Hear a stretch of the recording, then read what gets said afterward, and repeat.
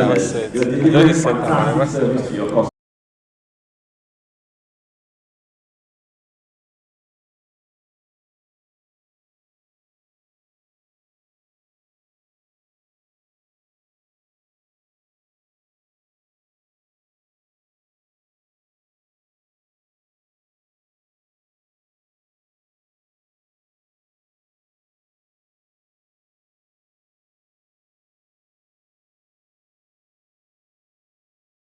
Yeah. So, but you go check. No, you go just gas the.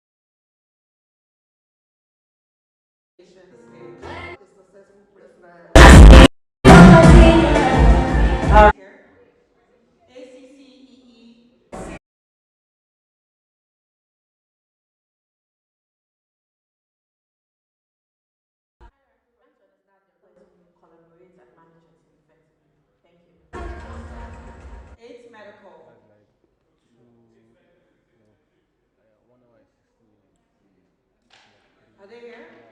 3 hours plus.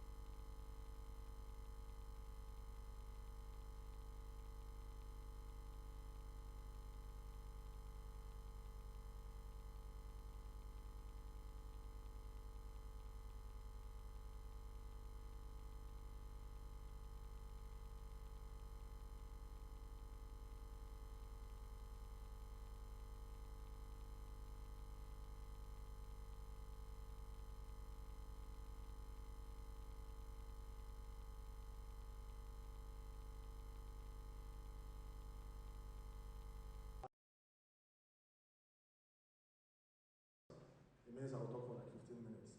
But the whole idea for Pitch to Win, like I said, it's always, the background is very simple.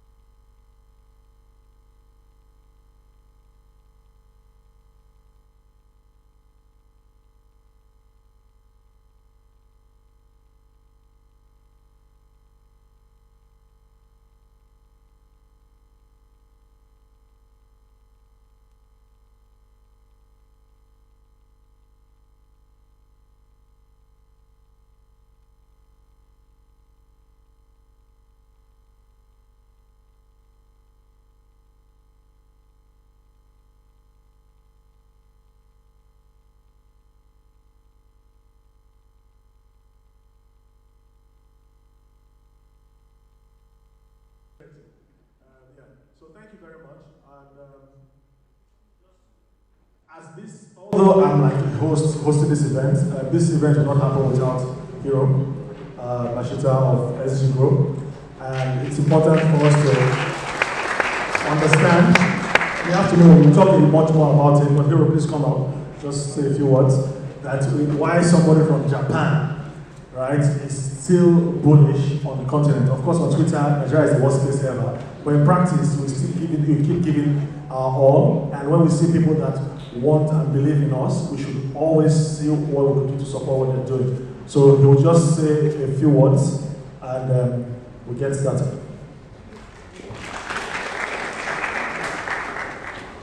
It's on. Before we continue, please, I ask that everyone please put your phones on silent, not vibrates. Please put your phones on silent. Thank you.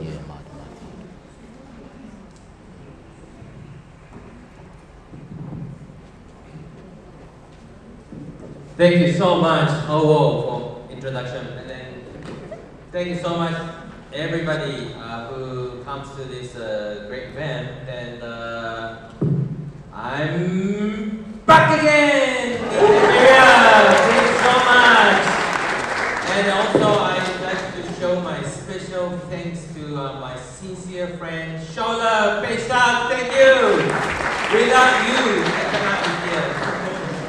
Yeah. Back in 2016, I did an investment, decision making to Shola company, and that was so quick. And then after that, we've been the friend, also good friend. And then when I came here, then Shola introduced Owo. According to Shola,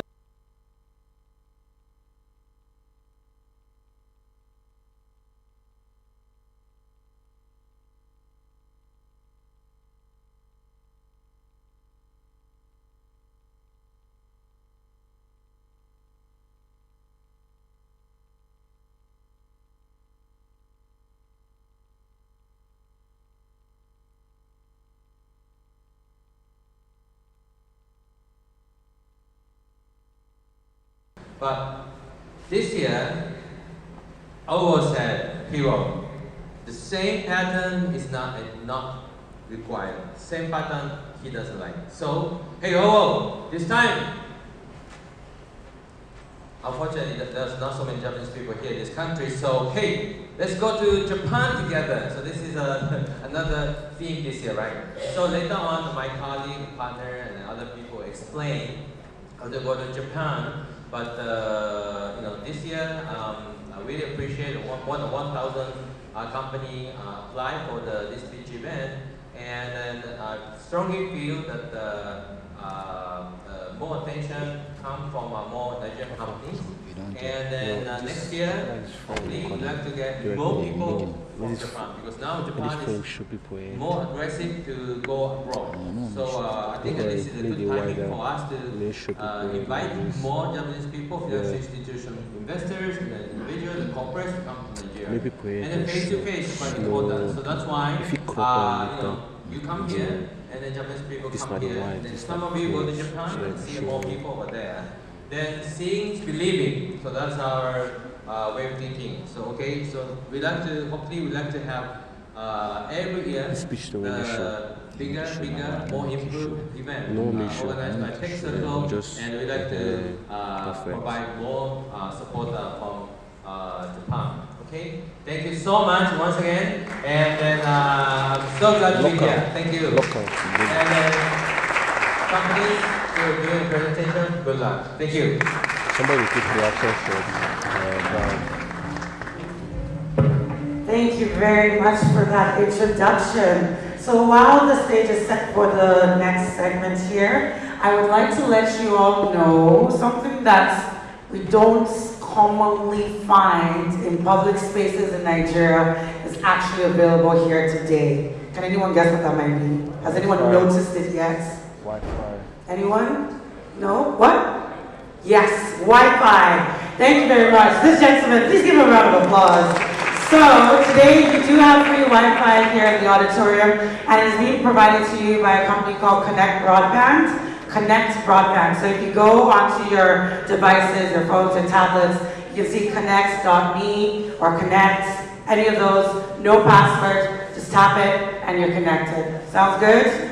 Awesome, good. All right, so before we move on as well, if you notice at the entrance, we had asked you, the ushers had asked you at the entrance, at the registration table, during breakfast, it asked you for your business cards. Now, personally, I don't carry traditional business cards because I like to be environmental. But when you are attending events like this, you should always have something that lets people be able to tell you apart from others. We asked you to drop off your business cards. Some of you obliged, yay, thank you, and some of you refused. Some of you say you come and drop off your business cards after. In life, not everyone's going to wait for you for the after. So for those of you who dropped your business cards, you've actually been entered in for a draw. I have Nifemi here with me. Nifemi and Ngozi are Ngozi's going to draw from the back. Please come up. And let us know who won the prize. We have a prize. And whoever, can I please just have someone with a mic in the audience? Because whoever the winner is, you're going to tell us a little bit about yourself. Are you ready? Yeah, go ahead. So I have a card from Ayodele Akintoye, Senior Account Executive at Plexo. Ayodele Akintoye, where are you? Yeah, everyone give Ayodele a round of applause. Thank you. And of course, you can't just win like that. You have to tell us a little bit about yourself. There's a microphone there for you. And Nifemi, if you could please meet Ayodele with his gift over there. Please go ahead. Good morning, everyone. My name is Ayodele Akintoye, and I'm an account manager at Plexo, also startup partner. So, a bit about my company. So, Plexo is a cloud-native company, and we are an advanced partner with AWS, and also global startup with AWS. So, this AWS have actually empowered us to go out there, preach the gospel of AWS to startups. And in this case, we help startups to grow on the cloud and also maintain their infrastructure on the cloud. So, about me, joined Club PITCH2 a year ago, and Club PITCH2 have actually done a tremendous job with for startups. We've actually helped a lot of startups on the cloud, also providing making sure that yes, we support them all through their cloud journey. That'll be all from me. Okay, wait, not yet. First of all, please give them a round of applause. Thank you. Second of all, I have a few more personal but related to the business. Where are you? Have you guys started seeking funding? Where are you as a company? Are you still considered as a startup? You don't know who is in this room, who is listening, who your helper can be. Where are you guys at in your business right now? Currently, a startup.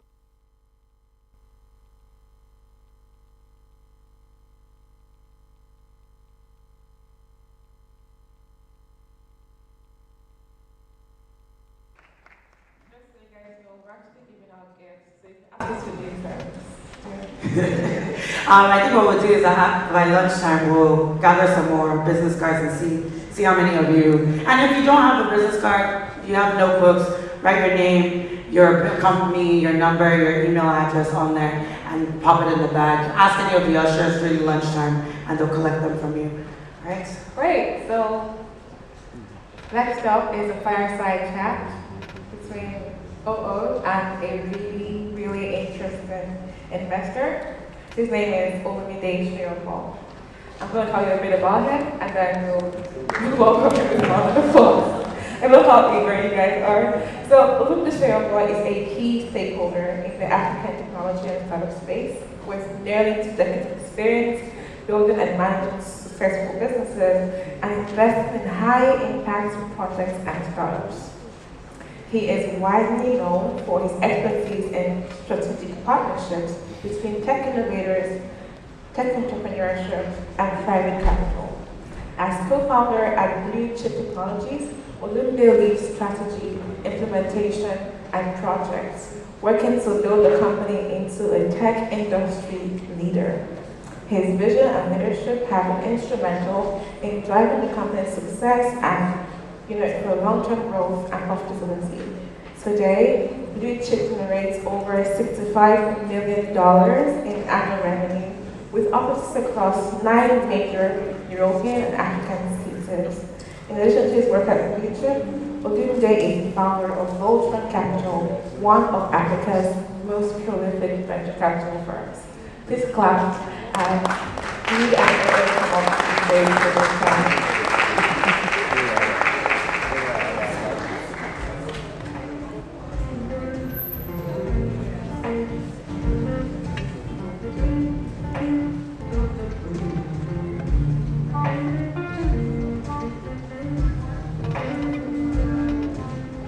Welcome, Olumide. So before the chat starts, he's going to give a keynote speech. So let's look at it. Feel free to make notes. Still morning, so good morning, everyone.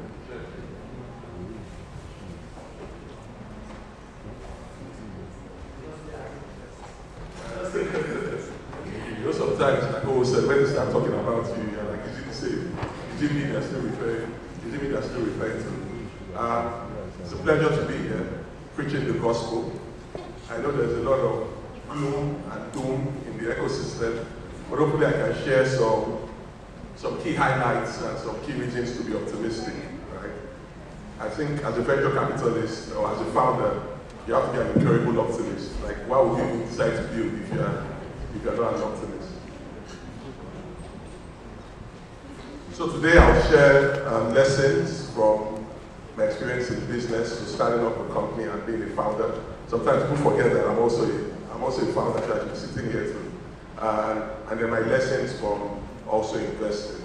So we'll judge this, we'll keep it informal, and we'll share lessons. Because you see, the problem with sometimes coming out to speak on panels like this or in events like this is, there is the right thing to say, right, for an event like this, and then there's what people do, right? So you see people sitting on the panel and they are telling you the right things, and I'm looking at them, but you didn't do this thing when I was investing in your company now.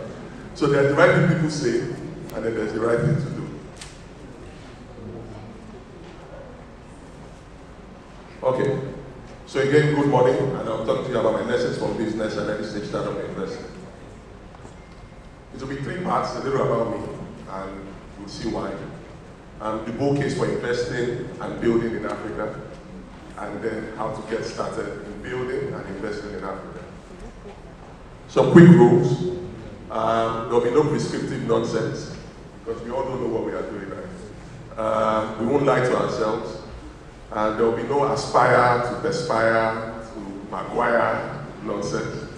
And the best help will get to be practical. I remember I was speaking at an event like this, and someone said, "Hey, Olumide, please give us one last nugget." I'm like, how would that build your business for you? What does that do for you? I'll do one better. I'll leave my email address. And if you have something in particular that you think I can help with, then you can reach out. Okay? So a little about me, tech entrepreneur, husband, father, author. I started PITCH2WIN Technologies in 2008. As you can see, there was no belly there. And many of the folks in the room know the story. I started out by being lucky to have a father who could invest in my business. And so my father invested $5 million then, about $40,000. Wow, $5 million was $40,000. So how much is it today now? For 50% in the business. But then we signed a share buyback agreement that allowed me to buy our shares back. And that helped me in starting out, and it still plays a key mentorship role in my life today. From then on, we started our launchpad as an accelerator. The whole idea then was to copy the Y Combinator model of starting out an accelerator. And those days we could do $25,000 to $50,000 for 10%, for 15% in sometimes 20% in companies. But what we found out was that after we did first $25,000 or $50,000, there was nobody else to write full on check in 2014, 2015. How that has changed today. And then I set up Voltron Capital and then wrote a book called Vantage. Early companies, pre-Voltron, Paystack, Solar's in the room, Piggyverse, a couple of interesting fintechs and other industries. And post-Voltron, they've gone ahead to invest in over 57 companies, which is actually an increase. So today I'll talk about my lessons from building. So we'll start about the blue chip story, when I learned as a founder in building. And now I've taken that into investing and my lessons in doing that. I think the first key thing you find is co-founding and choosing the right partner. I'm sure there are people in this room today that their aim for coming to this event is to find a technical co-founder. The number of requests I get of saying, "Hey, Olumide, I'm trying to build this, I need a technical co-founder." And it's the single most important decision that you would make. I wrote an article some time back saying co-founding a startup is like getting married, right? You don't just meet a girl in Zaza and marry her the next day. Right? Maybe you could, but I don't advise it. But it's a journey of understanding who you are going to work with. I met my partner, my business partner now, Kazim, on a project in Access Bank in 2007. And so we worked on the project for 1 year. I saw his approach to money, I saw his approach to work, I saw his work ethic. And we said, hey, let's go out and build a company that can do this for other banks and other telcos. And then even at the same time when I was starting Voltron, I'd seen what Abe was doing, I see what he was doing in the market, I started investing. I saw we had some common things, right? I understood him as a person first. And so choosing the right co-founder is not just about understanding the key person. And then when you find the right co-founder, it's about understanding the dynamics between you. So what role is person A playing, what role is person B playing, who understands, like in Blue Chip, for example, today, I have a technical background, but it was clear that Kazim had a more superior technical background, so he led things on the tech front and I led things on the business front. So partnership is not a legal contract between the two equal individuals. It's an emotional alliance between two people who are committed to each other's success. I think the fact that if you have a partnership and you have to go back to the agreement, it means something is already not working. I think throw away that business plan. Because the best work of fiction is in Excel sheets and business plans. You know, there's so many business plans I see. And like when I'm going through an investment call, and the founder is saying, hey, I want to run into mine. I said, why are you running? Don't run me through the deck, let's talk. Because most things in that business plan will not happen. So why are we doing like things that will not happen? It's a work of fiction. I remember I was going through the new terminal at the airport. And you know, when it first opened, do you guys remember that certain planes could not land in there, right? Do you remember? Certain planes could not land in there. And I was taking a walk through that terminal and I saw a restaurant called Wimpy, I think. And I can imagine when that founder was building that business, they had already said, if I build this restaurant in this airport, 100,000 people will fly to this airport a month. If I can capture only 2%, that's how many 2,000 people coming in through here. If I can make 500 naira from there, and then the airport opened up, no passengers were flying through that. How do you model that? So there are so many things that you can't model, and businesses are not built on business plan. You need to go and you need to start doing. The only way to know is you need to do. So many things you will need to try. I always say it helps to have a business plan because it puts your thoughts into perspective. But then your business is not going to be built on that plan. So go ahead, go out and do. I said there's a gap in the market, but doesn't mean that there's a market in the gap. I saw an interesting tweet, I think during this week, about someone shouting about there must be a need for a breakfast. Who saw that tweet? There must be a need for a breakfast restaurant to cater to only people. Because you have that need, doesn't mean that because you pay for it, doesn't mean the business will be built for it, right? So you need to understand what markets to go after. And then there's a reason that certain markets are untapped, so you should leave it alone. You are not the one that's going to save the world. Many people saw that same problem and they ran away and they left it for a reason.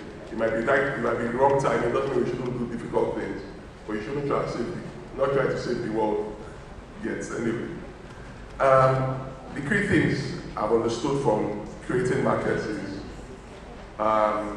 like Efusa said, the prosperity paradox is identifying underserved segments. You develop disruptive solutions for those segments. You empower local entrepreneurs. We always talk about the paystack story of what businesses that won't exist today if a solution like paystack didn't exist. There are so many of the companies that founded do not exist in their current form today.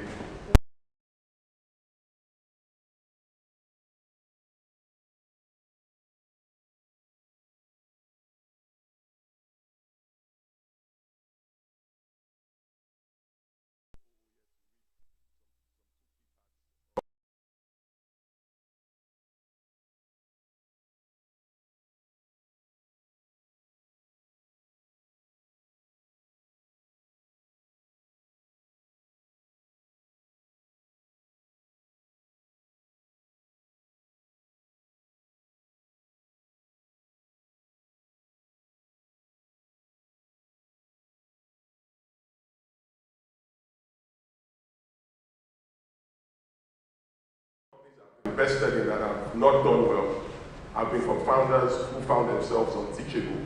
Founders who think they know everything and you can't learn anything from anyone. So I'll bring 2 emails here that shows mentorship and how to find it, why you need to find a mentor to guide you. Oh. So if I come in weather now, what else are you read? This is a set up. A cat in the hat is a bat. Another of his most memorable emails came on the 11th of February 2013, when Cars and I splashed on 2 Mercedes-Benz E-Class cars. Mine being a coupe, E350. Again, he quickly got the congratulations out of his way with 1 sentence and immediately went all in on us. Hold your breath. The email packed a punch.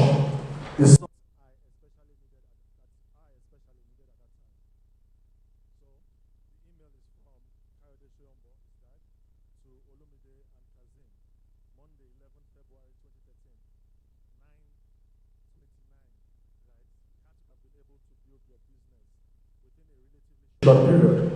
While this is good, it throws in the challenge to grow. There are so many with even more attractive dreams that one has mentored or continue to mentor. Some have failed and some are still struggling. That is to be expected. Let me also congratulate you on your new cars.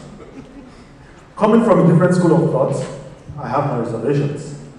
But then, if that is what will motivate you for higher achievement, so be it.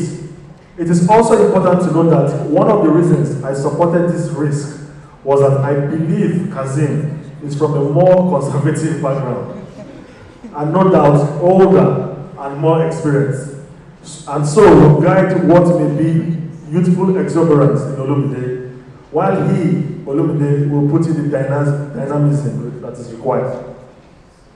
I do not think these cars will help you secure more business. It is not the car to take to clients' offices for meetings. Going further to secure a private plate number, sure, in whatever form and no matter the explanation, makes matters worse. This is because of the conservativeness of your industry. So I guess you will enjoy it on weekends with your wife's girlfriends, exclamation. While it is not my style to interfere in your day-to-day business, I believe I still have a mentoring role, some of which this mail is serving.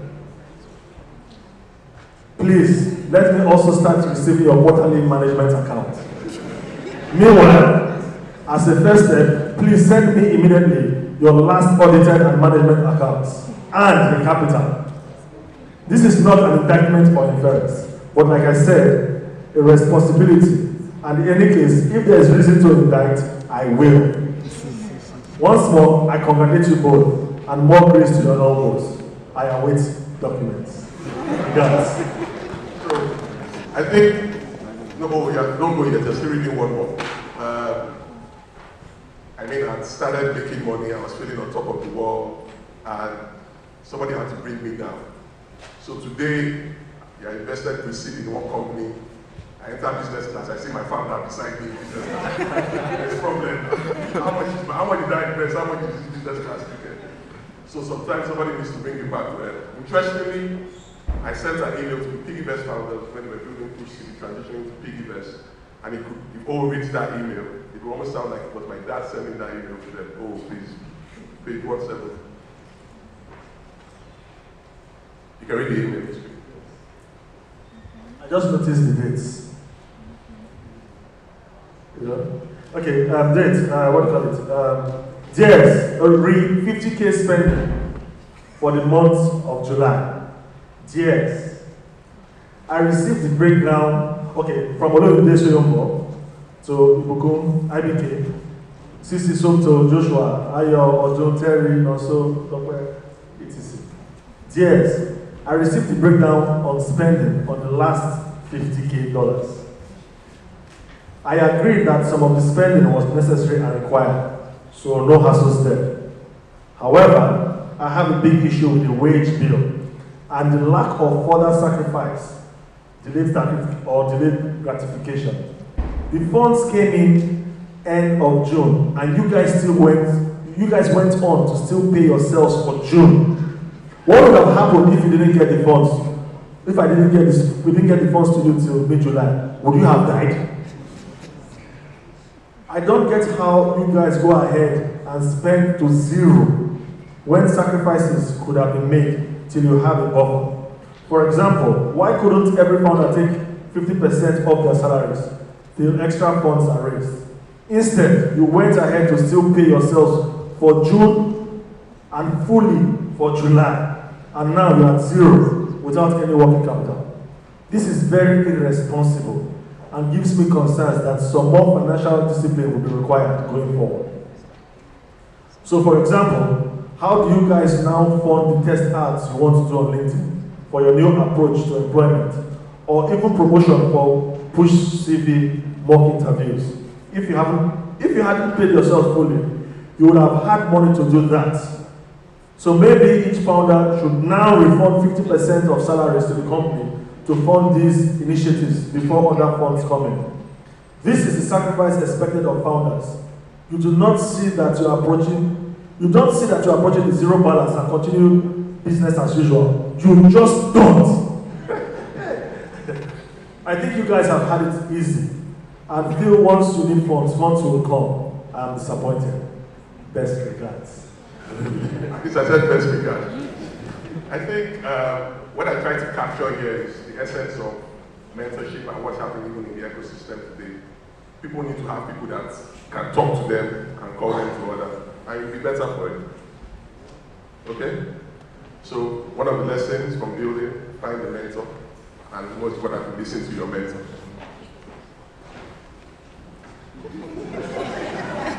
You have to maintain composure. Yeah, at all times. Don't lose guard. With 1 month wrong way, no problem. 36 months wrong way, no problem.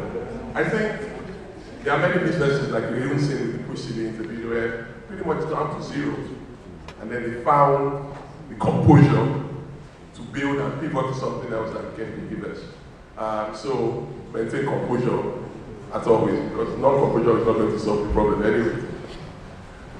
So quickly, as I run through the bull case for investing in Africa and why we still believe in investing in Africa, I think Hero will pay attention to this one very well. He's already caught the gospel anyway.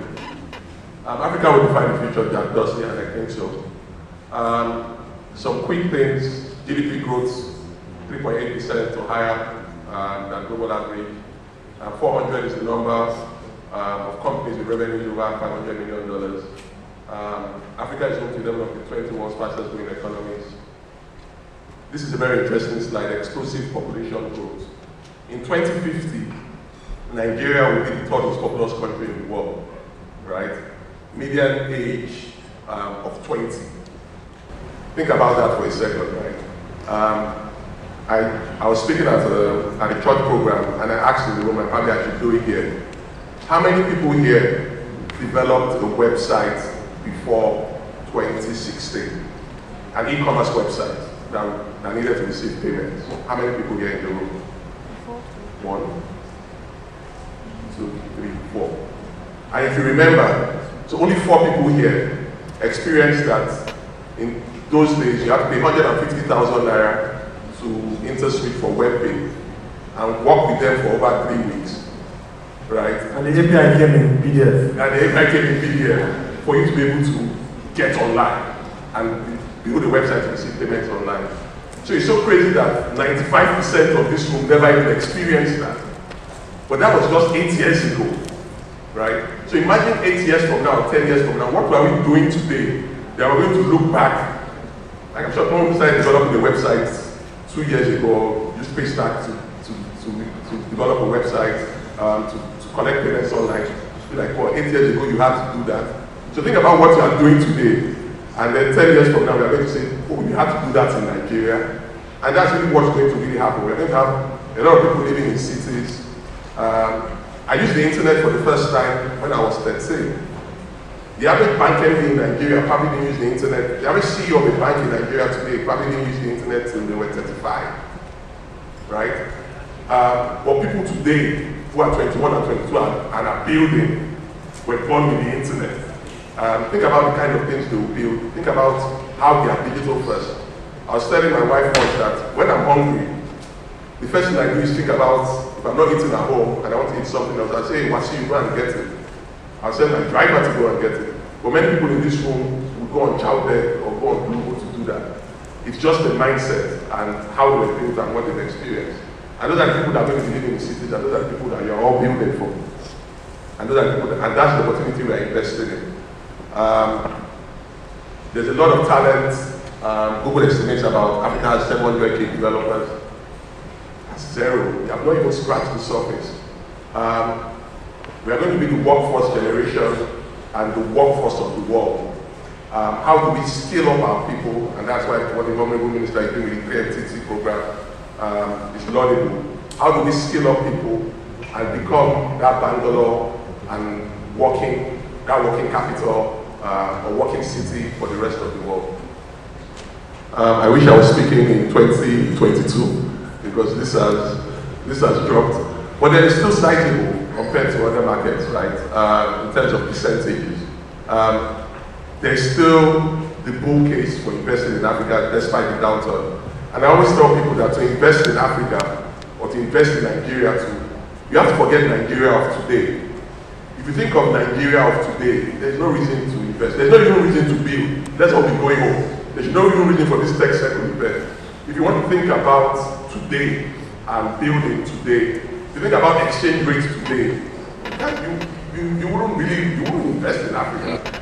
But would it matter in 10 years or 15 years? It's a key question you need to ask.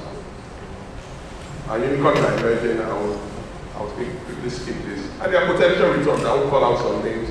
But we're privileged to back close to 100 companies. And we've seen some decent return in the payment processor, in the fintech platform, in the digital investment platform. Some we've seen 20x, 30x returns. And in one super case, 450x. It's possible. I'm talking about the good ones. I won't talk about the ones that the money has entered, or as we say, money lost. 40% of startups still becomes critical funding. This is where you come in, and this is where investors are found. And the first thing I tell people is to invest in Africa or to build in Africa, you need to find out your why. Why am I doing this? Why do I want to build? And are you sure you want to do this? Are you sure you want to build that company? Building is hard and it's lonely, isn't it? If you don't find your why, you are going to find many reasons to leave that business. So you need to be sure you want to do it, not because of tech cabal or tech crunch to carry your article or to show that you have raised money. Why do you really want to build this? And many folks already start thinking, if I invest like this is the return. This is the possible return I will make. I always tell the funny story of a friend I got to invest with me in a company. I would put about 100 million in that company. And the company was going well first, and then all of a sudden, market timing, and it tanked.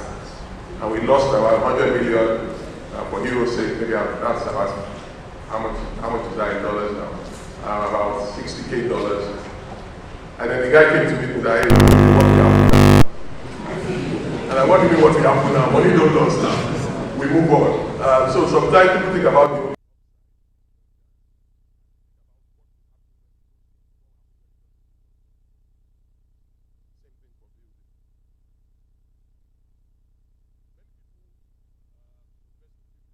first, but then you get to build.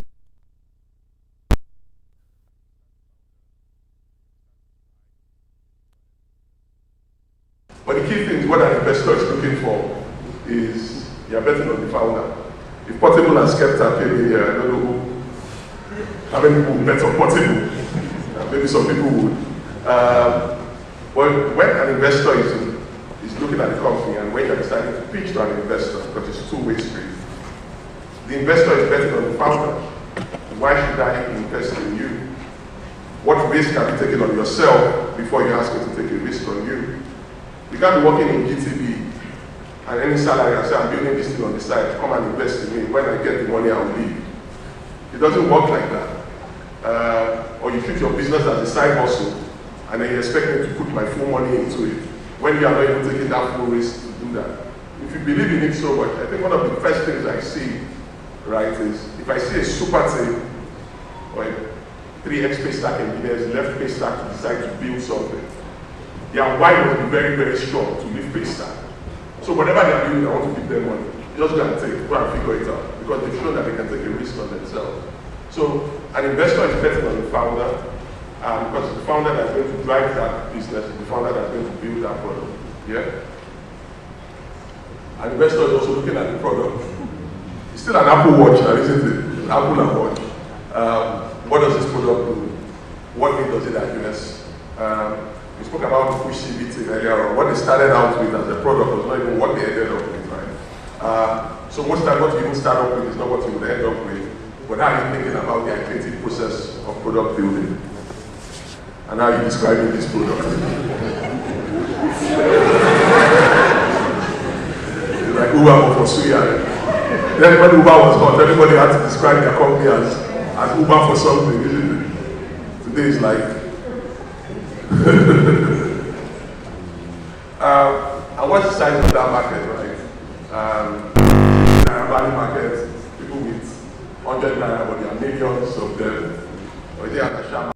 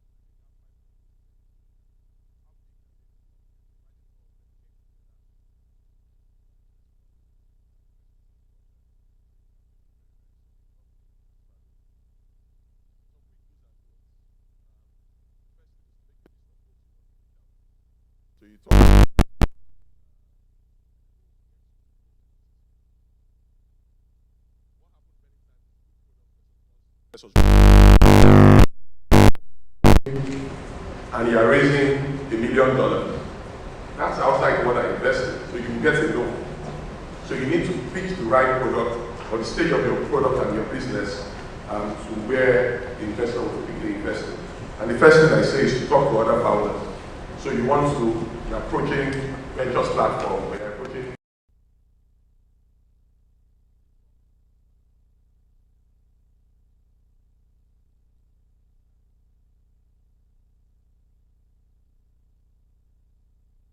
many times, many investors do not sign an NDA because, I mean, you always think that you have the only idea, and you find out that when you have the idea, you then start finding out that all of a sudden everybody has that same idea. Or you buy a car, you think nobody has that car.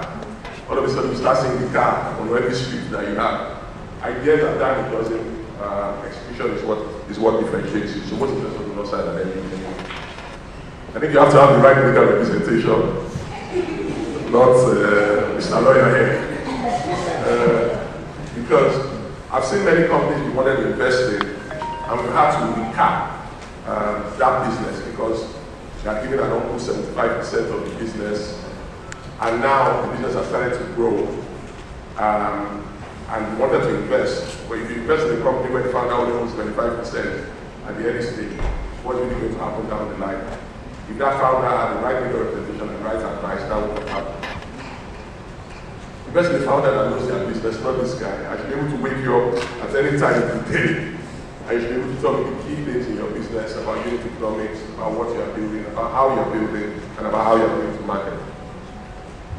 Not founders that want to splurge your money. I tweeted once that you see, you invest in a company today, and then the next day the guy bought theirs. You're asking, which cry for life became die for money? Is it my money this guy has? Of course it's for money. Those kind of things we need to discourage. And giving updates. I think this is one of the key things Shola always gets credit for. Many times founders receive funding, you go out and build, and you have your head neck in building. But someone now didn't want to give up this, they shouldn't have taken money from anyone. If you didn't want to be accountable, you shouldn't have taken money from anyone. But I also understand how founders think about it, right? I'm almost there. If this thing should just click, then I can give a positive update. And then the next month comes, the thing does not click again, but it's almost there. And before you know it, 3 months have gone and you haven't given any update. And then 8 months down the line, you have run out of cash and you need to go back to those same investors. How will they fund you? So many times you still give updates, even when things are not going well. Because now you have carried along those investors, and perhaps you might even have some insight or some network that might be able to help. And then when you cash out, like, oh, please remember me. Thank you very much.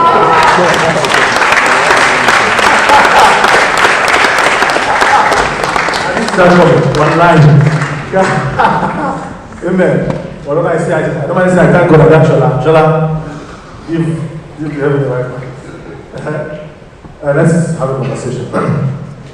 So, just like last year, I usually start with saying the problems we have with the ecosystem. Shola, first of all, set a high bar. They say please tax so too early, and they find what to fight. Bring me those tweets, please. You know, another problem we have is Otumba too.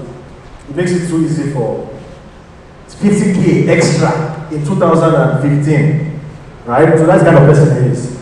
But I think where I want to take this conversation to basically is what's the way, how do we look at things moving forward, right? I am very strongly of the opinion, being a very founder-friendly investor. So people don't know, I never successfully raised money externally. The only person that tried was after eating snail in that's your hotel in VI. Then I said, okay, I'm in for 20, but go and raise the rest. You can tell them you have 20. I could not raise $1. Guys, bad dough. You know, I just said, okay. I not do again, I go the advice. So that's the environment we've come from. Then we went into the environment of people that their fathers have never seen $5,000, raising pre-seed because they could design a good deck, raising pre-seed of at 5 million valuation without anything. So things have settled down a bit. So my position is, looking at the landscape, do you think we have spoilt the founders in such a way that they have Olumide? Once they can convince Olumide will give them 50K to go and experiment, go and play, without them investing in themselves?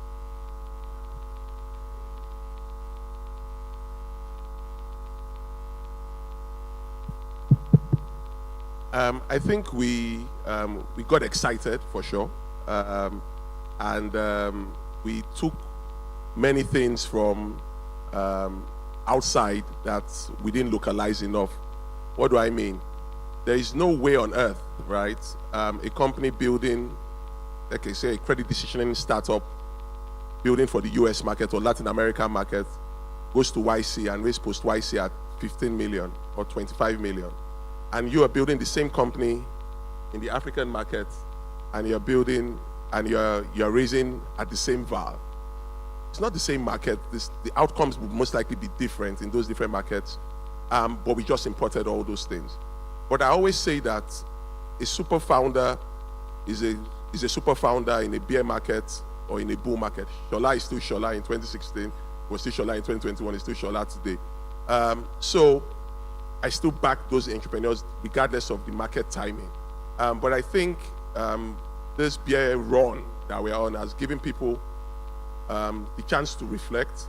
All of a sudden now I'm saying in pre-seed rounds, there are many side letters now telling the founders on how to report, on even sometimes tranching the funds, on what to do, what is a board decision. Because we even saw some companies that raised money to build started becoming loan companies and were loaning money to other startups. They had so much money. They had so much money, and too much money creates bias for action. So again, I'm not these days. Although I'm supposed to be on your side, I think my position is the investors have become lazy, in the sense that, like you said, we copied stuff. Like I talk about the safe. The safe is the perfect document if 300 people are raising from 1,000 investors within a week. We copied it, it worked. But why have the investors not said, okay, we have used it for 6 years or 5 years.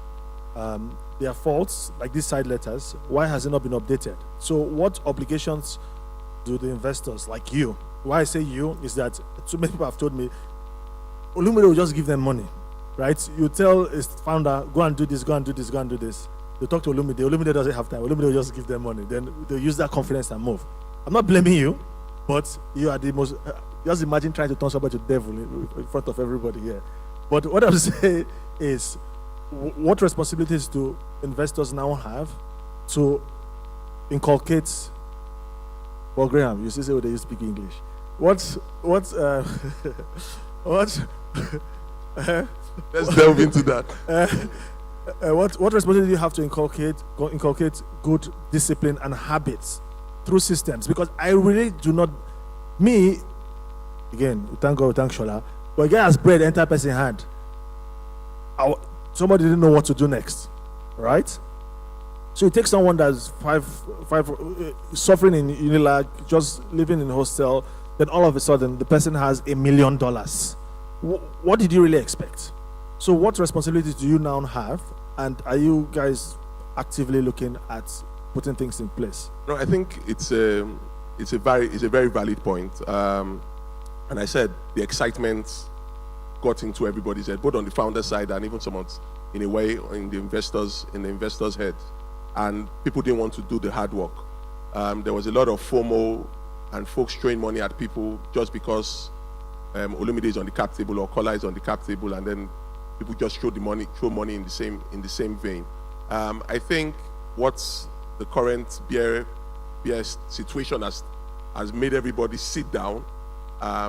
Today I'm probably on about 3-4 groups on corporate governance and how we need to bring those things into the companies we are investing in, and bringing it in early or earlier than we would have thought. And Because- hopefully systemic, not just your own companies. Yes, yeah, because hopefully. people will just rush to the next set of people that have not put it in True, place. but you see sometimes too, right, is people model behaviors, right? And once you have better examples, it hopefully permeates through the market. Because obviously the bad news, or you see a founder balling out or a founder doing XYZ, those get propagated a lot. But there are still founders that are putting their head down, that are disciplined. There's a founder that he was asking me how much should he pay himself, and he had raised money. He was even cash flow positive. I said you can pay yourself about 2,500, 3,000. He said, how will I pay myself that kind of money? That he couldn't even get himself to pay himself that. So there are still founders that understand the sacrifice. I think if you look at entrepreneurship in the dictionary, the next word beside it should be sacrifice. If you are not ready to sacrifice, then you shouldn't be doing this thing at all. Yeah, so I think maybe we're not spending too much time showcasing the good examples, right? I think TechCircle is here, right? It's easy to just say this person has got it wrong, and I've forgotten. I think it's DHH has said, like, to hell with you cannot learn from you learn from failure. You don't learn from failure. That's the honest thing. You just learn what not to do. You need to learn how to succeed. So we need to be showcasing the right founders. So they're giving me red lights here. Is this applicable to me? Oga himself. Wallah. All right. Thank you very, very much, Olumide. Thank you. I hope you're still going to be around. I'm for a around. bit. I'm around. Yes. Yeah. Okay. All right. Thank you. I had very a good much. time. Thank you. All right. Yeah. Oh yes. Pictures, photographer. I'll grab your mics. Thank you. You have to buy Vantage. We didn't sell the market to Vantage. The book where it came from, that excerpt. You should all read it. You know. All right. No, I know. He's just. Oh yes, I thought he was still speaking. Sorry.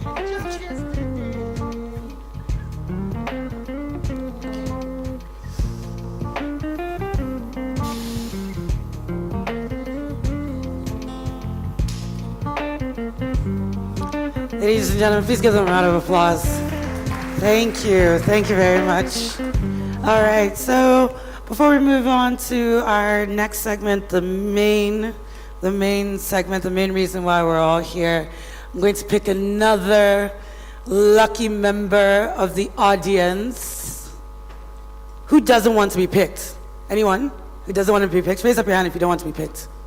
You people are smart. I thought someone would raise up their hand, and then I picked them.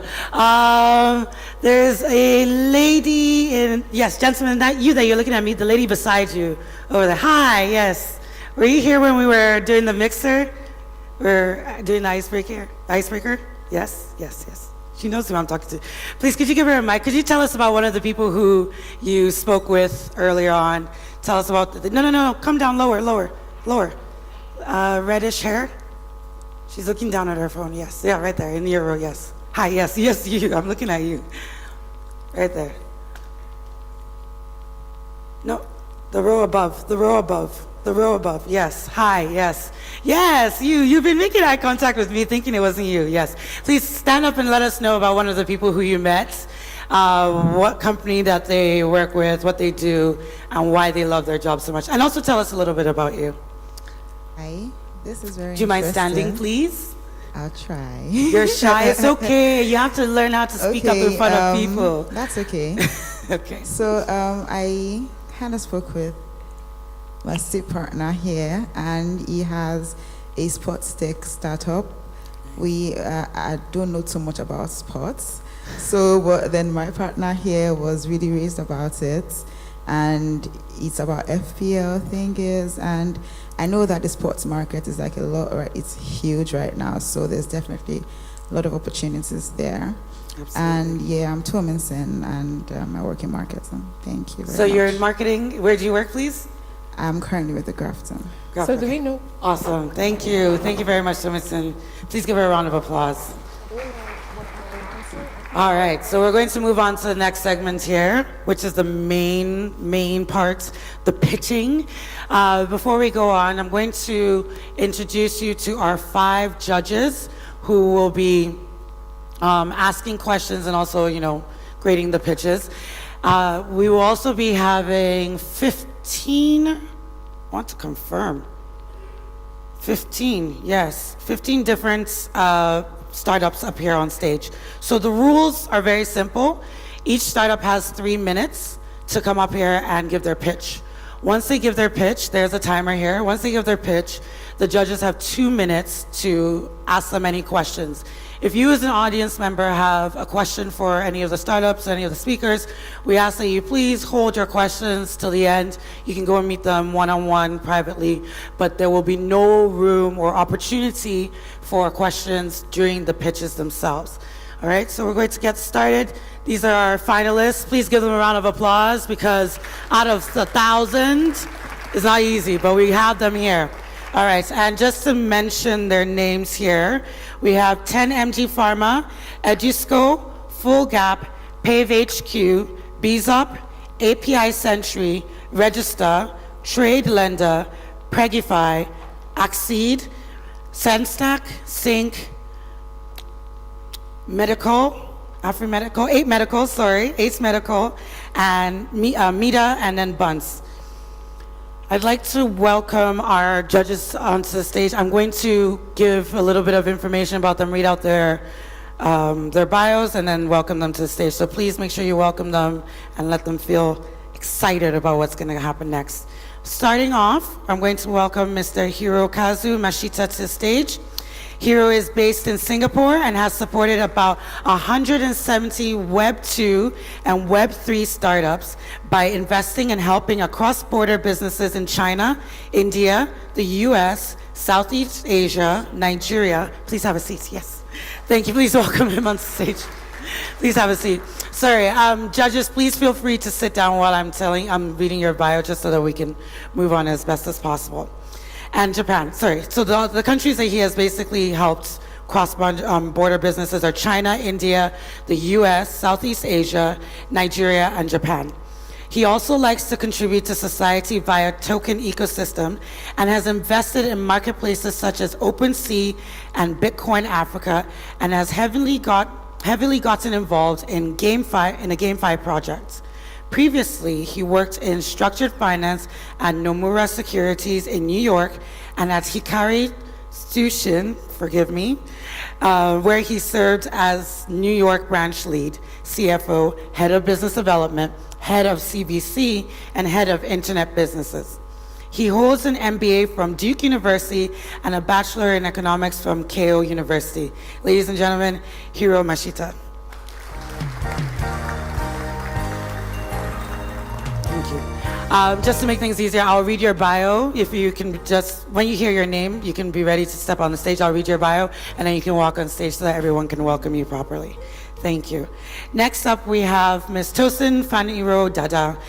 We have Tosin Faniro Dada, who is an ecosystem builder and an investor serving pioneering tech founders across Africa. Tosin has dedicated her career to helping founders scale and create societal and behavioral change. She took on the inaugural role of executive of Lagos Innovates, an incubator powered by LSETF aimed at propelling more than 200 tech startups in Lagos State. Her leadership unlocked avenues to essential resources, including infrastructure, financing, talent, education, and networks.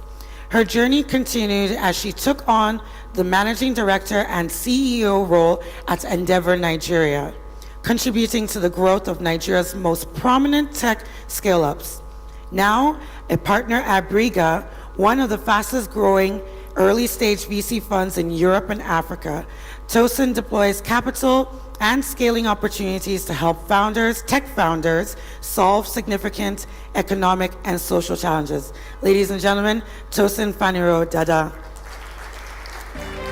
And I forgot to mention, Hiro is the director of SGverse, CEO of AKIverse, and Tosin Faniro is a partner at Briga. All right. Next up, I'd like to welcome Yuzuru Honda. Yuzuru Honda is a special entrepreneur with multiple career backgrounds who has experienced both M&A and IPO in the ad technology business. Prior to Freakout, he was a music composer, robot engineer, and research biologist, and he turned into an entrepreneur in September 2005. Yuzuru founded Brainer Inc. and became the president and CEO. In April 2008, he sold Brainer Inc. to Yahoo Japan Corporation. In October 2010, he founded Freakout Inc., currently Freakout Holdings Inc., and became the founder and CEO. In June 2013, Freakout Inc., currently Freakout Holdings Inc., went public on Tokyo Stock Exchange Mothers Market. In January 2017, Yuzuru became global CEO of Freakout Holdings, and in February 2018, Yuzuru became the president and global CEO of Freakout Holdings Inc. Ladies and gentlemen, Yuzuru Honda, the president and global CEO of Freakout Holdings Inc. Next up, we have Linda Saint-Noir. Linda has over 22 years of experience in the telecommunications sector. She is a seasoned professional and industry practitioner with a track record of impact on value creation and organizational transformation. She served on the Presidential Committee for Broadband Development in Nigeria and the Committee for Policy and Operating Framework Development towards deregulation of the Nigerian telecoms industry. She is a board member of MTN Guinea-Bissau. Linda has held senior executive positions as Chief Technology Officer and is currently Chief Enterprise Business Officer at Nigeria's largest telecoms company, MTN. Ladies and gentlemen, please welcome Linda Saint-Noir, Chief Enterprise Business Officer of MTN. Finally, and certainly not least, we have Iriayomide Oladunjoye as the Managing Director and CEO of Endeavor in Nigeria. She draws upon her extensive private and public sector experience to empower entrepreneurs. Her interventions and resources support businesses at various life cycle stages, fostering growth and societal behavioral change. Formerly leading the startups unit, Lagos Innovates, Lagos State Employment Trust Fund, Mrs. Oladunjoye played a pivotal role in developing and implementing government-led programs to boost the tech ecosystem in the state. A trained engineer from the City University of London and a Women's Leadership Program graduate at Oxford University's SED Business School, Mrs. Oladunjoye is a driving force in shaping the entrepreneurial landscape. Ladies and gentlemen, Iriayomide Oladunjoye, the Managing Director and CEO of Endeavor. Please give them all a round of applause. Thank you. All right. Want to make sure we are good to go on to our pitches? All right, perfect. Startups, are you guys ready? Come on. Startups, are you guys ready? Sound like you want some money. Come on. Okay. All right, give me one moment here. So we're going to go ahead into our pitches. Once again, like I mentioned before, each of the startups has 3 minutes to give their pitch. They're going to come up here, give their spiel, everything, and then our judges have 2 minutes.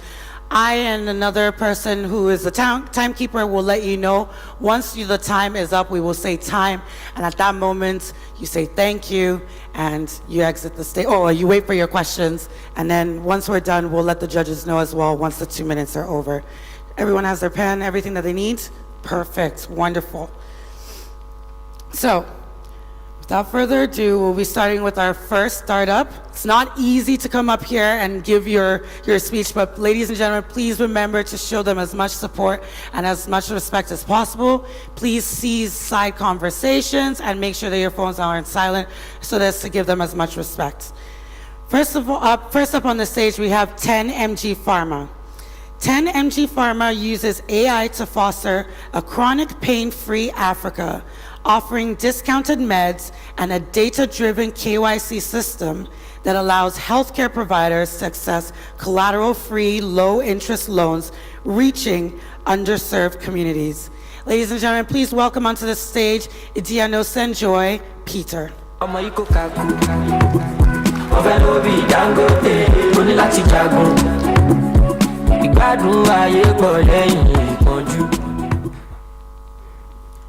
Have you ever experienced a loved one in serious and chronic pain?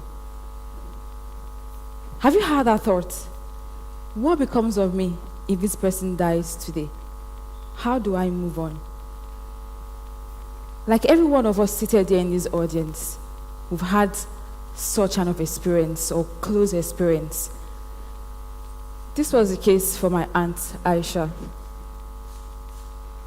In 2020, my aunt Aisha almost died of chronic pain.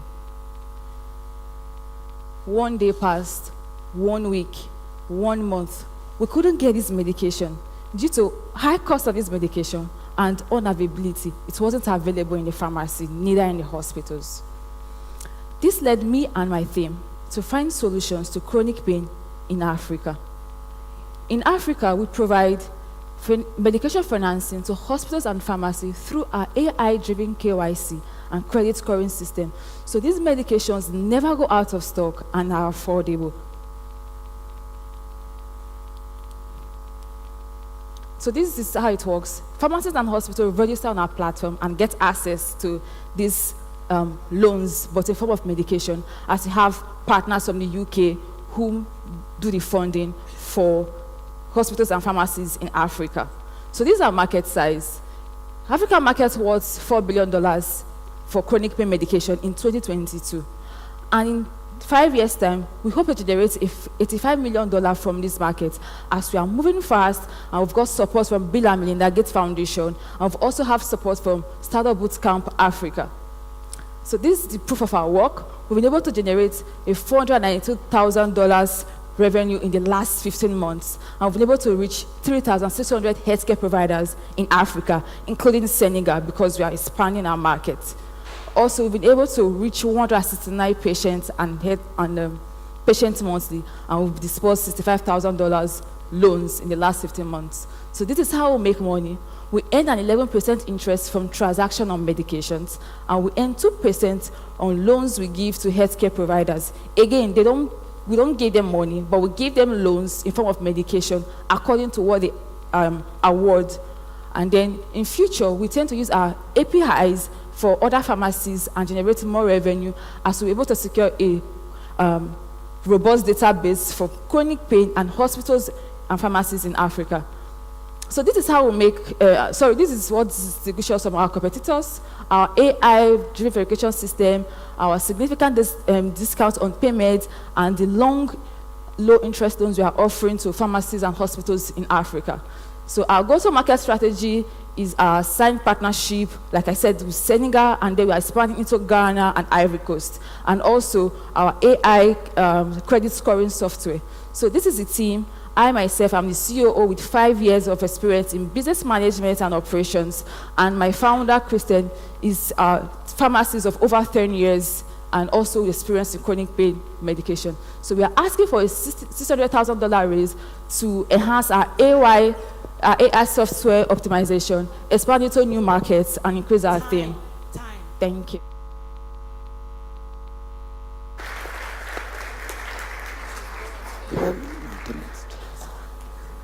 Judges, please go ahead if you have any questions. Please set the timer for 2 minutes.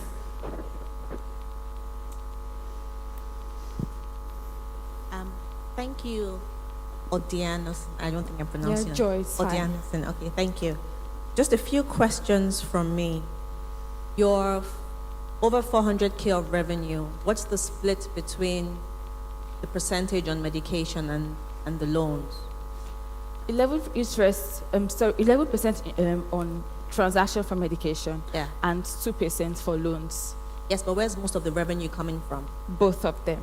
It's 50-50. Most of them is from the medication. From the 11% on the medication. Now, how do you source the medication? So we buy this medication directly from manufacturers at a very cheaper rate, and we sell to these pharmacies and hospitals at the 23% discount. So they sell for underserved communities at a very cheaper rate. So we send our pharmacists and salespersons to go check if they are meeting up with the targets, and so we can control the pharmacists on our platform. So when they sign on our platform, they sign an NDA to say, oh, we are following the rules that we abide to, so they don't go out of it, because that's the main purpose. Okay, and last question from me. How do the pharmacies find you, or how do you find them? Okay, so we are online, and also most of the time we'll go pharmacy scouting, because they are in underserved communities, so they may not have access to social media. So we have representatives in these local communities like Kaduna, we have in Kano, we have in Lagos. So basically in the 36 states of Nigeria, and then we have representatives in Senegal also. So we are scouting. We are from the ground up. One more question. Why Senegal? Why? Why Senegal? Because we, 5 countries in Africa has highest risk of chronic pain. So Nigerian, Senegal, Ghana, Mali. And so if we have these markets, we've been able to generate the $85 million that we're talking about, and that's given us about 10% of the market share. So. Thank you very much. I just wanted to ask one question. So your market, is it on the sub-market, or are you serving all the pharmaceutical?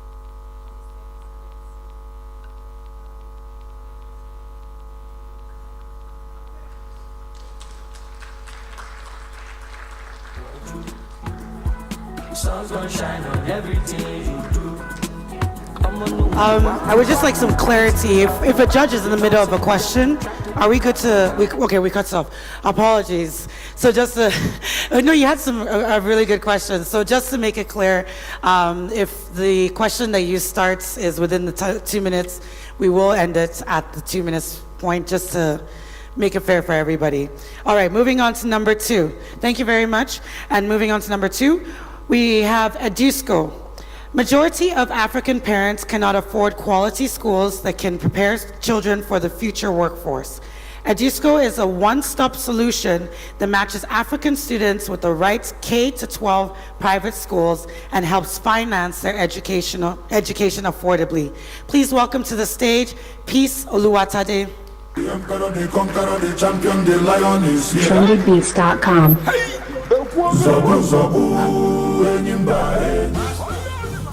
Thank you very much.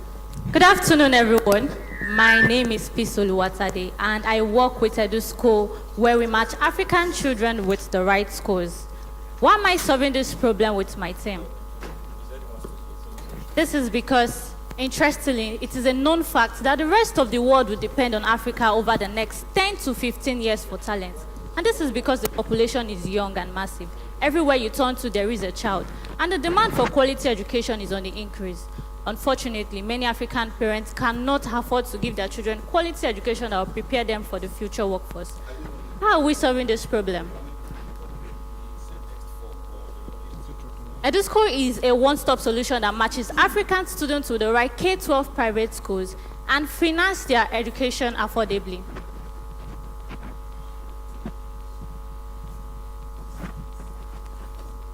On our platform, parents can find vetted schools, apply to suitable schools, and also access tuition financing and discounts easily. On the other hand, schools can meet 80% of their enrollment targets with just 10% of their marketing budget. How do we make money?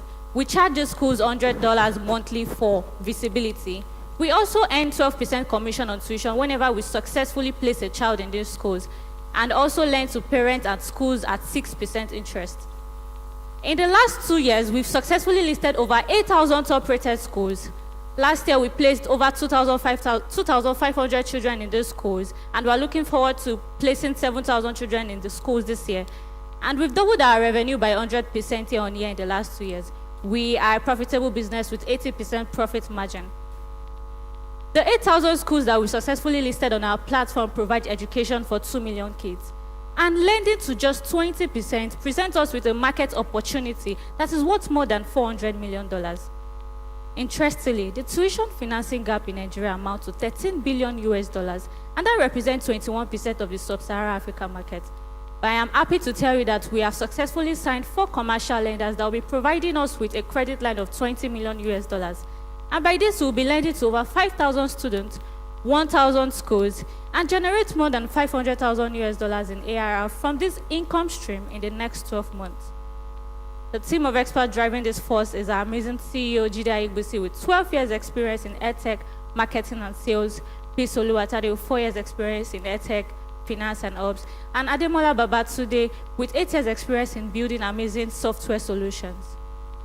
We are currently raising $1 million to scale our operation in Nigeria and further expand in Ghana and Kenya.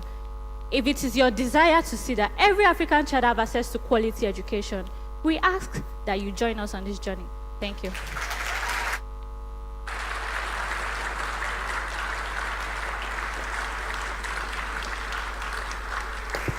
Two-minute timer on the clock, please.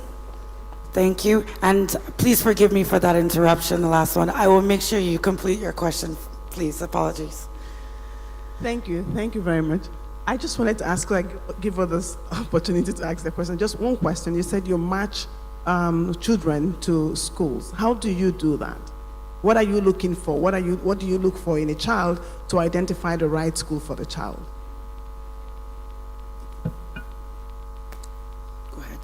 We have schools on our platform that currently we're actually embedding AI that would match African students with schools based on their traits, their aspirations, and their interests.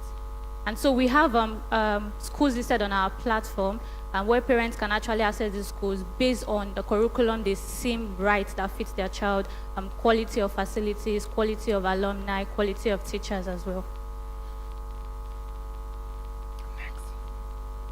Questions? Any other questions? Okay. Please Sorry, go ahead. you had mentioned your the interest rate was 6%. Yes. Is that per annum or is it, what is it? A monthly. Okay, thank you. All right, we're good, judges? Ladies and gentlemen. Thank you very much. Thank you for Disco. All right, so the third startup I'd like to invite to the stage is known as Full Gap. Simply, they are doing the work of, they are a business management tool made for small businesses. Please welcome Victor Fatomi to the stage.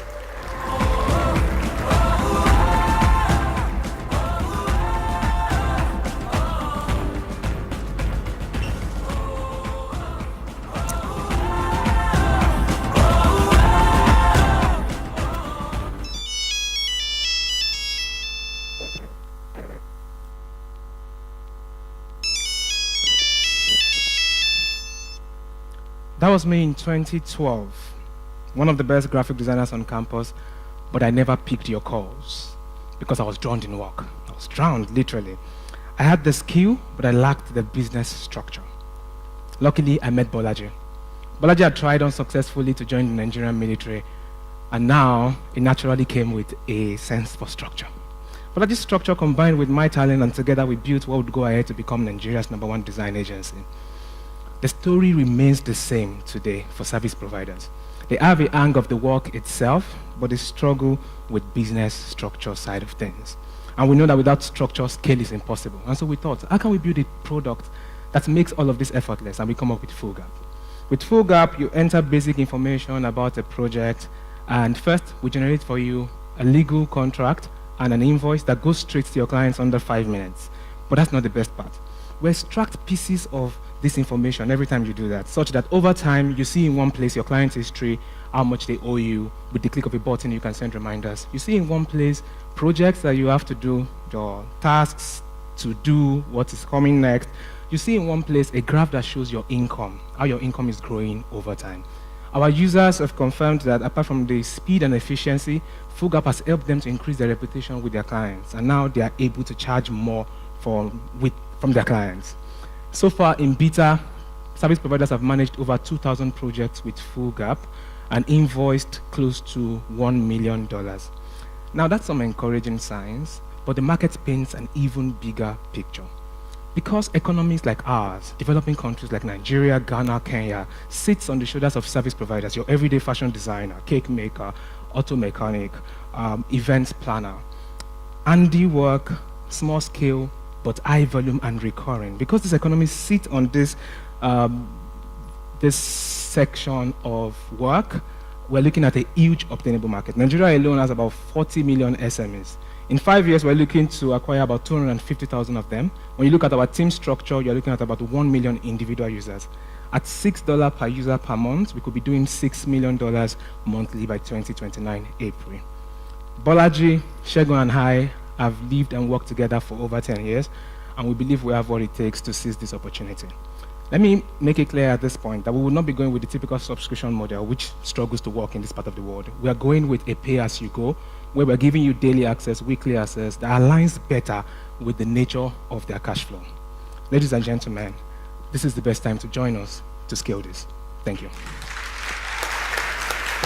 2 minutes on the clock, please. Judges, you have the floor. Any questions? Could you go back to your revenue, your sources of revenue? 2 minutes on the clock, please. Sorry. Okay, so you said pay-as-you-go for Nigeria, subscription and transaction fees. You said you're in beta. Do you have any? You're in beta right now? Yes. Okay. So in beta, we started, for the most part, has been free. Then we started subscriptions eventually. We've made in Naira about 3 million Naira in subscriptions. But for now, it's over been how monthly, long? Sorry. Over like 6 months. Okay. For now, it's been monthly subscriptions only, which has now given us that insight that, well, that might not be the best. Yeah. So we're going pay as you go now, because these guys make their money daily and weekly.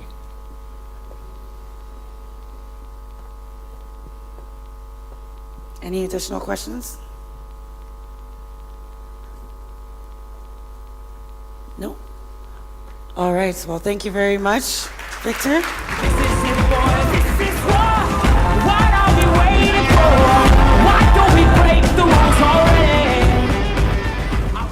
All right, so the next startup that we have coming up here is PAVE HQ. PAVE helps students seamlessly search and apply to institutions globally, gives better guidance, and helps students make informed decisions on their future learning paths and access to internships. It also provides access to global marketplace of learning and career opportunities. Please welcome onto the stage Sharon Ecots.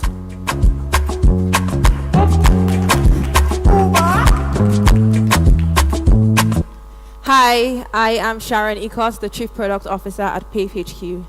Data has shown that over 85% of university students either change their course or even consider changing their course of study at some point. There's a huge gap between industry and academy, and that is why we founded PAVE HQ. PAVE HQ is a digital ecosystem supporting learners' education to career lifecycle. In our ecosystem, we've built a couple of products, but I'm going to simplify it into 4 processes, starting with the first step, the psychometric testing. The psychometric testing is a personality test where learners take a personality test basically to help them understand or identify their skills, their strengths, their weaknesses in order to make informed career decisions. The next step is our AI-powered search engine. With our AI-powered search engine, you can search and apply to multiple institutions using a single profile. We're very big on employability, and so the next step is Intense Points. With Intense Points, university students have access to learn skills and experiences that help them navigate the 21st century marketplace.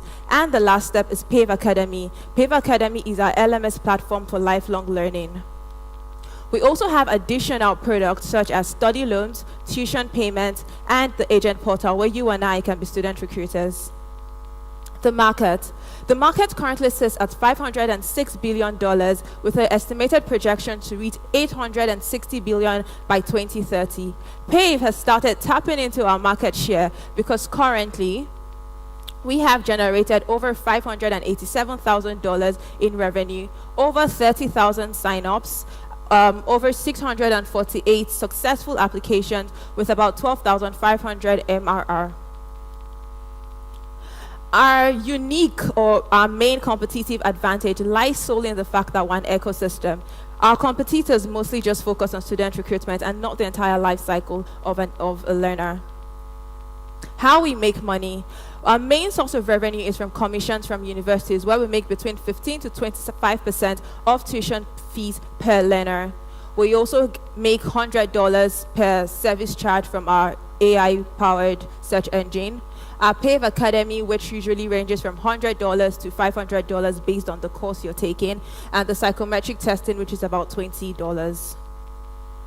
May I also add, in terms of our revenue, that we've started tapping into the market share, and we'll hope that by 2027, with 5x year in, year out growth, we should be making about $86 million in revenue. Our funding goal, we're currently looking to raise $750,000 to scale through sub-Saharan Africa. Time. Thank you. Judges, you have the floor. Thank you. A couple of questions from me. I think your biggest competition are like study abroad agents and those like one-off consultants. How do you, how are you tackling that? How are you marketing your product? And how are you approaching your target market? And I know that you had a slide on your competition. Maybe if you could also just double down on how you're different, especially from like Cradle that has raised way more than you guys. So like I earlier said, our competition is mainly focused on student recruitment, but we're building an entire student recruitment, which is study abroad. But we are building, or we have built, an ecosystem where we're responsible for the entire life cycle of an individual from start to finish. So from the moment you're about to get into university through the psychometric testing till you complete university and get an intern or get hired through our internship platform, which is Intense Point, or even furthering your career through or educational pursuits through the PAVE Academy. I get that, but how do you sell that, right? Because it's from end to end, right? Which is nice, but for you to get the customer to actually pick you guys over the existing. Oh, it's simple. When people usually come to PAVE platform, the first thing they look at is the study abroad. But we make them understand that before you can get admission using the study abroad platform, you would definitely need to take a psychometric testing. And we also have virtual counselors who guide them on making the right career path. And we don't just find the students from when you're ready to go to university. It's right from when they are already in high school that we start those conversations with them. So from SS1, we have affiliations with practically most of secondary school, so they usually take the psychometric testing while in secondary school, so they are properly informed on, based on their skills, their strengths, their weaknesses, on the best career path. Thank you. We are out of time for questions now. Thank you very much. But this is why we're going to have networking later on, so that we can still connect with everyone. Thank you very much, Sharon. All right, next up we have BZOP. When you hire employees, you must train them, correct mistakes, and manage them closely. This process is expensive, time-consuming, and can sometimes be inefficient. BZOP solves this. You document your processes once, and BZOP automatically guides your team to follow the processes correctly every single time. Please welcome to the stage, Charles.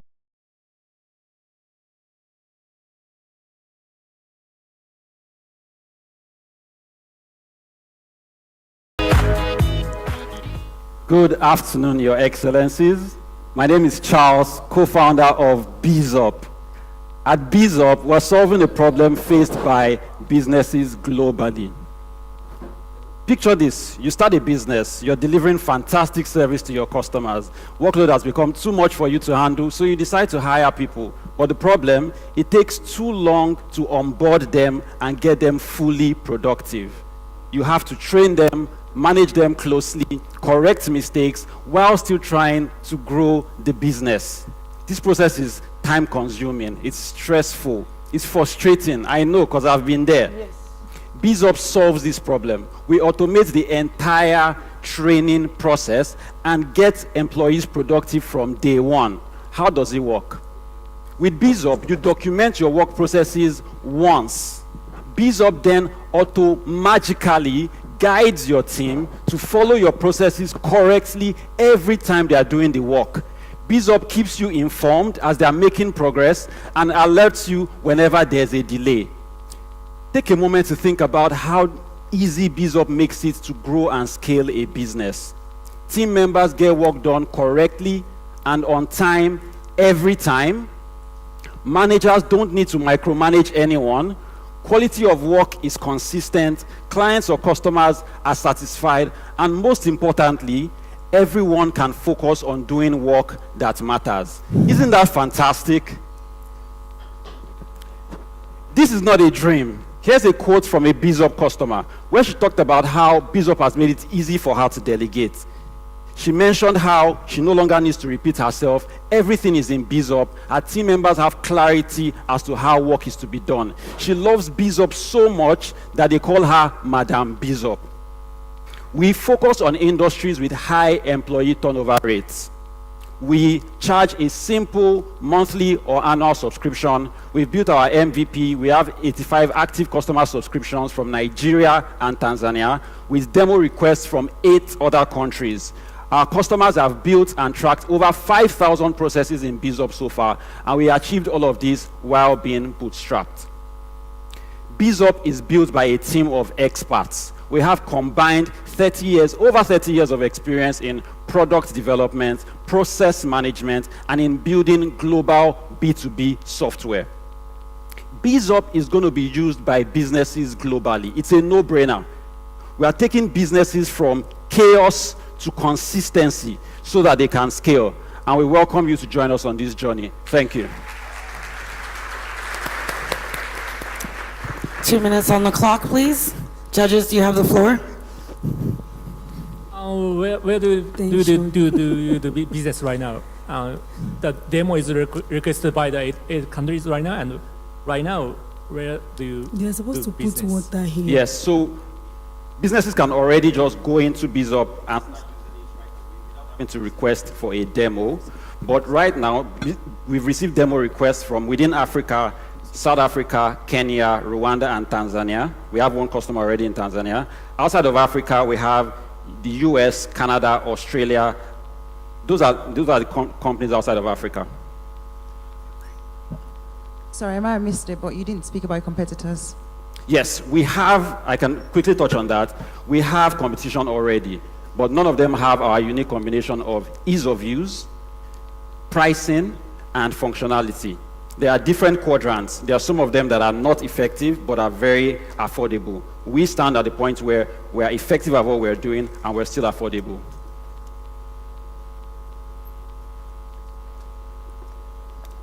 Do we have any additional questions, judges? Please feel free. There's still some time. How many customers do you have today?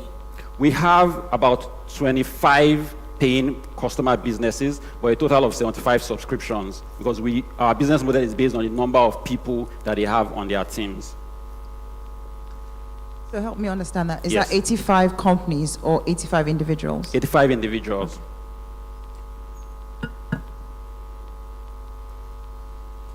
Any additional questions? We have about 20 seconds, 30 seconds.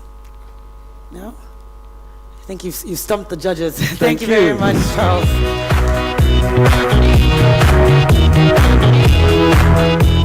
All right, so next up, we have API Sentry Solutions. API Sentry is the game changer in API security, addressing the pressing need for comprehensive protection in today's cyber landscape. With cyber attacks on the rise, resulting in massive losses for businesses and APIs being the primary target, their platform is uniquely positioned to combat these threats. By consolidating fragmented API security tools into a single solution and leveraging advanced AI technology, they predict, detect, and prevent threats in real time. In just 100 days since launch, they've invoiced over $100,000 US, acquired 17 active businesses, and expanded into 4 African countries while mitigating over 2 million cyber attacks. API Sentry is revolutionizing API security, making it simpler, more effective, and more accessible. Please welcome to the stage, Emmanuel Ezehiwele.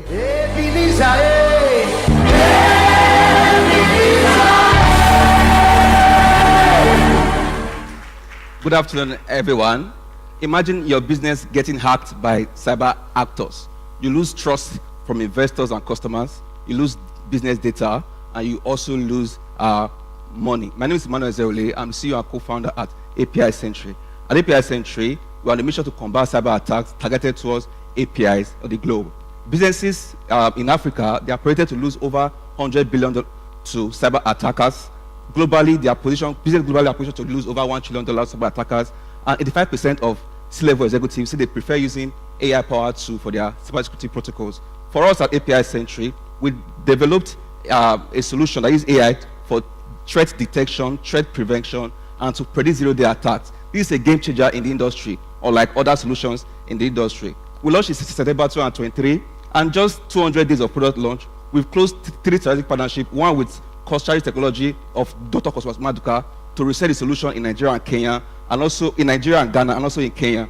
Currently, we have 70 businesses using it in 4 countries, 40 businesses on POC. We've done over 150K revenue, 2 banks currently coming on board, 7 partnerships in 5 different countries. Of course, cybersecurity has a bigger market, $300 billion total addressable market, $180 billion for sales addressable market, and of course, our current market size is $36 billion. I will make money through subscription, basic, standard, and enterprise. Our basic goes for $12,000, standard goes for $36,000, and enterprise goes for $120,000.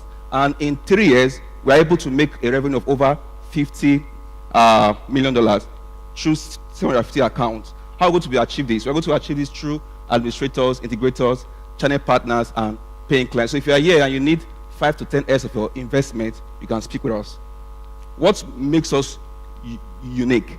We are not competing, we are complementing, because our solution can shake other solutions in the industry. So we are strategically positioned ourselves for possible acquisition. That's why we'll be glad to be in Japan, to explore the technology in Japan, to be able to enhance our solution for possible integration and also acquisition. So we have a unified solution. Our AI is able to detect threats in real time. We are raising pre-seed of $500K for marketing and expansion, research, talent acquisition, and operating expenses. The founders have over 10 years experience in what we do. Me, I have over 10 years experience in business development and sales, selling software, cybersecurity softwares in Africa. Sylvia has over 10 years experience as a software developer, and also Damola has over 10 years experience in cybersecurity matters, who happens to be our CISO. And we also have a robust advisors. We have a professor of cybersecurity on board. We have Dr.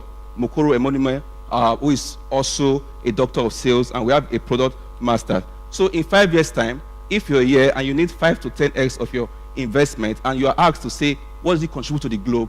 If you are proud to tell people that you're able to invest in a solution that is able to...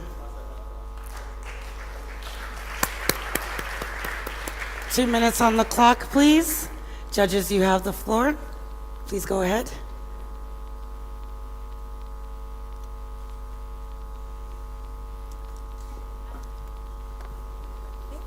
Speak a bit about your go-to-market strategy. We leverage partnerships. For instance, like I said, for entering into every market, we leverage on technology partners. Costaris Technology has been in business for over 33 years. We all know Dr. Cosmos Maduka. So he's, with his network of over 15,000 database of businesses, we're able to access those businesses he has in his database in Nigeria and Ghana.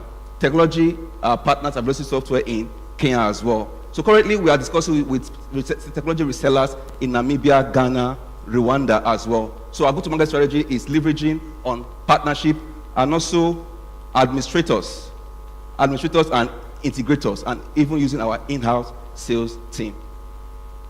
Yeah. Okay. How would you define your target customer? Is it the partnerships or the businesses under the partnerships? Okay, it's in 2 ways. We leverage on the existing business that they already have. Like I said, that like Costech, they've been in business for 33 years and they have a database of banks and all. We also leverage on our in-house CRM tools for customer targeting and all, using in-house CRM tools. Yeah. Thank you.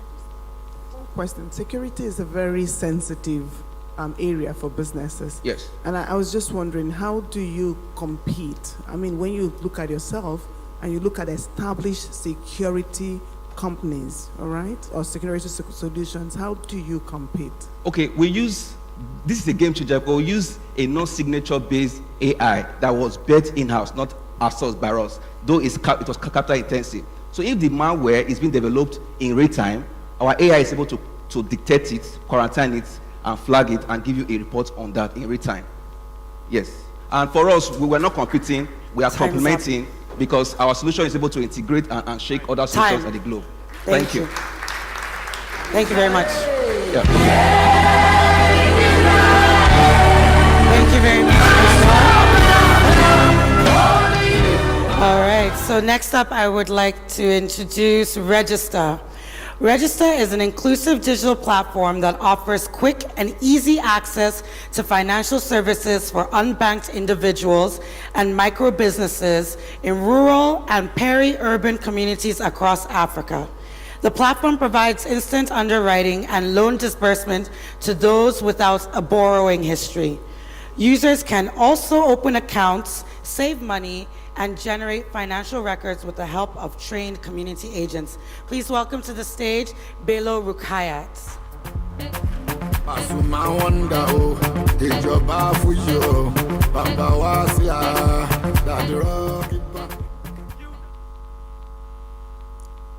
Hello everyone, my name is Rukayat Bello and I'm popularly known as Madam Grassroots. Once upon a time, my mom was an unbanked micro business owner who lived in Orile Gomu, a rural community in Lagos, Nigeria. Her daily sales was between $10 to $50, and she saves between $1 to $5 on a daily basis, which she keeps in her piggy box inside her shop. On a fateful day, my mom lost all her stocks, including her life savings, to her nymphenol. She could not make any insurance claim because her business was not covered. Therefore, she kept moving from one bank to the other to get a loan of $100 to meet the demands of her customers. But guess what? Her loan is always rejected. And because of this, her business failed. My mom is not the only one facing this challenge. According to International Finance Corporation in 2023, there are over 600 million micro businesses in Africa, and only 20% have access to bank loan. My team and I have over 30 years combined experience in the banking industry. We do not only understand finance, we understand risk management and innovation. Using our collective expertise, we've been able to build Register in 2021 as an inclusive digital platform to provide the most affordable and convenient financial solutions for the unbanked and micro businesses in rural and peri-urban communities in Africa. Our mobile app is powered by an advanced data science and artificial intelligence that instantly underwrites and disburses loan to people with no borrowing history. Our users can open an account, save their money, and generate financial records through our well-trained community agents. We make money through interest on loans, processing fee, and so on. We understand the fact that we have a lot of players in this field, but why is Register different? Register is different because we are the future. We are focusing on the micro and nano businesses with daily sales of $5 to $300, which is the biggest market in Africa, and they are the most neglected in the society. We are affordable, quick, and easy to access. Register is at another level by taking banking to the doorsteps of individuals and micro businesses in rural and peri-urban communities in Africa. This is my mom, Mama Ruka. She's the first and one of the best customers in Register, and I'm happy to bring her back to business. We've also been able to replicate the same solutions to over 8,000 micro businesses. We've disbursed over $2 million, and we've generated over 160K in revenue. In as much as we want to grow the micro businesses, but before then, we are currently raising this to develop our IT products and to expand to other markets. In as much as we want to grow the micro businesses, we prioritize women the most because we believe they are loyal, committed, and faithful to grow their time. Woo. 2 minutes on the clock, please. Judges, you have the floor. Judges, you cannot tell me you don't have any questions. Come on. Please go ahead. Thank you so much. Okay, so going back to your competition, I know you said that the reason why you're different is because of your target market, that you're targeting micro and nano lenders. I don't think that's enough, just because the other players are also targeting the same market. So maybe you can talk a bit about your product. How is your product different? How is the technology different? First question. Second question is what is your NPL? From the second question, as the answer to the second question is that our NPL is actually less than 1% against the normal standard of 5% in Nigeria, which means we have a healthy portfolio. Then talking about the difference, why we are different, fine, we have a lot of people joining us, but our direct competitors are the traditional microfinance bank, who are very, very bureaucratic in their processes, and it takes them up to 2 weeks, if not 1 month, to disburse to a customer. As I'm speaking to you now, our customers are getting money immediately. Within 5 minutes, they are getting money. They don't need to queue. We don't need to park them like Sandy because they want to get loan. We are the future, and that's why Register is different. Thank you. Yes, please go Sorry, ahead. are you saying that?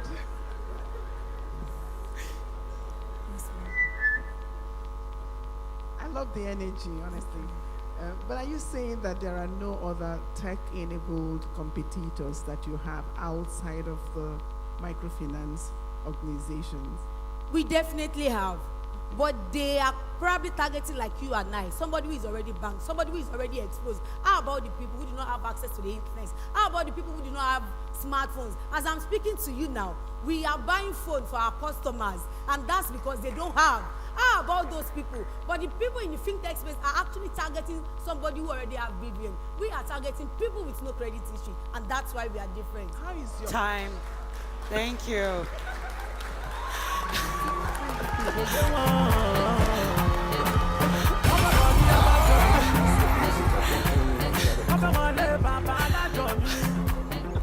Ma, you have to forgive me for ending it there because I know she was ready to keep going. I don't want to say any further, so speak any further to not sound biased, but thank you very much, Rukayat. Next up, we have Trade Lender.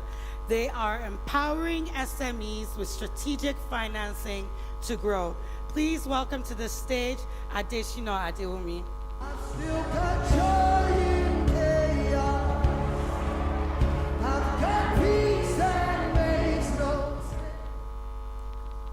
The next. 75% of those in this room actually have or had a mother who engaged in petty trading to be able to sustain the home front. Just like Madam Ada in the market that you find all across Africa, they represent over 29 billion opportunity gap that we have. And the financial system is broken because they can't get credit. On a wider scale, this is a $5 trillion opportunity market. My team and I, my name is Adeshina Adeomi, and my team have built a system that allows them to be able to get access to credit without having to fulfill collateral demands, which makes it longer for them. Through our web and our mobile app, they can get bank accounts, which helps them to be able to build a credit history. So we are not the typical lending platforms that they just come to and then they get credit. They need to be able to build their financial data, and alongside our credit system, we're able to disburse funds to them. We don't stop at that. We aggregate quality leads by bringing these MSMEs together and training them capacity-wise and work with governments all across Nigeria to see them through. Our audience is scattered across various parts of Nigeria, and we've also been able to assert ourselves as the go-to for digital bank for MSMEs. We make money today by charging 6% interest, and we are assuring each of our customers that if they come to us within 1 to 6 hours, we're able to disburse to them. We've generated over 400K in revenue. We've maintained our NPL less than 2%, and we've disbursed over 5 million. Over 1,000 of these MSMEs have gotten loans, and we have an active user base of over 22,000 users and signed partnerships to also support the next 250,000 users. Our track record: farmers, MSMEs, and those in general trading have expanded to 2 to 4 on an average, especially those that we've been supporting since 2021. This is the amazing team that makes it happen. With our core experience in banking, I used to work with Stanbic IBTC. I automated the process for Stanbic IBTC asset management using NIPS 1.0 alongside InterSwitch. My other co-founder who is seated here is the CTO and has experience working in public sector and private sector. These are amazing people because we believe that we need to be accountable to stakeholders. So we have an amazing board members, who includes Mr. Hughes Sinabo, who is our first angel investor who wrote the check, and also a former Stanbic colleague. These are amazing people who trust us, just like Shola of Paystack. We disburse and we work with them to be able to do more. We are seeking 1 million to be able to move to the next phase.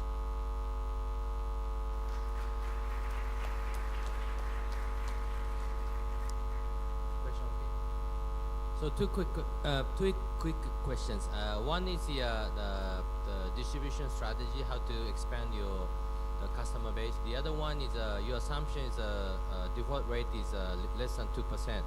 One of the key issue of this type of business model is the default rate control. So is there any your differentiated ideas how to keep the low default rate? This is the second question. Thank you. So for us, we built systems to be able to help these people. So you can't just come to us and you get the loan. You need to be able to build your transaction level with us, just like every financial institution, because we are coming from a banking experience. You need to build that transaction history, and then our processes then allows us to be able to work with various stakeholders to check whether or not you have existing credit, because today we work with multiple banks, Sterling Bank, FCMB, and several others, and this algorithm then scores you. So you have the ability to be able to save. So if you're saving on our platform, it means that you are financially disciplined. If you are also referring people who are also repaying back their loan within your community, it means that you are also credible. And this is the key for our cardinal point that we use to be able to differentiate and keep our NPL lows. Okay, sorry, you didn't answer the question. Access to market. How do you access customers? So partnership is our major strategy. We use partnerships to first aggregate, and then we then acquire them on board, and then we use those quality leads to refer others, quality MSMEs who would also not default. So partnership, acquire, and then use referral system. Any additional questions? You can take one more question. All right. Well, thank you very much. Thank you very much.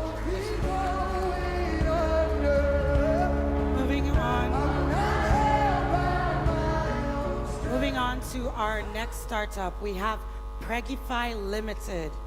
Every 2 minutes, a woman dies in pregnancy from avoidable causes.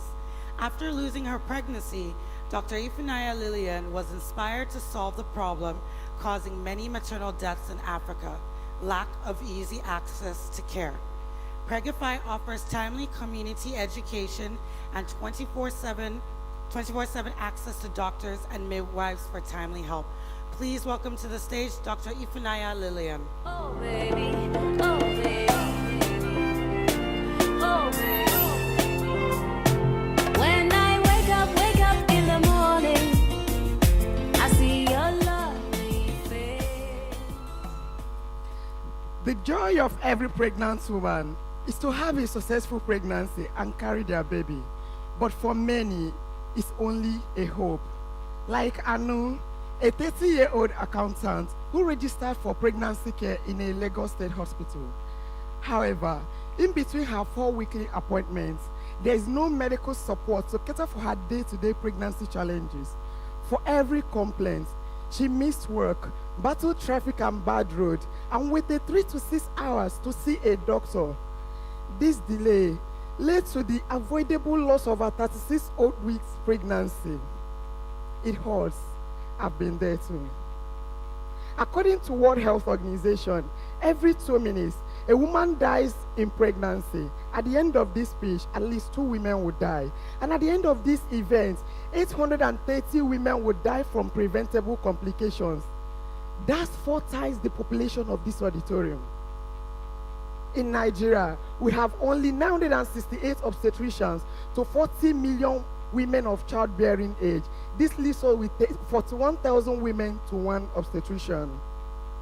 This market is neglected and underserved. Today at Predify, women access 24-hour doctor-led pregnancy support. Now, I know in her current pregnancy, connected with a medical doctor in less than 2 minutes, access weekly classes, professional advice and early diagnosis, at-home testing support and pharmaceutical deliveries within 3 hours. Her medical history is documented on our platform and can be shared with our hospital for follow-up. Her male partner is provided with pregnancy education through our unique pregnancy academy. In Africa, 46.4 million women give birth annually, and 10 million of these happen in Nigeria. An average Nigerian woman gives birth to 3 children in 5 years. And if Predify takes just 0.1% of this market, we are short of annual revenue of 2 million. We make money through annual subscription from pregnancy to up to 2 years after delivery. 2 to 5% charge on laboratory and pharmaceutical partners and other value-added services. We have moved from a WhatsApp community of 100 to 2,500 women in 18 months and supported 250 successful high-risk pregnancies in 7 countries. And we have made 2,200 in 2023 and formed other partnerships. I am building this with my co-mentee, Temitayo, who is a Google associate. A few years ago, Temitayo almost lost his wife due to a delay in seeing a doctor while they were already in the hospital. I also lost my pregnancy in 2022 and canceled my career in UK to stay in Nigeria. And we have built Predify to save other mothers and children. Join us, because women now embrace pregnancy as a celebration of new beginning rather than an end to their lives. Thank you. 2 minutes on the clock for the judges, please. Judges, you have the floor. Thank you. How do you acquire customers? Currently, we acquire customers by leveraging already existing women communities. We have women communities in fintech like Her Economy and other business communities, so we partner with them and leverage their community. And that's why we have not spent on our customer acquisition. Going forward, because of our target audience are mostly women in cities and they use social media, so we also use social media to acquire our customers. And just to also, like, obviously it's a platform where you need to get doctors online as well, so how are you doing that? Okay, so we get doctors to man the platform for 24 hours. So we have doctors that are on duties to be able to pick calls or shots around the clock. And then we are also coming up with a platform where you have several other doctors that will attend to women that are not in our in-house pregnancy community, but want to always have access to a doctor too. And so just better, let me understand how you get revenue from this as well, like the business model. Currently, we charge $50 for a whole pregnancy, and then $20 up to 2 years after you have delivered your baby. Then we have a pregnancy academy that works like Netflix, but this time around you pay per click. So we have recorded videos that you pay. When any topic you want, you click and you pay. And then we have laboratory like Health Tracker and Pharma Run that does deliveries for us, and we charge 2 to 5% from them. Sorry, very quickly, who is your ideal customer profile? Our primary ideal clients are women that are either skilled in 9 to 5 or business. Those ones already don't go to the hospitals?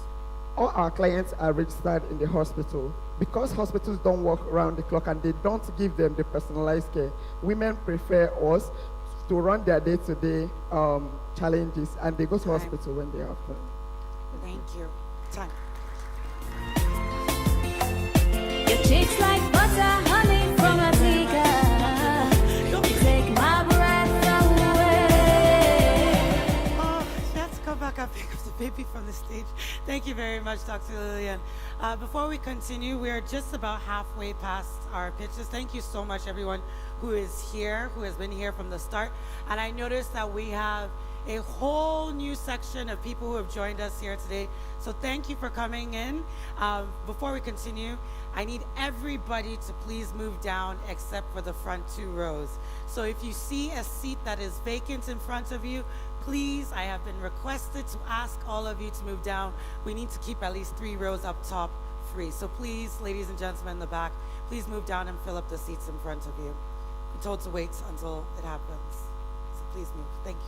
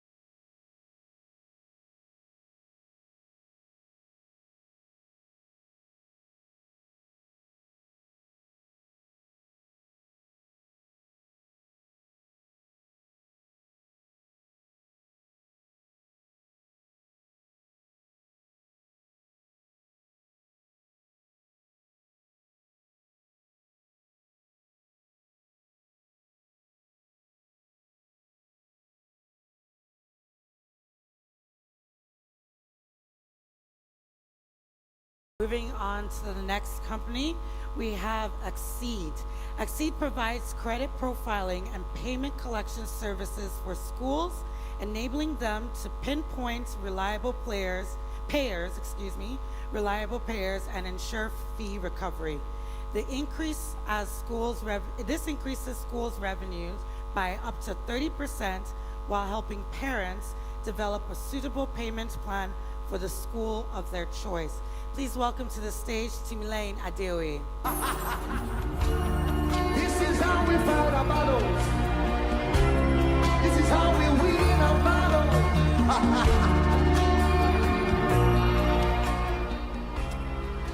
Hello everyone, my name is Timmy. I'm co-founder at Exceed. Exceed is a flexible payment platform and revenue-based financing marketplace for schools. So we found out from research that African K-12 schools lose millions of naira every year to parents who default on school fees payments. And that amounts to about 20% of their entire revenue, which they have no means of collecting.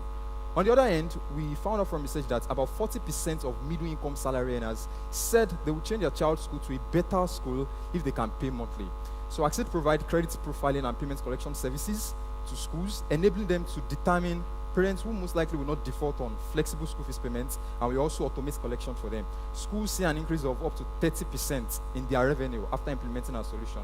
And this also gives access to other parents who have access to quality education. So here's how it works. The school is initially onboarded on our platform, on a web-based platform, and then the parents apply through our mobile application. Then we use our AI-powered credit risk engine to determine creditworthiness, and we'll then automate collection at the end of every month for the school. Next slide.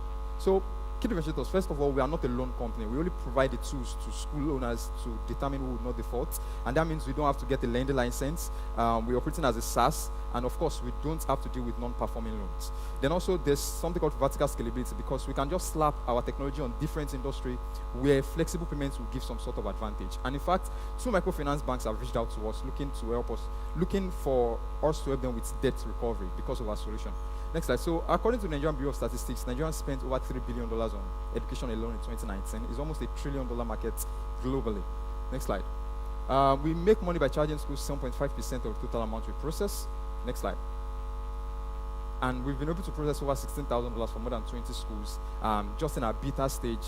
And we just, for our go-to-market strategy, now we are partnering with key school associations that have host of schools, and we just closed one with CRSM. They have a network of over 400 schools, which will open us up to those 400 schools, and we would gross about over $200,000 in revenue. And we have grossed over $5,000 in revenue currently. We're raising a total of $258,001.11 to help us give at least 77,500 people access to quality education and also break even and be profitable. Next slide. So Exceed is founded by myself. I'm a first-class honor graduate of the Federal University of Technology, Akure. I've worked as a Secretary General at a non-profit where we reached over 40,000 teenagers across Africa. I was a former maths and physics teacher in a secondary school, and that gave us insight into the best possible way to solve this problem for parents and school owners. So my co-founder is a cybersecurity graduate with over 5 years of experience across different SaaS verticals like fintech, health tech, and investment platform. Next slide. Our target is to help at least 20 million people have access to quality education within the next 5 years. And we hope that you join us on this journey. Thank you. 2 minutes on the clock, please. Judges, please, you have the floor. Thank you very much. It's the target that you have that's, trying to connect to your business model. You're trying to help people, give people access to education, but what you're actually selling is to schools to help them profile people and make sure that they don't get people who are going to default. So I'm trying to tie these two together. Okay, so the broad proposition is that schools currently, as we speak, lose millions of naira every year to parents who default, and up to 20% of their, which is 20% of their total revenue. And then also on the other hand, there are parents who would change their child's school to a better school if they can pay school fees monthly. So we provide schools with credit profiling software that helps them determine parents who most likely will not default, and we also automate the collection. And of course, we also have a network of other schools where parents can have access to other schools within their financial capabilities, and they then attend those schools.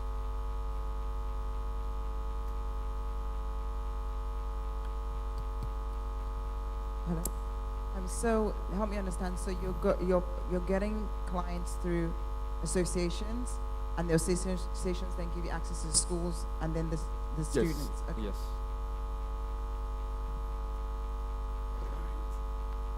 Do we have any additional questions, judges? Nothing else? Please go ahead.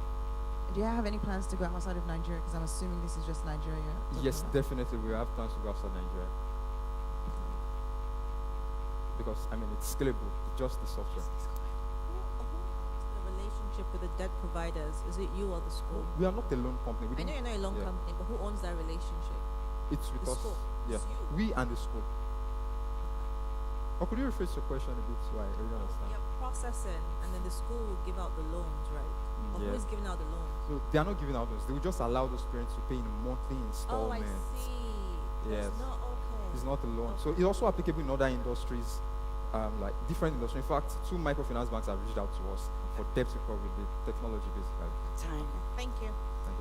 Thank you.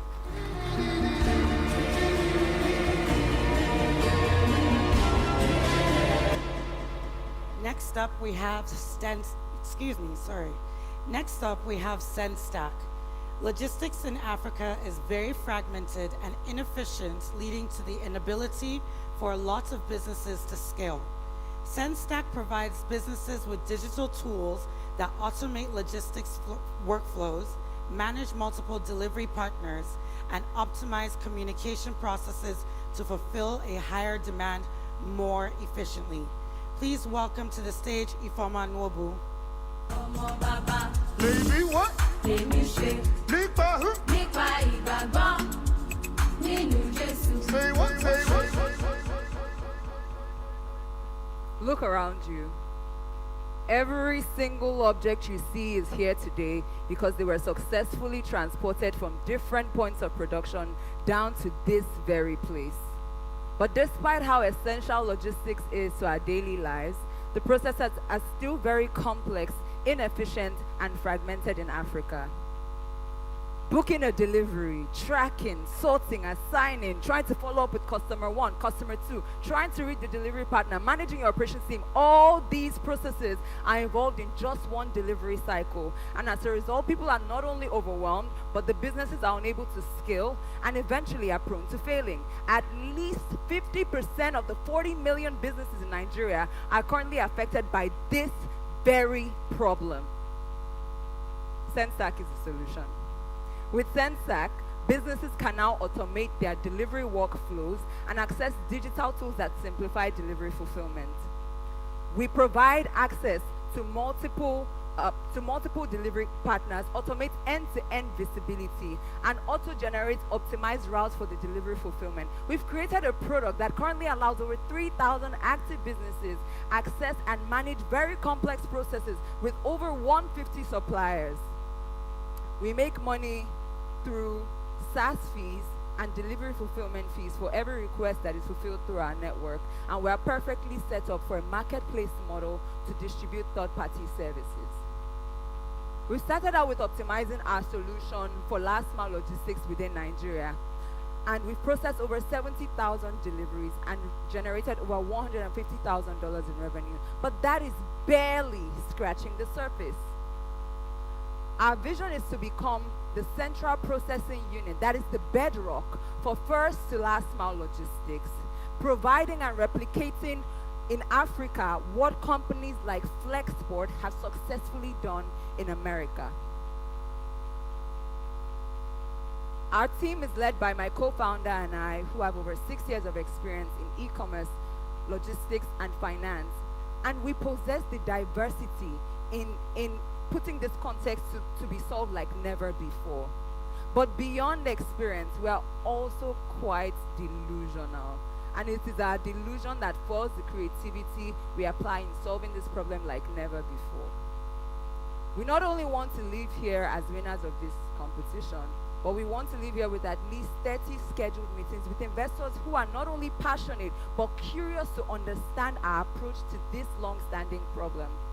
So if you're an investor who aligns with our values of grit, growth, and excellence, we'd love to talk to you. Thank you. 2 minutes on the clock, please. Thank you. Judges, you have the floor. Thank you very much. Simply, who's your target market?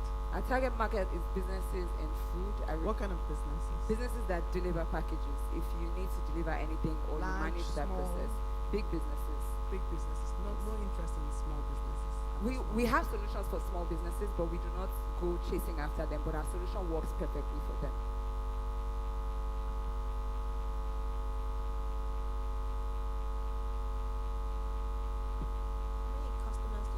How many big businesses are you working with? We currently have about 100 big businesses, but in terms of sign-ups, there's over like 10,000, and then there's also like active, about 3,000 active small businesses who use it. 100. How many are active? Of the 100, activity is really based on is sometimes based on their needs, so they are constantly like using it every day, and that's why we go for businesses who know that at least in a month they have a backlog of packages they need to deliver. So out of those 100, those are the people we've qualified as active customers because we filtered through. Could I just ask a question about, so when you pick up to delivery, how long does it typically take? How long does from pick up to delivery, how long does it take? So we optimize the delivery routes, and it takes usually like 6 hours, depending on distance, because we also handle international shipments. So if we say within Lagos, Within Lagos, the benchmark is currently 6 hours, and compared to competitors who pick first and then go and start sorting, we've already removed that process and we've shortened it to about 6 hours instead of 24 to 48 hours. Thank you. Any additional questions, judges? You can take one more. No. Thank you so much. Let's go.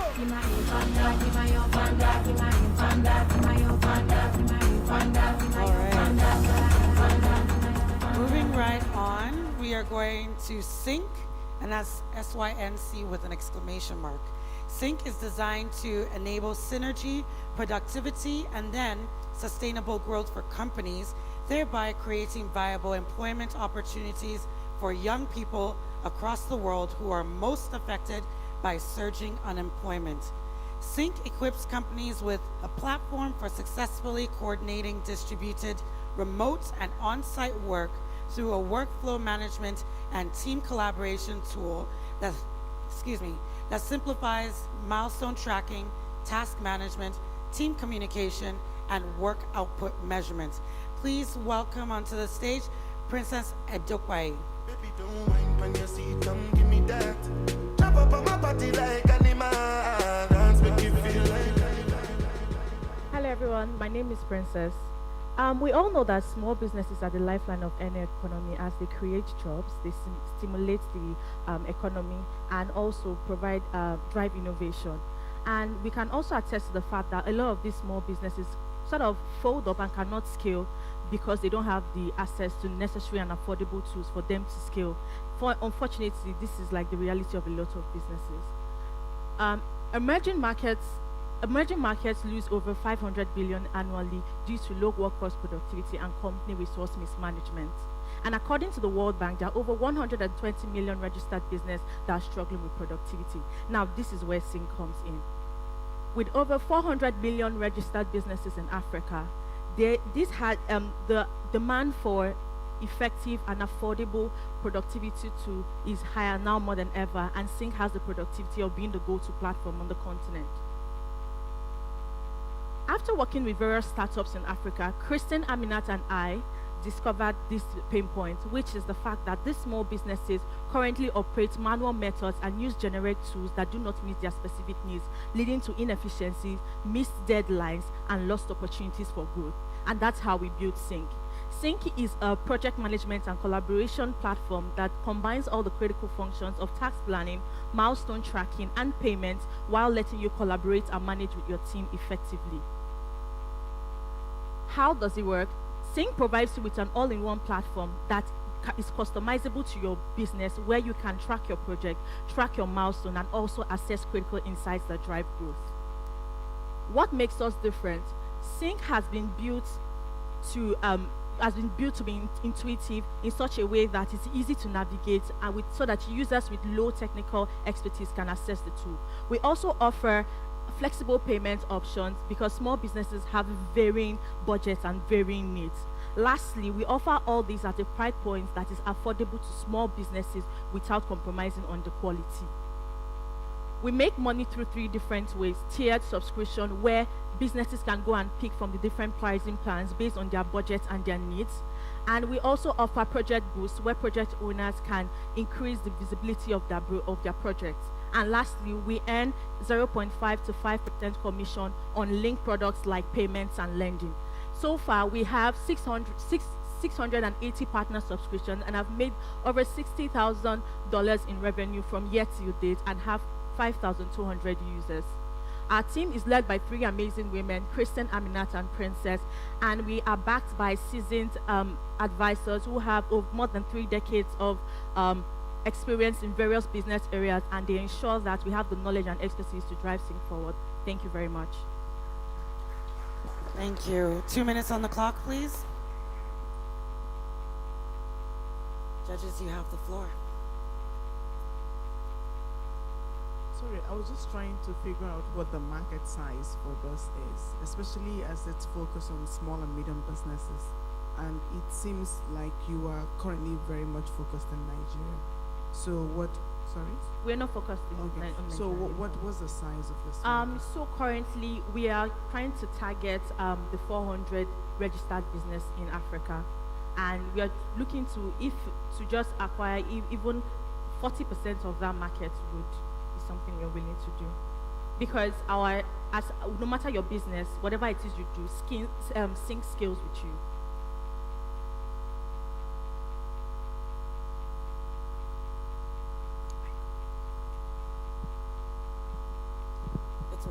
How do you intend to acquire customers? Okay, so currently what we do is we have partnered with different accelerators, incubators, and even enterprise supporting institutions. And currently we just signed the licensing fee with one of them for 500 licenses for the business that they support.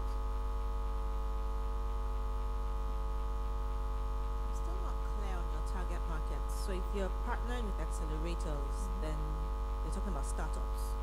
Startups, small businesses, people that are kind of looking for, they're not really like in their growth stage. They're still like trying to raise funds, trying to set up their team, trying to actually have a proper structure to their business. And today you have how many businesses? So currently we have over 5,200 users on the platform, but we have 680 active partner subscriptions. They're active on your platform? No, I said 680. Are the ones? No, but you said those were partner subscriptions. Yes, but so those are the the active ones. Okay. Yes, those are the active ones. But currently, people that have signed up to the platform, they are 5,200. And your revenue is from when to when? From 2001, 2021 till date. Yeah. 60,000. Yeah, 60,000. And we're at time. Thank you. Thank you very much.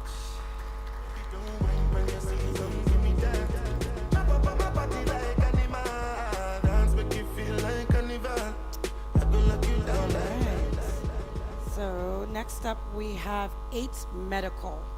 8 Medical is building Uber plus 911 for Africa. Please welcome Ibukun Tunde Oni. Emergency, emergency, you never see me coming through. Emergency, emergency, you never see me coming through. I'm tired, very tired of crying, very tired of pain, very tired of sadness, and I'm sure you're all tired of all the anger that comes with losing a loved one and knowing the death was preventable, like Regify mentioned, only if you knew what to do, where to go, or who to call in an emergency. WHO states that 9 out of 10 Africans currently lack access to urgent and emergency resources, leading to 5 million deaths yearly. And I'm not excluded, as I lost 2 of my uncles due to needless deaths, and I almost lost my life. And I wasn't able to access care for 3 hours, even though I'm a doctor, for context. Hello everyone, my name is Ibukun Tunde Oni. I'm CEO and founder of 8 Medical. And at 8 Medical, we have turned all this collective pain, sadness, and tiredness into a solution. One that identifies and connects urgent and emergency medical resources, being hospitals, ambulances, personnel, information, and credit, to these Africans, reducing their access time from 3 hours or not at all to 10 minutes or less, just like Uber. In short, we're building Uber plus 911 for healthcare in Africa. We achieve this by providing standby, urgent care, transport services, and emergency response services through one call or our website or API connections. In Africa, the market opportunity for EMS is $4 billion. Nigeria takes 20% of that, giving us $16.8 billion. At 8 Medical, we're looking to just take 1% of that market, giving us an opportunity to provide, to receive an annual recurring revenue of $168 million. We make money by charging our B2C customers $40 and our B2B customers, B2B customers like event planners, hospitals, and insurance companies, $40 to $200. We charge $40 to our B2C customers, and B2B customers $1,200 to access our subscription-based emergency as a service. Since we started, we've been able to generate over $650,000 by processing 13,000 calls, completing 10,000 missions, and saving 7,000 lives, leveraging customers and partners like Leadway, AXA. We generate $15,000 in revenue monthly. I'm building this alongside another medical doctor turned product manager and a team with 25 years combined experience, uniquely led healthcare professionals with the same clarity of purpose. We're looking today to win $10,000 and raise $600,000 to build the future of EMS.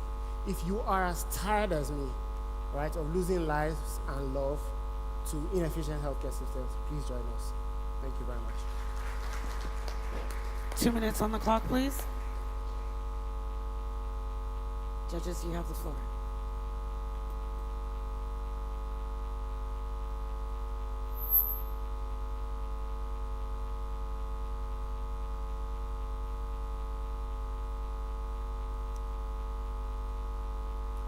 Yes. So our competition will be first of all Uber. Uber provides predictable transportation without the care that you usually get. And you have traditional healthcare companies, and then you have ERA, which is Emergency Response Africa, tech-enabled EMS. So HMOs are our customers. So we work directly with HMOs, Leadway, AXA, and we provide the services on their behalf for their enrollees.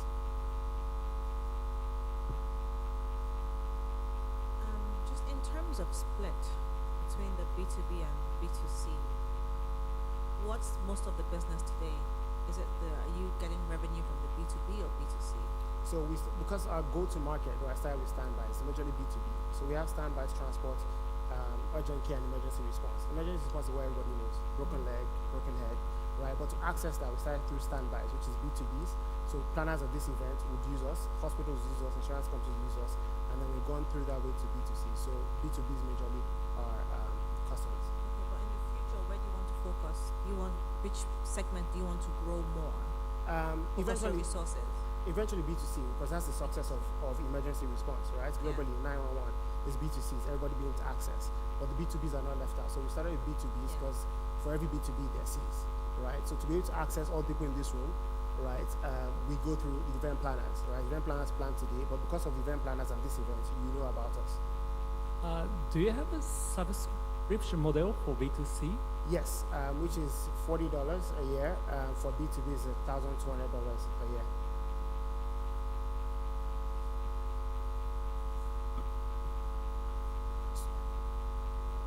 Yes, so leveraging events, leveraging insurance companies, but eventually leveraging the likes of Uber or Bolt, where you already have consumers, right? So it's a B2B2C approach, where we charge commissions, and then government and more awareness. All right, thank you very much. Thank you very much. Just emergency, you never see me coming through. Emergency, you never see me coming through. We've got 2 more pitches, so well done to all of you for standing through. And also the companies are pitching too. Well done to all those who have been on stage, and to those who have been patient, well done to you as well. Next up, we have MEDA. MEDA leverages technology to deliver better collections performance for lenders, enabling them to scale confidently. They provide end-to-end debt collections from setting up repayment instruments to digital and field recovery. They consolidate their technology, people, and experience to reduce non-performing loans, also known as NPLs for lenders. Please welcome onto the stage Okerogene Egbe. Please forgive me.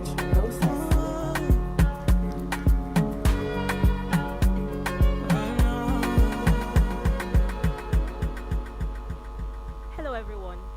Owomida, that's Yoruba for where's my money? That's where we get our name from, and that's what we also do as well. We provide AI-powered ethical debt collection for Africa. How many of you have received this kind of message? Or know someone who's received this kind of message, you know, obituaries printed while you're still alive? Or you just logged into a loan app and, you know, you see 30% interest rates and it shocks you. That's the problem that we're solving. Up to 45% of consumer loans given out by lenders, they go bad, they are not recovered. Now for the lender, that's increased cost, you know, cost of risk, provisioning, recovery, which they pass on to the borrower as high interest rates, which makes the whole system unsustainable. But in comes MEDA. MEDA predicts where to collect, when to collect, and how to collect. We provide better technology, we leverage economies of scale to do it cheaper, and then we do it in an ethical and data-driven manner. How do we do this? Well, from the minute the lender says yes, we create our ML algorithms, create personas for all of the borrowers that tells us what's the right repayment instrument to set up. How many times should we engage you before you repay? What channel should we collect from? What time of day? What day of the week? Is dynamic for every lender. We have a contact center team that steps in when our digital collections fails to call you and talk to you. And we also have a field recovery team that can find those borrowers and knock on their door. Our field recovery team is powered by a technology that we call Sauron, the all-seeing eye, that can find a borrower even if they've moved out of the address that they gave to the lender. We're targeting a market of 1.14 billion debt portfolio, and our business model is commission-based. So we earn between 2% to 12.5% depending on how long the debt is. We've been live for 7 months now, and in that period, we have 1 billion naira portfolio, debt portfolio in management. And over the past 3 months, we've earned income worth 3.3 million naira, and these are some of our customers. When we look at other competitors, digital tech companies, payment companies, and traditional DCAs, MEDA still provides the most robust suite of collection tactics in one place. Our income projection by 2029 is 417 million, and our ask is 200,000 in funding, which will give us a runway for 1 year. Our team is very robust. All of us have worked in lending. Combined, we have over 40 years of experience between us. Maiwa is the software and the tech guy. Adija works on fintech infrastructure and digital collections. And I am marketing and product strategy as well as growth strategy. Combined, we've built the technology that powers some of the biggest lending companies that you know. And we've worked together for 5 years and been great friends even before we decided to build MEDA and Startup. We'd be excited to work with you if you're interested in investing with us. Thank you very much. 2 minutes on the clock. Judges, you have the floor. Please go ahead.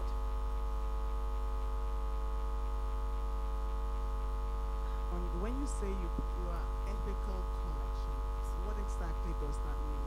Thank you. So, lenders today are under immense pressure.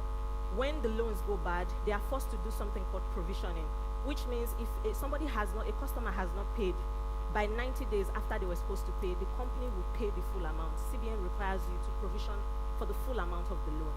And that drags away from their profit. That's why most banks and fintechs are not profitable.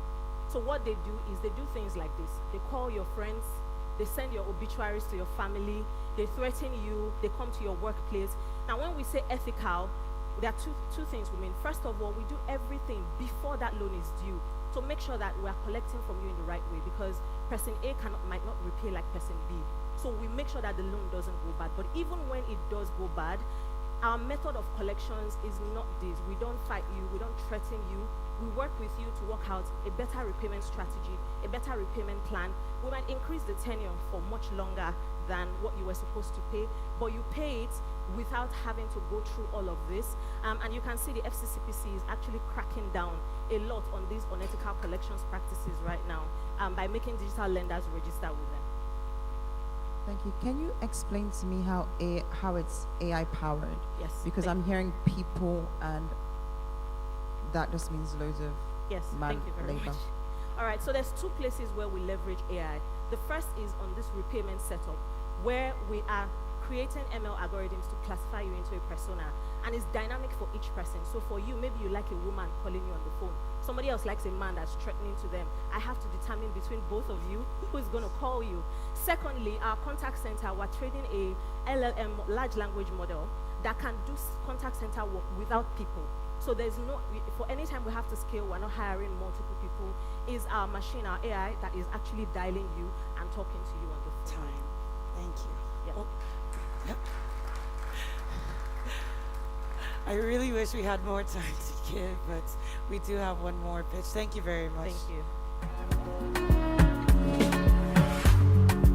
Now which kind of way I never see.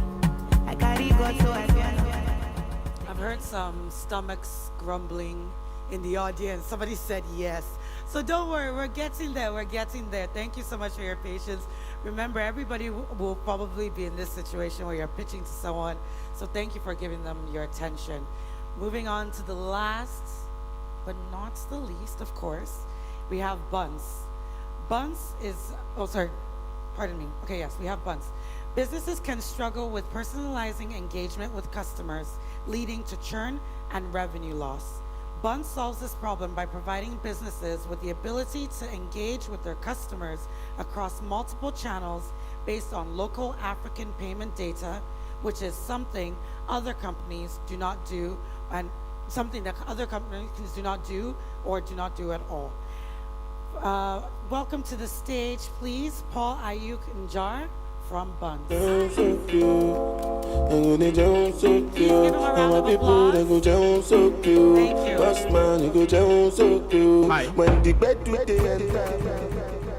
Hi everybody, good day. My name is Paul Ayuk and I'm the CEO of Buns. The goal of every business is to grow their revenue. However, every year in Africa alone, businesses lose up to $6 billion due to payment failures. But payment failures is not the only reason why businesses lose money. Businesses lose money every day due to abandoned transactions, abandoned deposits, and involuntary churn. This is easily $60 billion lost every year in Africa alone, and I can only imagine what that would be on a global scale. To solve this, we've built Buns, a customer engagement platform that leverages data to help businesses send the right message to the right customer at the right time through the right channel. With our platform, businesses today are able to recover abandoned transactions, recover abandoned deposits. Fintech firms are able to get their customers to complete their KYC processes and reactivate their dormant accounts. Logistic companies are able to send their customers a message when their delivery is late and generally guarantee their revenue. Average subscription size on our platform is $12,000 a year, and focusing on the 3 million fintech and transport businesses in Africa and North America, that gives us a potential revenue size of $31 billion. We charge a $50 to $5,000 monthly subscription fee plus pay as you go based off the monthly active users a business has. Since we relaunched our platform early this year, we've onboarded over 25 startups, and including household names like GIGM, Wella Health, and CredPal. We send out over 4 million messages every month, and we currently do over $7,000 in monthly revenue. In our platform, our platform is data rich, and so we're able to attribute the revenue each message makes for a business, and we're able to show how these messages affect the business bottom line. We're also able to provide the best workflow for the fintech and transport industries because we have expertise there. The next big milestone for us is getting to $1 million in revenue in the next 24 months, and we'll do that by improving our sales force, focusing on the fintech and transport industries in Africa and North America, and also complying with global data standards. We're a team of 3 co-founders with strengths in engineering, product design, and marketing. We've been friends for over 10 years. We've worked together in local and international companies like PredPal, Seamless HR, Paymentology, and Pfizer. And we're also all second-time co-founders, and we're the best people to solve this problem. We're currently raising a pre-seed round, and we are backed by the Baobab Network and Startup Wise guys at the moment. Thank you for listening to my pitch. In case you're wondering, Bonds is an English word that means to profit. So I'll implore you all to join us today as we help make businesses more profitable.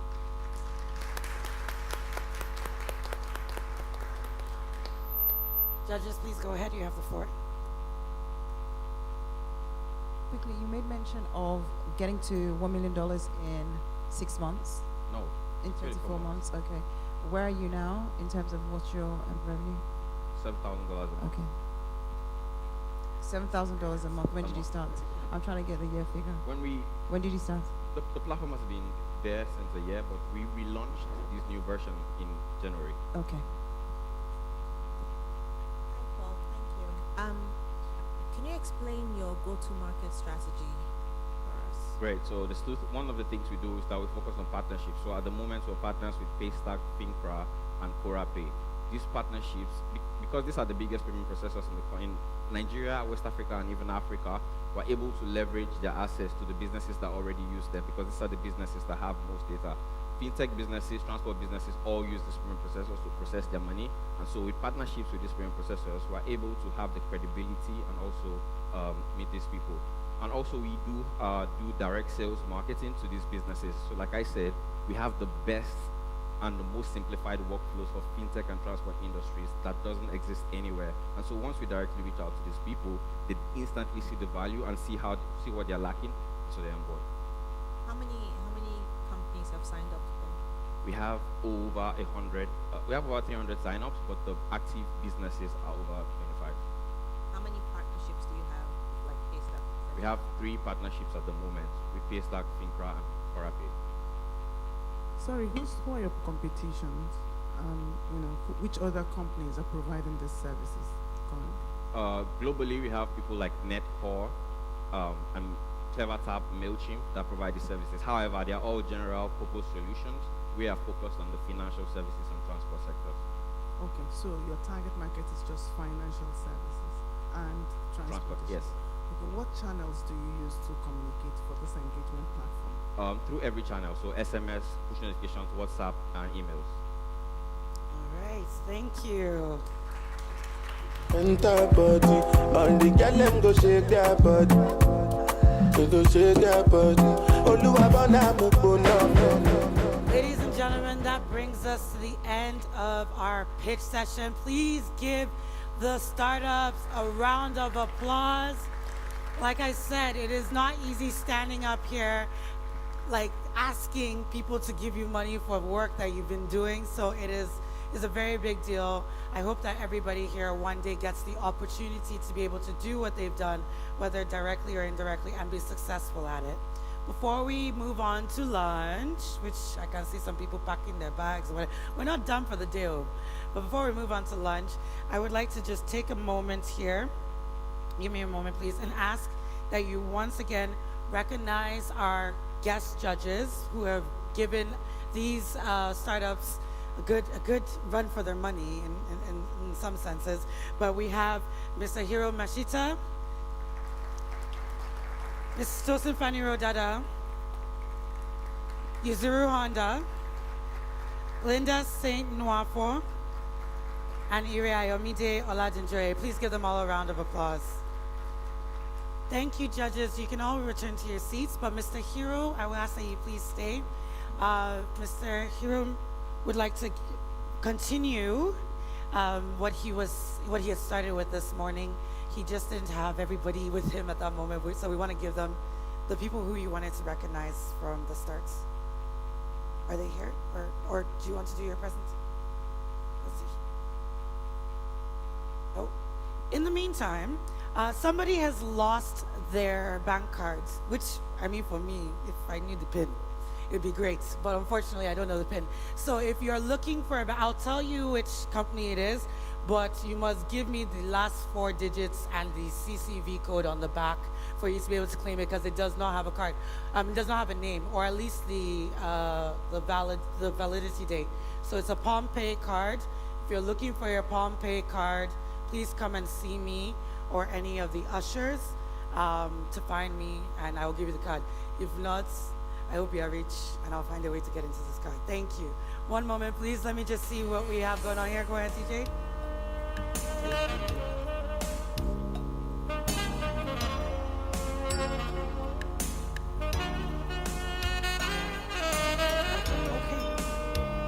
All right. Well, yes. Okay. Forgive me. No, keep playing the music. I'm not ready yet.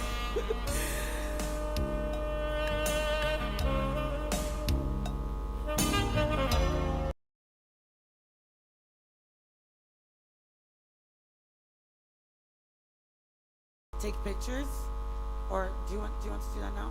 Yes, please. We're going to welcome the judges back onto the stage to take pictures, because we realized that we didn't get any pictures from you. I'm so sorry. I see you're tired, but please, we do need to get some pictures of you. So please welcome the judges back onto the stage, and then you can also take pictures as well. Please give them a round of applause.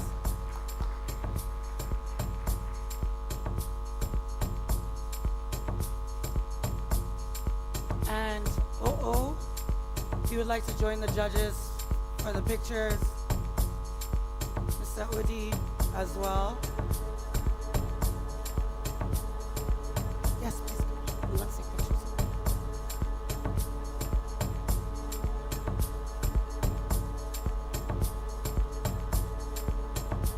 All right. So I will do this first.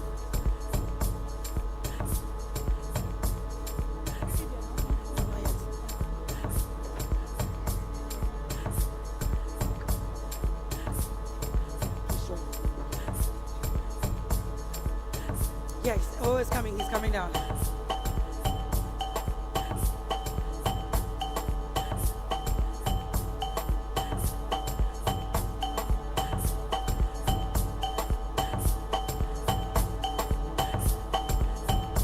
What? Over there, like they're all around. Okay, there's some over here, and there's one over here as well too.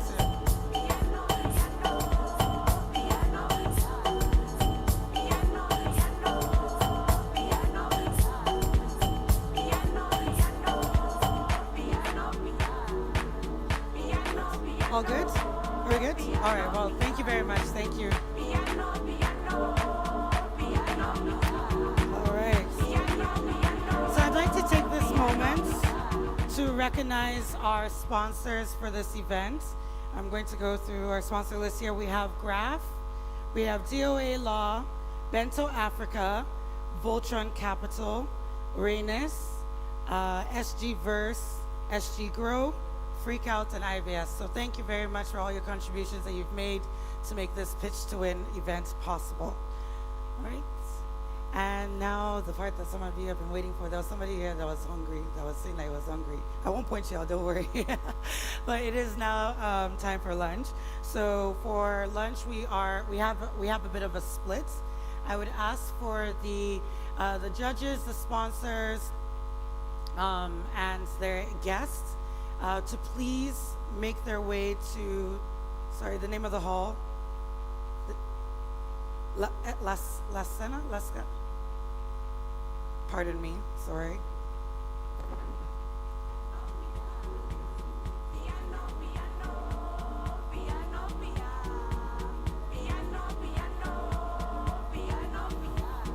The judges, the sponsors, and the sponsors' guests will be having lunch at the La Scala Hall. If you would, pardon? And the speakers, yes, and the speakers, of course, too. Please, you'll be having lunch at the La Scala Hall. If you want, just please start making your way out of the auditorium. The ushers at the door will lead you over to the La Scala Hall where you'll be having lunch, please. So the judges, the speakers, the sponsors, and the guests of the sponsors, please start making your way out to the La Scala Hall. Thank you.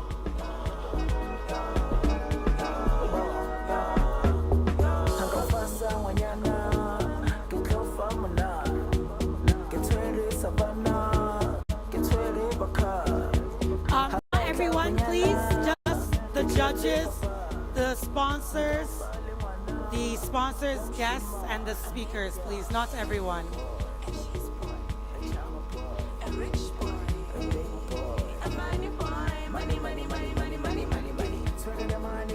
We're just trying to do it in a way that makes everything uniform.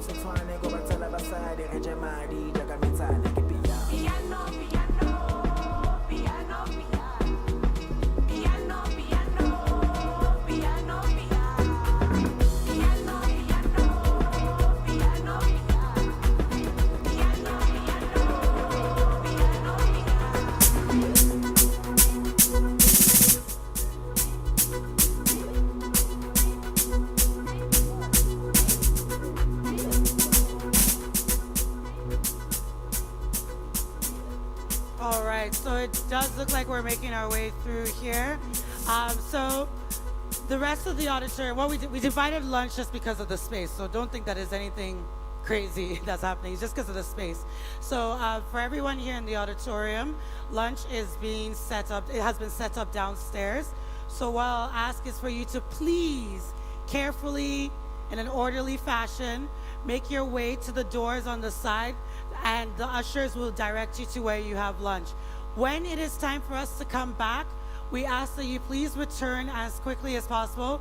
We do have some, I don't want to say too much, but we have a little something special prepared for you right after lunch. So please go out. Lunch is for an hour, and we will see you all back here at 3 o'clock. 3 o'clock. We'll start calling you in before 3 o'clock, so yes. Thank you, and we'll see you after lunch.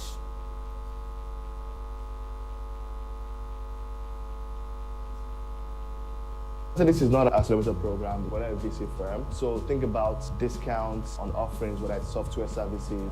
Think about access to industry experts. First, you want to learn, what are you building? What are the constraints? I remember the first time I approached Newbie to work with Paystack, actually our conversation wasn't at all about the integration and Paystack being a partner. It was about the business itself. And so with that, we also bring in members of other Paystack team, from product to compliance, to design, to legal, just to again lend their own expertise to what you're doing. There's that real sort of, I would say, support from the Paystack team to help us honestly find product market fit and listen to our customers a bit better. We have a lot of experience engaging with regulators, whether it's the CBN or the SEC. We can use that again to help unblock startups. Should you acquire a license or should you go into a sandbox? We can help you make those decisions because we have the knowledge and we have the expertise. We're already using Paystack in Nigeria to process payments. So going into Ghana, it was that easy, and the team on the ground here in Nigeria was also really supportive, making introduction and helping us ease that transition into a new market. We have tailored services for different startups at different stages. We've really received a lot of preferential support, which is great at those early stages. Even just business development, because sometimes artists or people reach out to Paystack to partner with them for payment processing for their events, and Paystack are like, yeah, we do payment processing there, but there are people that do events ticketing processing better than us, and then we work together and then we make magic. For you to take advantage of Paystack Catalyst, all you need just exactly go check out paystack.com/startups. You can always email us at startups@paystack.com. Yes, we know there is no silver bullet. Yes, we know we don't have all the answers, but the best we will do is actually to again help you get those answers, and we're looking forward to actually engaging with you.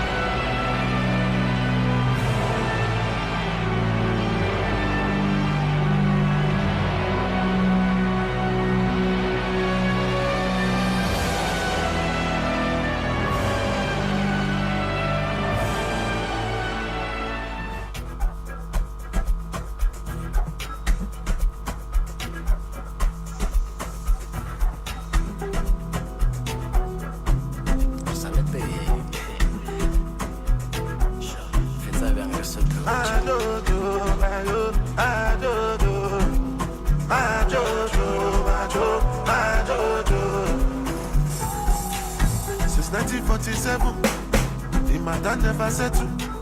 You be what I be get to. Masability loan ya walenu. Better recognize. Greatest of all time.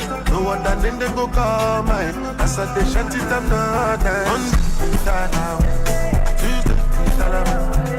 Wednesday, start now. As long as I jalaba. And they call me the godfather. Move like an Italian.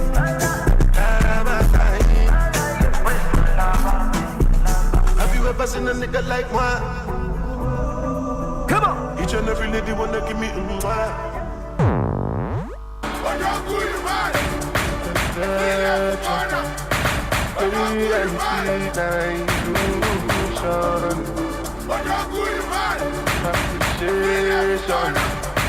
I look out my blessings one by one.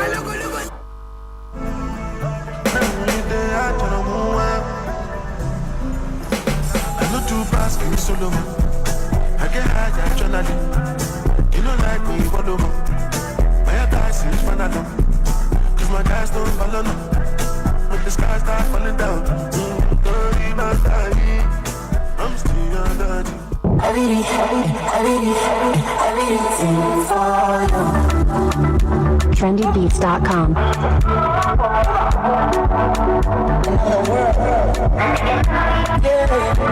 Everything for you.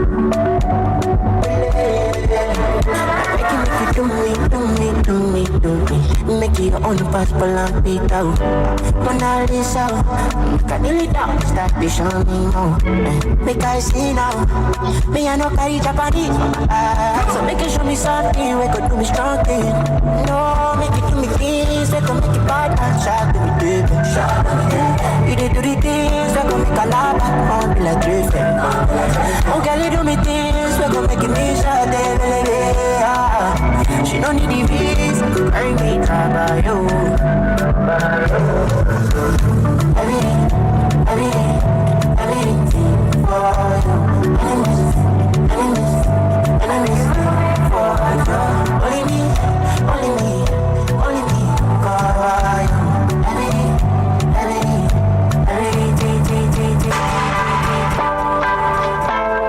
TrendyBeats.com.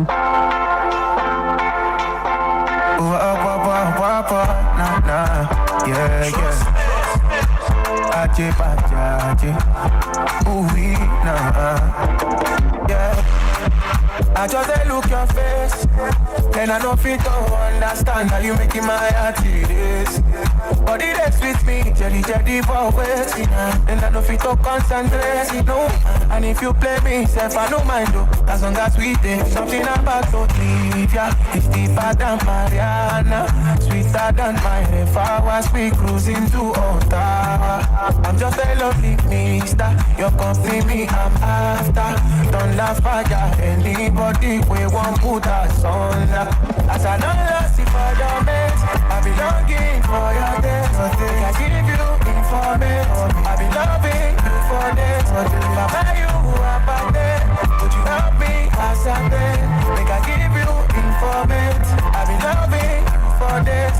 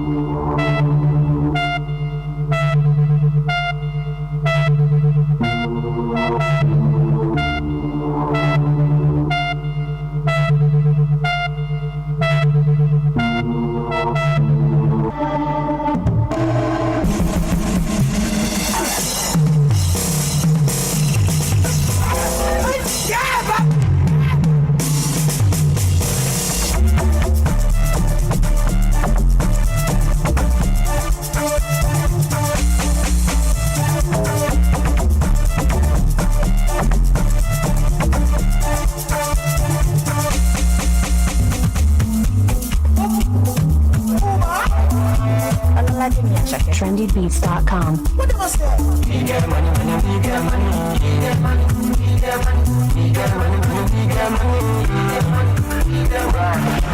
Automatic, cause see traffic, you know I dey mind play.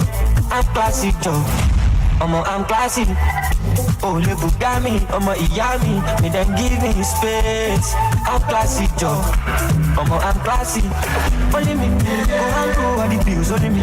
I don't pay my dues, only me. Now I don't want to use love you, only me, only me, only me, only me, only me. And I am a son, only me. I like it all, only me. You only are all day, only me, only me, only me. I'm losing sleep over nobody. I go hello, taking no baggage. See my life, me I do package. If you pull, but you collect that damage, I'm Miami garbage. I put the work and I also like a savage. You want to love, but this one not take advantage. Let me your right hand, go sit. trendybeats.com.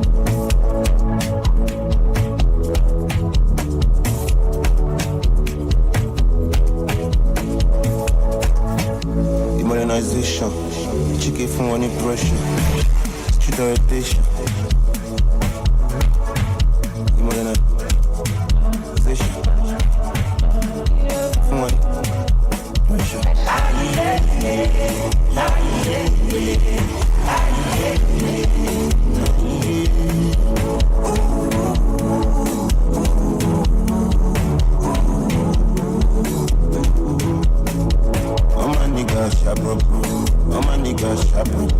Cover face like Nagbaja. Get feel like but we know they come. Think about them, tap. Pass to the shit, rababa. Omo ijo, rababa. Feeling good, banana. Music don't need permission to enter a street. Anyway, anyhow, you know say you go feel. Music don't need permission to enter a street. Yeah. Anyway, anyhow, you know say you go feel.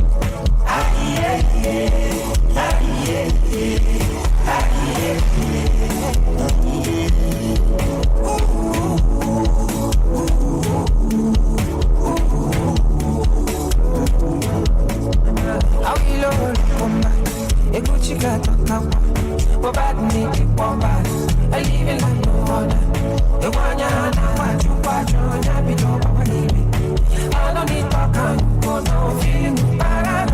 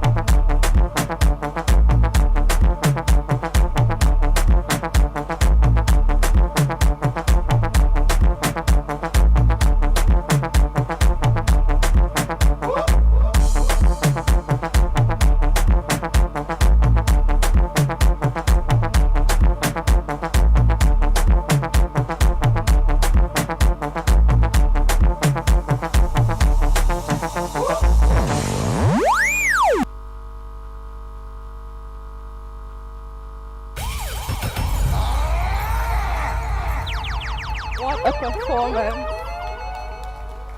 Thank you so much for that.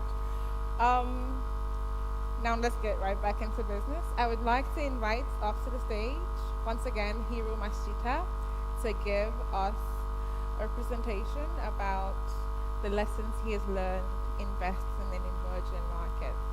Please give him a round of applause.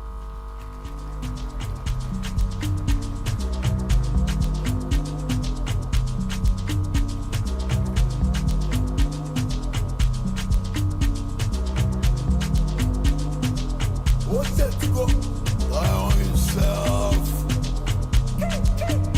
I'm the war. I'm the fight. I'm the battle. I got the powers. Okay, hello everybody. How are you? Did you have a good lunch? And then hopefully after this fantastic dancing, you are awake. Okay. All right, I'm here with to hopefully to give you more courage, more confidence, and then stronger belief in Nigeria potential. Okay, so Nigeria's go. Okay, Nigeria's go. It's kind of ready to expand. So let me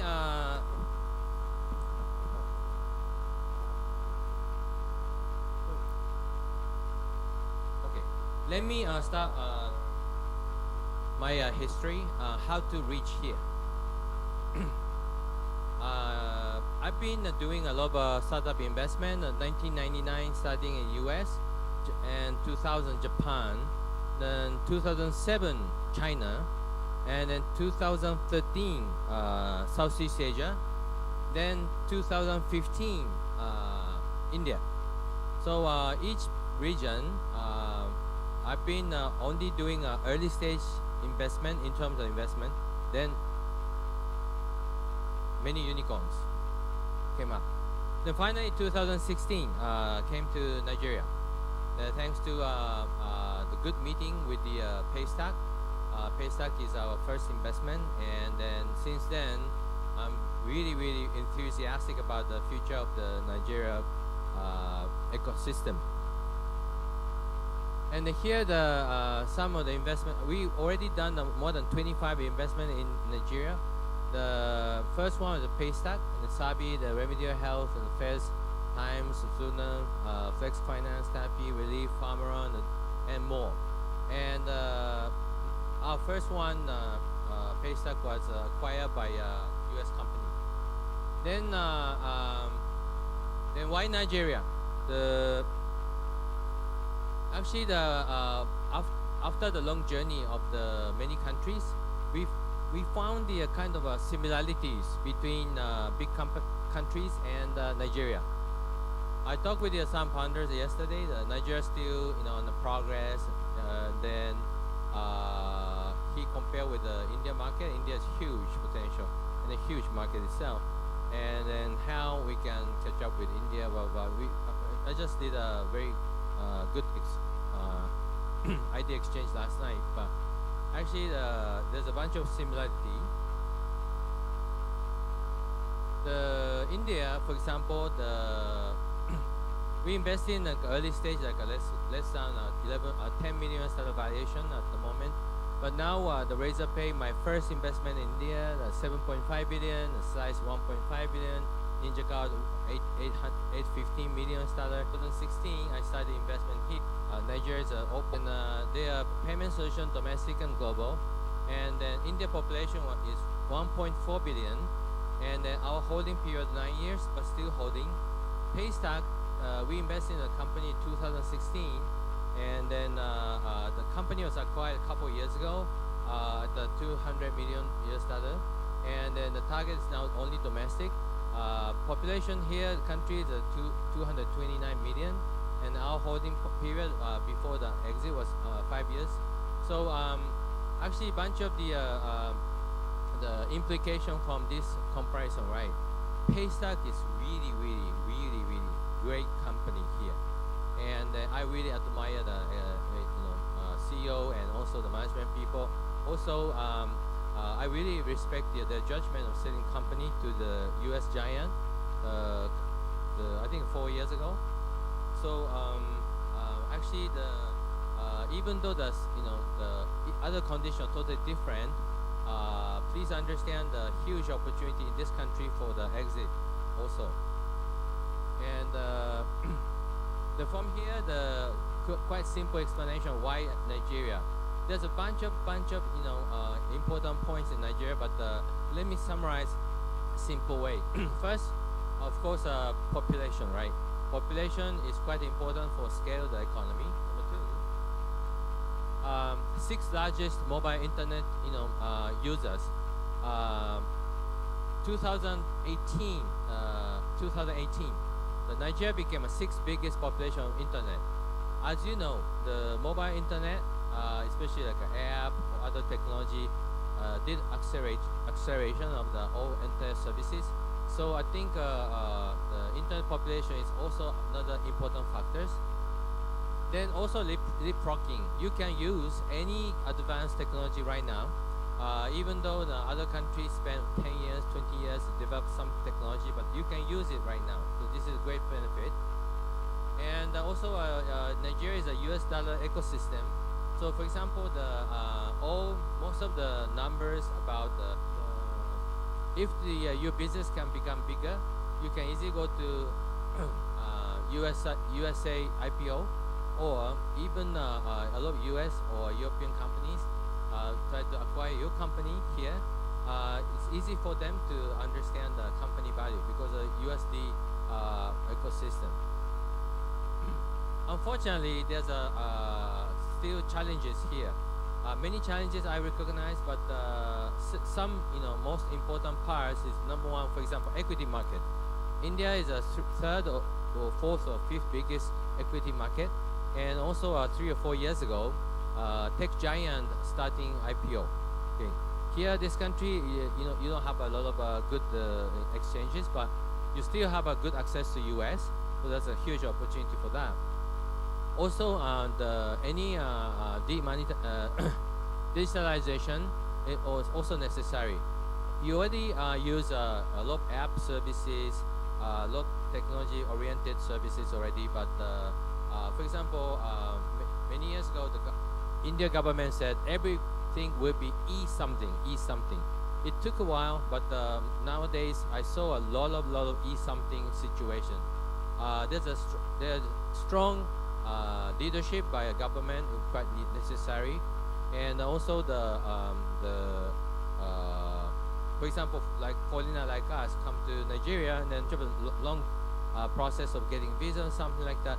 There's many issues. We like leadership can be achieved, accumulated day by day by the government or other local leader. I think you can get more access to foreign money stuff. So again, summary: the giant, the population, internet population, leapfrogging and USD ecosystem. Those are quite good, potential. Those are good reason why Nigeria. Okay, and then how we can do the investment here. We are sticking to the early stage and startup situation. We see the founder and team and a business model and product, and then the timing. Timing is important. Even you're a very smart person, if timing is not good, and for example, it's quite red ocean, even you're a smart person, there's a high possibility of failing, right? So timing is sometimes important. And the contribution. Contribution means how much contribution we can do, because just investment is not so fun for us.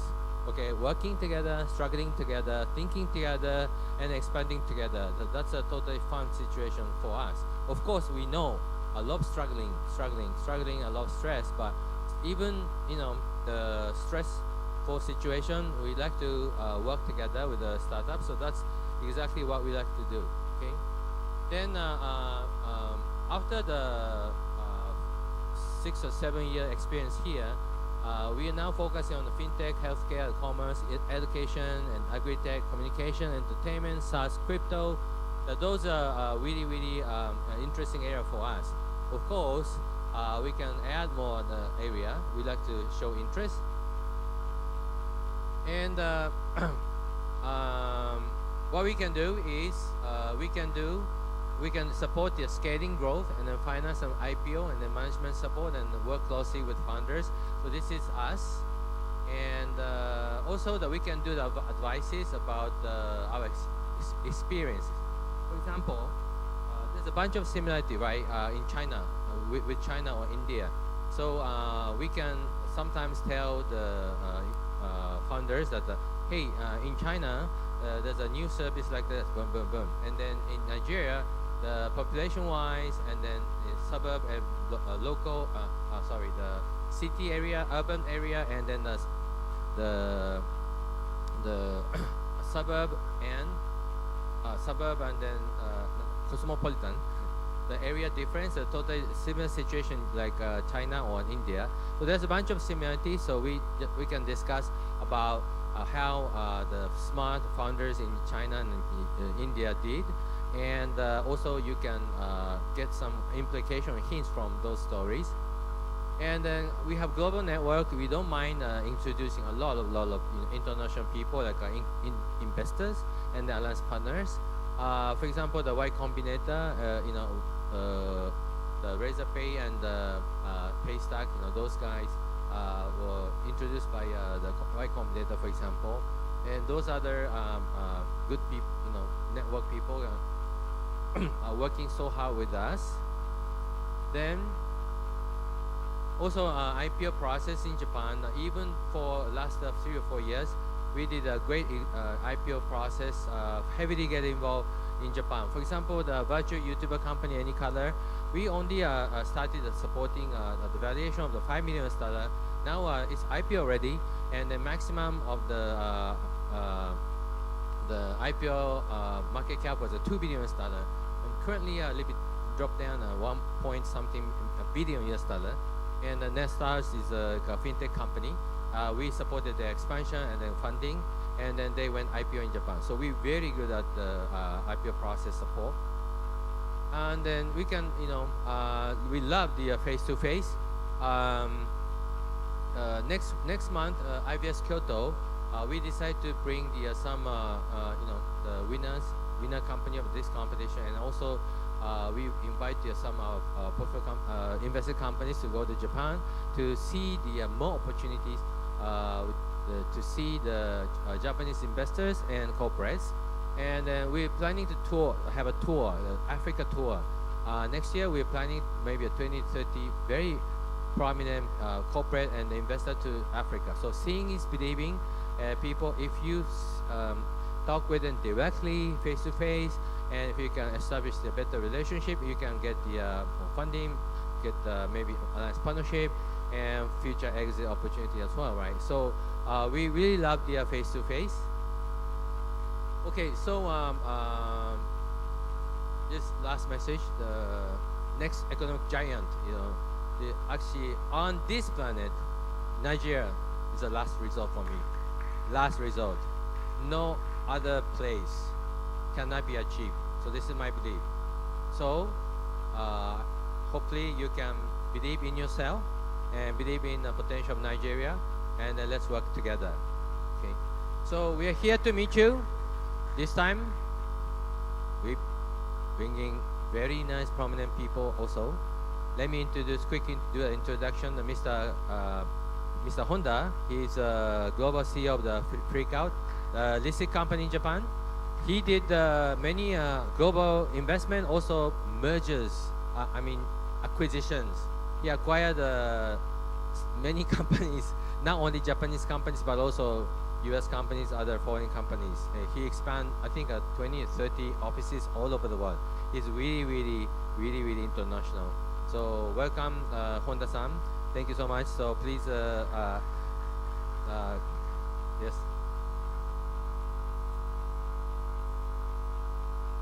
Yeah, hi.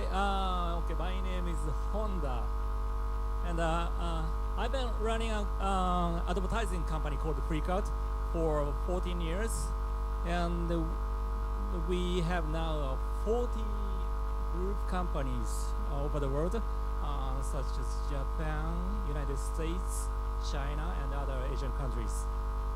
And 4 out of the 40 public listed, including Freakout. And so as the group company owner, and the purpose of this trip to Nigeria is to look for our potential business partners to invest in from company's pocket. And besides running a company, I also have a 15 years experience of angel investment. And as an angel investor, right now I have 2 things which I'm focusing on. That is New York and Nigeria, 2 projects, very different. Let me start by explaining New York first. Well, in February this year, I personally bought brick building in Brooklyn, and it is now renovated to make co-working space there. And that co-working space is only for my portfolio company's founders for free. So if you're interested to use, so if you're interested to use that space, just ask me and during the event and get my email and send your deck. And the other one is Nigeria.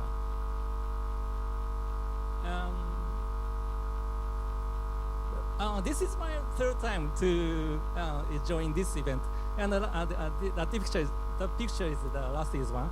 And last year, the number of my startup investment in Nigeria has increased to such an extent that Nigeria is now second only to Japan.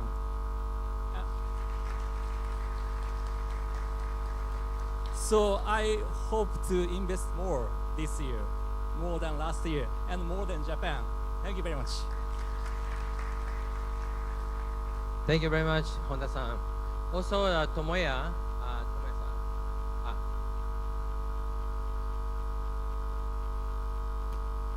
Okay, Tomoya-san. Tomoya-san.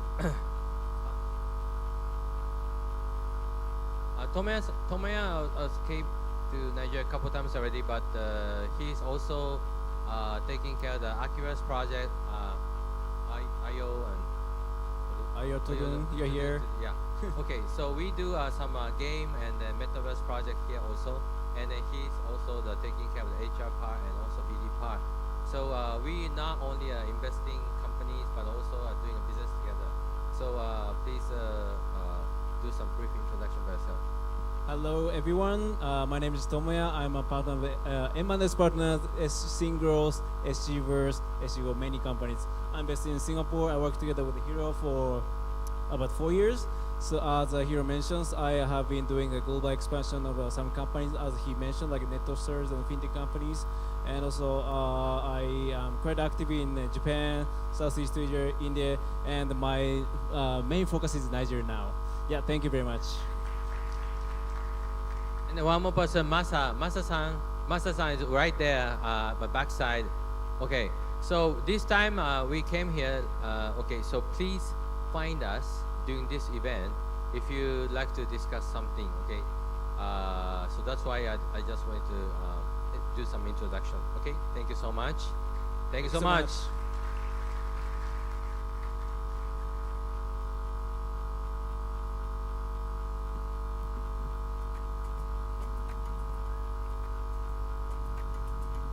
So sweet. It's so nice to hear that, investors talk about how they feel about Nigeria. Founders in the house, please clap for yourselves. You're wanted. Anyway, I'd like to now invite up to the stage to do a second part of, lessons learned investing in emerging markets. And I want us to, with an applause, welcome OO upstage. Just clap for him.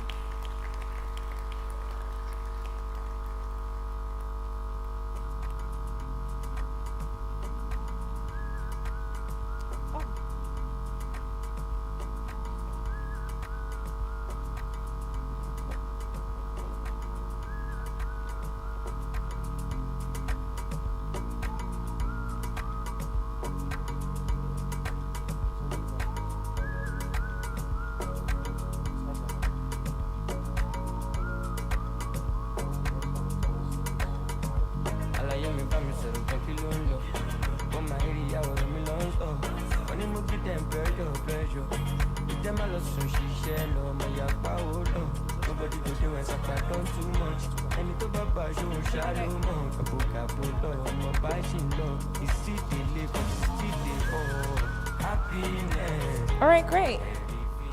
So we are not having OO on stage now. Instead, we're going to have two very interesting people come up to talk to us about going from early stage to scaling. And the theme would be like a story about pirates and the Navy. I feel like this title should give you like a sense of how the discussion is going to go. The two people that are going to come up stage to have this chat are Adia Sanwo. You guys know Adia, right? So, give me a minute.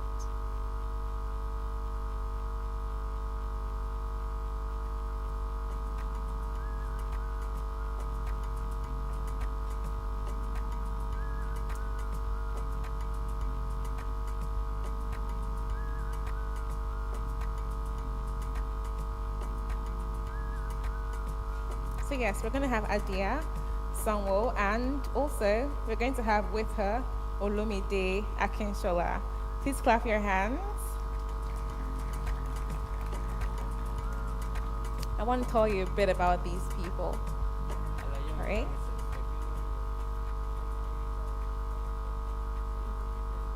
Sorry, give me a minute. My PC is... Okay, great. Let's start with Adia. So Adia is the former Chief Marketing Officer at MTN, and she's also a very popular venture builder. Until recently, she was the CMO for MTN Nigeria.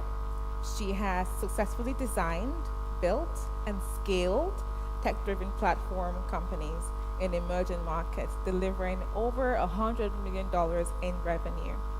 She was the VP of Growth and Managing Director in Nigeria for Migo, a machine learning-powered instant credit platform.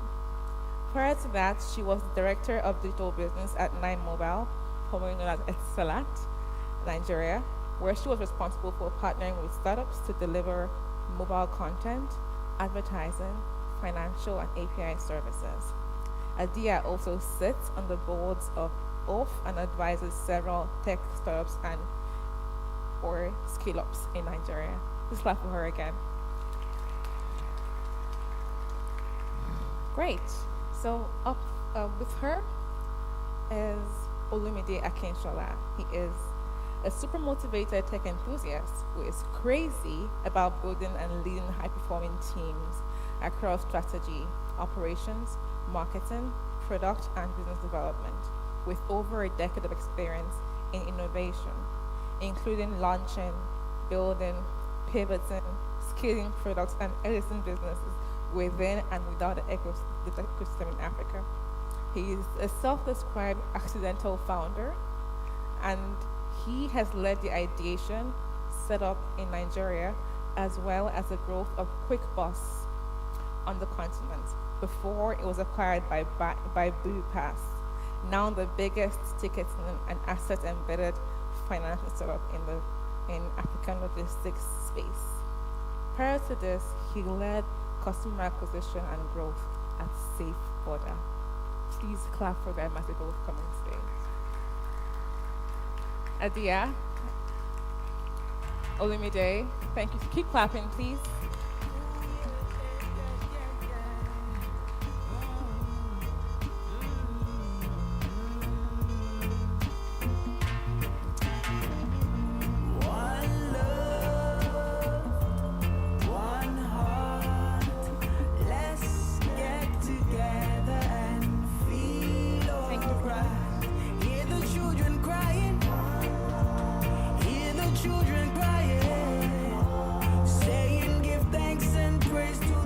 Hi everyone. DJ, that was a very curious choice of song. All right, hi everyone. Thank you very much for having us, OO and the team. I am very excited to be here for a number of reasons. One, Adia is I like to call her my sugar mommy. She's someone that I look up to very much, and one of the people that I really love to have conversations with, any kind of conversations, right? And today we are going to be talking about building your startup. I hope that the founders here are listening, the ones that are pitching, hi guys, and also every other founder that's in the audience, right? I have this love-hate relationship with founders, and it seems like I'm always dragging them, but guys, it's all love, right? And we are all working together to sort of grow the ecosystem. So Sugar Mommy, welcome. thank you for taking the time. Thank you very much. I'll tell you a secret. Olumide actually told me to come here and drag founders. So don't believe anything he tells you about a love-hate relationship. It is all hate. It is all hate. No, I think that I think the carrot and stick approach is a good one. And if there's anyone who's very well positioned to do that, it will be Adia. Maybe you people don't listen to me because I'm a small boy and don't have money, and I've not controlled $4 billion in budget at MTN. So you guys revenue, sir, revenue, please. That was not my budget. So maybe you guys don't rate me, but at least you rate Adia a little bit. So yeah, first of all, let's kick off very quickly. I don't know if we have too much time, but I want us to walk through what the journey is typically like for a typical startup founder of trying to build a business. I would use a lot of business than startup, because I think there's a little bit of confusion in the ecosystem right now as to whether we need to build a business or whether we're just playing games, right? Which startups tend to connote. So I'm going to ask Adia, start by asking her, what's the typical journey for someone who has an idea? Say I have an idea now and I want to turn it into a company that is generating revenue and actually profitable. How do I approach it? What's the thinking? How do I begin? That feels like a question for a founder. So, but I'll do my best. So I have worked with founders at every stage, from seed to now listed at MTN that I recently left. So I have had a chance to observe the conversations at every stage, and in many cases understand the story of the beginning. So I think lots of people think, you put some slides together, you get an MVP, you get a few customers, and then you go to YC. But then that doesn't always work, right? Because the context is missing. I think YC fundamentally can support the market by being fed by local VCs here, right? Because I think valuation then gets confused. You don't have enough money to scale. You don't have the right talent. It's the same story I've seen over and over again. Now, I've realized that if you haven't read a book called The Prosperity Paradox, I think you should read it. I think that we are a pre-middle class economy, and we constantly launch post-middle class business models, right? So I think when you are trying to extract money from a country that does not have a self-sustaining middle class, you're always going to hit a ceiling very, very quickly. I think what we should do, though, is think about how to build businesses that become parents and grandparents to other businesses just by existing. I think that is actually the key to your stability. I'm sure you guys, many of us here that still have green passports have gone to VFS. You see how VFS is surrounded by people that are taking pictures, people that are making photocopies, people that are, doing all kinds of things. That's an ecosystem around VFS. Now, think about the LIRS guy that wants to go and log that gate. What's going to happen to that person on the way? You walk past all the passport people, all the ancillary businesses around that embassy will stop you, right? So I think it's really important for us to listen to and understand the principles from the book, the Efosa's book, on market creation, and start building those types of businesses. That's a very good one. And my next question was going to be, what kind of structures would you need if you had an idea and you wanted to take your idea to market, in terms of like finding an MVP and finding customers, and then finding customers who are going to pay, and then finding customers who are going to pay again. That sounds like a long journey, but I promise you that's how it works, right? You get an MVP, you find customers who pay, you find customers who are going to pay again, and then you find customers who are going to bring other customers, and then that's how you begin to build that pipeline for the business. So, what advice do you have for people who are? I think I'm a massive fan of structure, right? But I think that sometimes you can put it in too early, right? I think at the very, very beginning, you don't really know enough about your market, your customers, your team, your product, your sales process, your lead time, your costs, you don't know anything. I think when some things start to become clear and you see them recurring, like if somebody pinches you and says, how do you acquire customers? And you can answer that question from your sleep, then that now becomes something you can standardize, right? And when you standardize it, document it. I'm also a big fan of documentation. I'm already half in love with a startup that has a good Notion workspace, right? So if you've documented, then it becomes easy for you to delegate that task to someone else in the team rather than you doing it yourself. But there is, there's a time in a business's life when it's too early to have structure, and you can keep notes, right? But like sometimes you don't want to introduce structure before it is necessary. But once an action becomes repeatable and reliable, right, then you can start saying, okay, what does structure look like? How do I document? And the purpose of documenting is so that someone else in the business can take that action in your absence and get maybe 80 to 90% of the result that you would get. And when you now want to check the quality of, you have to check the quality of how well you've passed that down. So if you're only getting a 50% result, that means there's something missing in the communication, and you need to go back and revisit it, and tweak. Thank you. That circles back, I think, to the topic of this session, which is translating from being a band of pirates to the Navy. I'll tell you a quick story. Everybody here has seen Pirates of the Caribbean, right? Oh, Lord. All right. So Captain Jack Sparrow and his entire band of pirates, right? That's typically what it's like when you start a company.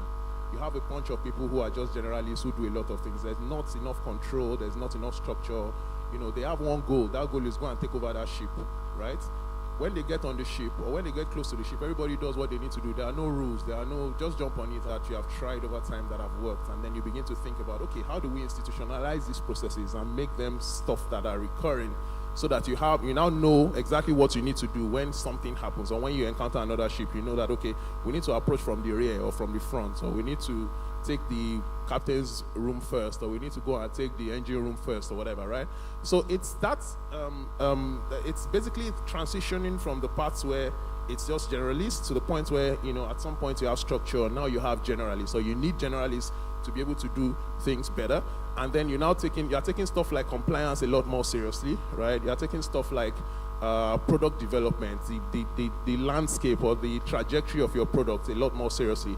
And then you have processes for like hiring and firing, and you have processes for performance improvements and management, and you have processes for even disengaging people. You have processes for paying vendors, for instance, just to bring it to something that we can all relate with. Paying vendors, you have processes for all of these things. And can you speak a little bit to some of these things that we talked about? Yeah, so I think it's really easy to build a company and only focus on the outcomes. Was the vendor paid, yes or no? Was the vendor paid on time? Was the vendor paid, fully, right? Those are now questions that can cause problems in the future that you may not be tracking. So I'm a big fan of metrics, and I have a feeling we're going to be talking a lot about metrics today. So I'll give you an example, right? So, at one of the companies I worked at, all the dashboards were just built to count money. And then when it came time to find out, why you didn't perhaps hit your target for the day, the week, or the month, that one would now take 2 weeks, right? So you lose a lot of time as an organization when you cannot immediately trace, you cannot diagnose, you cannot find the cause, you cannot immediately tell what you need to do next.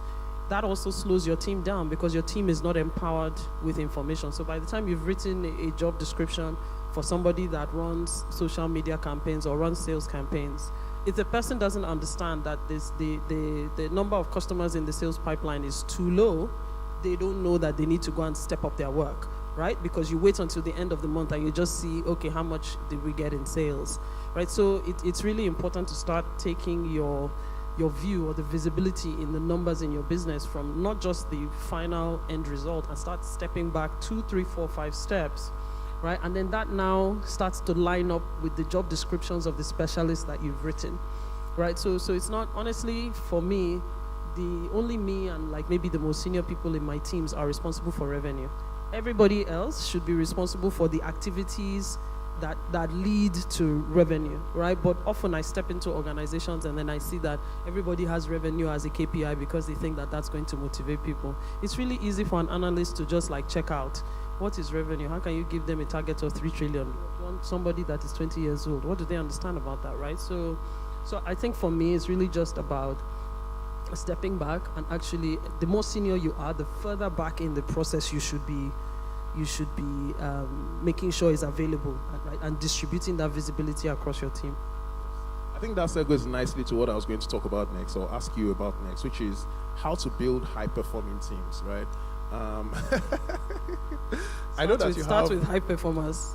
Okay, yes. Okay, let's start with high performance. What does high performance mean? What are the metrics in your experience, really, that have defined or that continue to define high performance in a team? Okay, so I'm really big on something in HR people call a competency model. Right, what a competency model is that for every job, there's a certain set of, there's knowledge, skills, and abilities required to do that job. And, if you put that on like a 4 or 5 point scale, you should know where the person you are dealing with is and whether that person's present skill set matches the skill set required for the job. So I spend a lot of time defining that and sort of measuring my teams against what the competency model, should expect, right? But true high performance for me, right? They start to look like, I give 2 people an assignment, right? Who comes back to me with exactly what I need and whose outputs exceeds their peers in quality. Though that's how people start to stand out in my view. It's like if I compared you with your mates, right? What is the quality of the work that I've asked you for and what I get back? So I think lots of people just, was the work received or not? But quality is extremely important to me because it's the difference between, catching a problem that is going to, create a risk that is going to kill the business, right, in the future, right, versus somebody that's just checking a box and giving you what's been asked for. So I think if there are particular skills like so if you have I'm trying to think of an example here, right? If you have a person that you give a problem and not only do they come back with the answer, right? Next time they have distributed the solution to that problem to their whole team so that people see that issue a lot earlier. That to me is the behavior of a high performer, because the person has now, taken extra initiative to ensure that result does not recur. So that's not only a critical thinker, that's a systems thinker, right? That's somebody that's actually trying to protect the structure of your business. So for me, if somebody comes back and is giving me results that exceed their peers, that's like a first signal. So for a startup, in a startup environment, how does one foster this culture that encourages this kind of performance, this kind of doing more than is required and taking a lot of initiative in the positive direction performance? How do you, in your experience, what are some of the things that a founder or a CEO or whoever needs to, some of the structures that need to be put in place to ensure that this culture permeates the entire organization? So you've got 2 types of leaders, right? You've got leaders that rule with fear, and you've got leaders that lead with love. And you've really just got to figure out the kind of person you are, because I can't really knock. I lead with love. I don't rule with fear.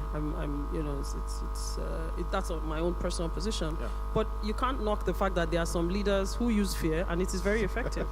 I also think a lot of founders need to go to therapy. Yes, I agree. So I think it depends on what you as an individual want, as somebody reporting to a founder or as a founder yourself, right? I think the challenge with fear is that what you get out of your team is always temporary.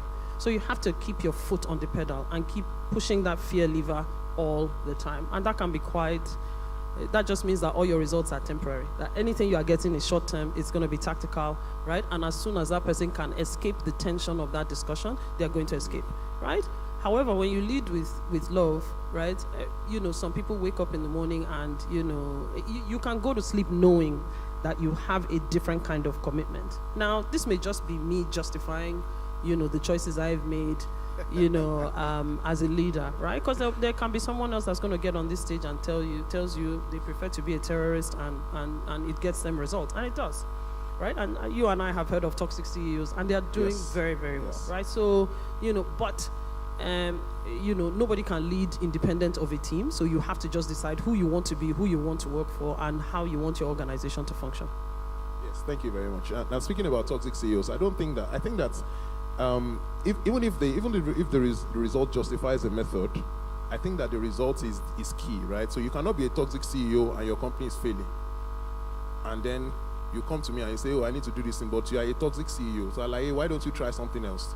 You get me? So I agree that it works for some people, and maybe the result is a justification. But for some people, it doesn't, and it takes that self-awareness for them to understand that, okay, maybe I need to change my leadership style, right? Or maybe I'm dealing with some kind of trauma. Maybe there's something in my childhood that is not going to make me succeed, or that is not going to put my company on the best path of success. And maybe I need to get that figured out. Maybe I need to go see a therapist, or maybe I need to get on some program or whatever. It sounds like joke, but it's something that I take very seriously, because I think that everything that we do in life is influenced in so many ways, even in ways that you cannot even think or imagine, by a lot of the things that make us who we are, right? So if you are not aware enough to know that there's this attitude that I have that may stall my progress as a founder or as a CEO or as a team lead or whatever, and I need to sort of figure that out, and you constantly struggle with how to make success from your company. Yeah, but having said that, though, as much as there are a few ruler CEOs that are successful, there are also many that fail, and they fail along the way because people give up on them, people decide not to help them, and so on and so forth. So most importantly, if you are a founder or a leader, I think your example that goes a very, very long way in motivating people to behave a certain way. Setting the culture. Yes. And I think it's very important for us to unpack culture a little bit, and you've got to... Culture is an outcome. It's the end of the equation. The inputs into the equation are values and behaviors, right? So if you don't decide what you believe, and if you don't set certain behaviors, right, your culture is always going to be an output of what you put in, not what you write on the wall, right? Yes. So I work with a founder that just refused to spend money, like the most Ijebu founder I have ever met in my life, right? And I mean, that works for running a really lean operation. But it now turned the organization, essentially nobody in the team wanted to spend on anything ever, even when it was necessary, right? So I had to sort of sit down and sort of point this out to the founder. I was like, this thing has started with you, and this company is kind of like your child. And when you are a leader in an organization, if you have children, you'll understand how your behavior will mirror into your children. But when you see it in your children, you won't really recognize it, right? So it does start with you. So it's only after like lots and lots of conversations that this founder now started, just opening his hand a little bit, and then, it allowed them to get like, a little bit more comfortable with investing in the business. Excellent. We have 2 minutes more, so I'm just going to ask you what other things that you think we could have spent some time on, just a hint on some of those things, so that the founders in the room they're not missing anything that much. I have a long list of questions, actually. I didn't realize that we had only 20 minutes. Go ahead and keep asking. No, it's fine. If we have audience questions, that's also fine. I don't have any prepackaged. I'm not like Olumide. I don't have any prepackaged advice for you guys. But scaling businesses is hard. It's relentless repetition. And you have to decide whether it's for you. I think there are some people that are great at being 0 to 1 founders, and I think it's really, really, really important for us to just face the truth of whether we are ready to be 1 to 100 operators, right? And if that's not you, you are still great, you are still special. Just give way for the person that's going to scale your business, right? Because it's a very difficult to go from that 0 to 1 skill set. Is very different from the 1 to 100 skill sets. Absolutely. And God bless you if you can do both, but it is rare to find people that can do both. But there are a lot of emotions, because I find that there's a lot of tension in that sort of founder handover. That person that the founder hires to scale the business, and then it just from the founders, and it might feel like you're losing your grip on your business. But but I think it's important that you mentally prepare yourself for that, because you need, even if Shola was here, Shola has a CEO now. He got somebody to come and scale the business. Google did it, Facebook did it. It's okay to do it, but I think it's important to make sure that your business is at a point where it's like generating cash, so at least you have the satisfaction of knowing that, okay, I got it from 0 to 1. This next phase, maybe I should just observe a little more and let me share the work with other people. Yes, thank you very much for that. Because I was going to say that a lot of founders don't realize that you don't have to be founder and CEO of your business, right? You can be founder and CTO, or founder and CBO, or founder and CCO, or whatever, right? Let somebody else who has the experience or who has the mindset or the ability to lead the team and to scale it out from where you stopped. Let them come in and let them come and do what they're supposed to do. But it seems to be in this our ecosystem. Everybody is founder and CEO. Once you have an idea like this and you can write 6 lines of code, you don't turn founder and CEO, right? And then you want to be there forever, or as long as the company exists, you are founder and CEO. It doesn't really work that way. So there's a lot of examples in the West, like Adia said, that which is what you are copying, to be honest. You know, that like she said, that you can take a step back and let somebody else come and take over the reins and do some of the things that you are not equipped to do, and just face the things that you are very good at. Something else that I wanted to touch on is like fundraising. I know that is also critical, is important. And I wondered if you had any tips for some founders in terms of like raising funds. I would also add to that a little bit stuff like expansion, like creating like different markets, going into different markets, creating different products, unlocking different verticals, essentially unlocking several other opportunities for you to get revenue for your company. Sure. Okay, so in terms of fundraising, I have been blessed to not having not done it directly myself, but I am a good negotiator because I've done a lot of business development. So usually the dynamic, is I feel like the work needs to be divided. Let the person that is fundraising focus on fundraising, and I have seen that split where, there's been a case where I've been the CEO and I'm like, right now what the business needs is somebody to run the business, and I'm here to run the business, right? And I left, for instance, this happened at Thrive, and I let the founders keep doing the fundraising, right? Because they were best suited for it. They were the ones telling the story. They owned the story. I was just there for the turnaround. So there was zero reason for me to be involved in any fundraising outside of the fundraising related to the crisis. Now that I did myself, right? So again, the work was clearly split. So all the DFIs and all those people that they get to work with, I barely met those guys. But in the case of Migo, it was opposite. So Ikechi was the CEO and was doing the fundraising, himself. But of course, as founders here, you encounter a lot of frustration.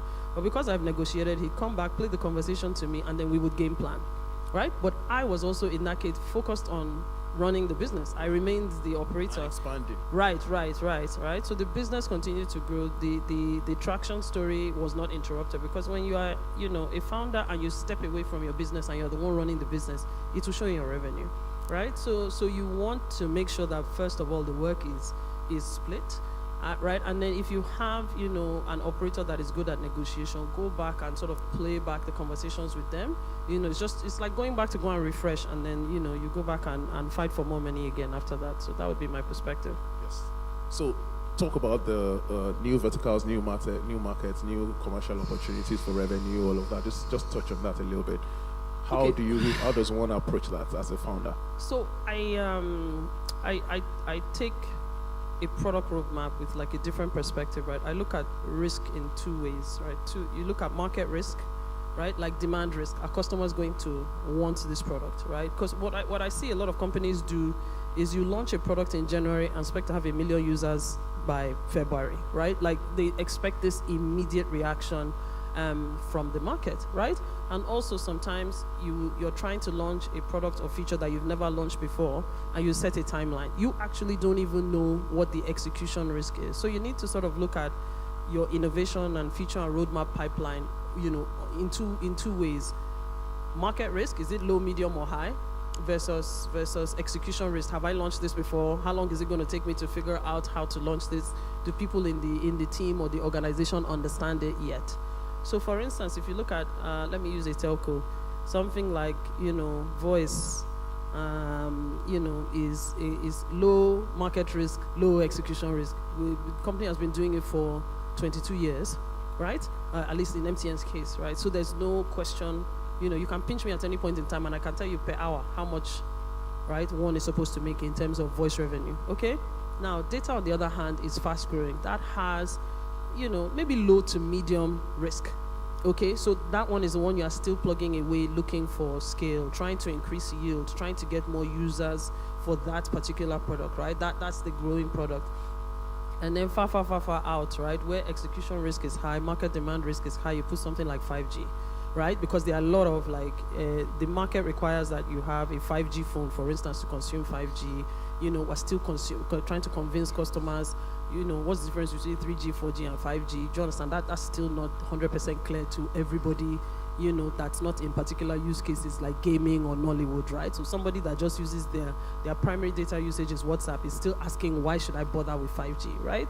And then we're still, MTN is still going through like rolling out that network in a very big way. So execution risk is still, quite high, right? Because you don't have a full coverage network. So, by the time you say, okay, 80% of my revenue should come from the area that I understand the most, right? And then you now sort of like tear it out like that. So with you have your lowest revenue expectation from your highest risk situation. That generally is how I tend to manage an innovation pipeline. So I have maybe more junior team members monitoring like the product that I know and understand, and we know the revenue, right? But then things that are further out in the circle, are the things that need a little bit more leadership attention, right? Because they are not standardized. When they are standardized ahead, then you can now pass them into the rest of the organization. Does that make sense? I know that was a very complex thing. I think it does.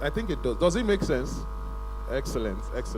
Okay, I think we're about to be chased off stage now, so I wanted to touch a little bit on market expansion as a way of getting more revenue for your business, in terms of how to scope for new markets and how. Well, wait first. There are more than 1 million people between the two toll gates on Lekki Expressway, so can we just cool off? Let's actually give products to the people that are here, right? Before we start thinking about going to other countries and speaking different languages. No, I'm serious, right? So there are literally 1 million people on that stretch of road. Can we build things like, I know there are lots of romantic business models on TechCrunch and all of that, right? But please, your customers are here. Can we actually build things that they need? Yes, but the angle I was coming from is the angle, sorry, oh shit,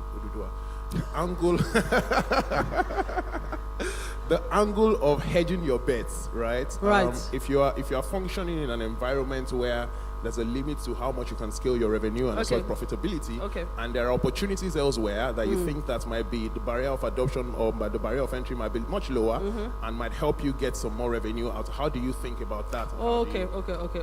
So for me, generally, where I see the biggest headache is when people build a business with dollar cost and naira revenue. Okay, so the first thing we need to really, really concentrate on at the start is how do you flip that? How do you have naira cost and dollar revenue? Like I just saw, Olumide and I just saw a pitch of a company that was trying to build some social media automation, kiniko, and they were so proud of how little they were charging for this thing. I said, whoa, Oga, HubSpot, what do they call those people? It starts with an H, it's like marketing. HubSpot. I think HubSpot. You said HubSpot. HubSpot, yeah, right? So I said HubSpot will pay for baby. That's your exit strategy. But if you're charging $2 when you can charge $20 a month, you're picking the wrong customer. So I actually said, what you should do is hire individuals to support your operations in Nigeria, right? Build your automations off of activities in Nigeria and then sell abroad. Right, so I think that we need to recognize that we have a very high population here, but the average revenue per user is probably going to be lower. You can 10x that just by simply selling to a different market, right? And we know how to do so much with a lot less, right? That there's a lot of margin opportunity. So, but I think by the time you go and start getting AWS, blah, blah, blah, blah, and all your costs are now dollarized and you're trying to sell to a Nigerian customer, you're not going to win. But rather you can create markets, hire people, create jobs in Nigeria, but sell to foreign markets. And that's my current thesis that I'm preaching this gospel. Thank you very much. Thank you, Adia. Thanks, everyone. I hope everyone had a good time. I wish we had more time, but we don't. So thank you very much for listening to us. I was going to say, make sure you get their contacts so you see them after so that you can ask more questions. Thank you very much. All right, so we'll be moving on to the next section. Excuse me, sorry.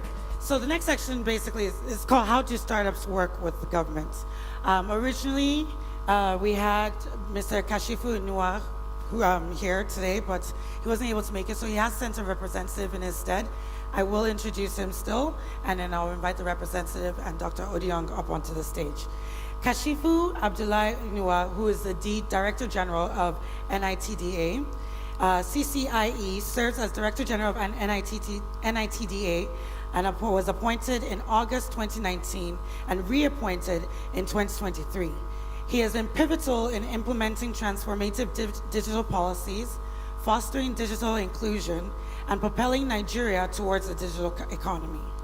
Under his leadership, The agency has trained over 3.3 million Nigerians in digital literacy skills, saved 311.7 billion Nigerian naira through IT project clearances, and significantly contributed to Nigeria's startup ecosystem, drawing over 4 billion in investments.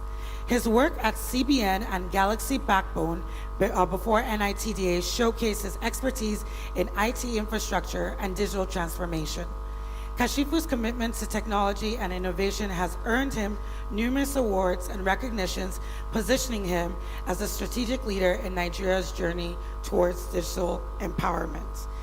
In his stead today, we will be spoken to by Adedayo Johnson, also from NITDA, and on the stage joining her, please welcome her, and Dr. Odion.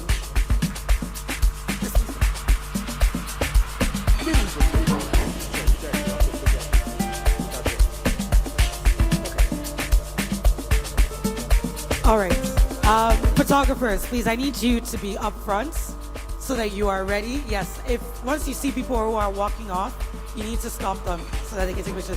Please excuse us one moment. We want to make sure we get a picture with Adia and Olumide, and then we'll move on to the next segments. Please be patient. Thank you.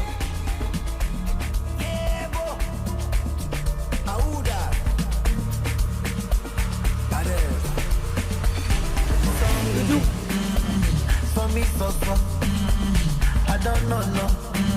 Make them they turn up. They don't see me coming. Are you ready for me? Energy like cocaine. Cream they like cream. When I do I see me enter, then I go bring you to end my love.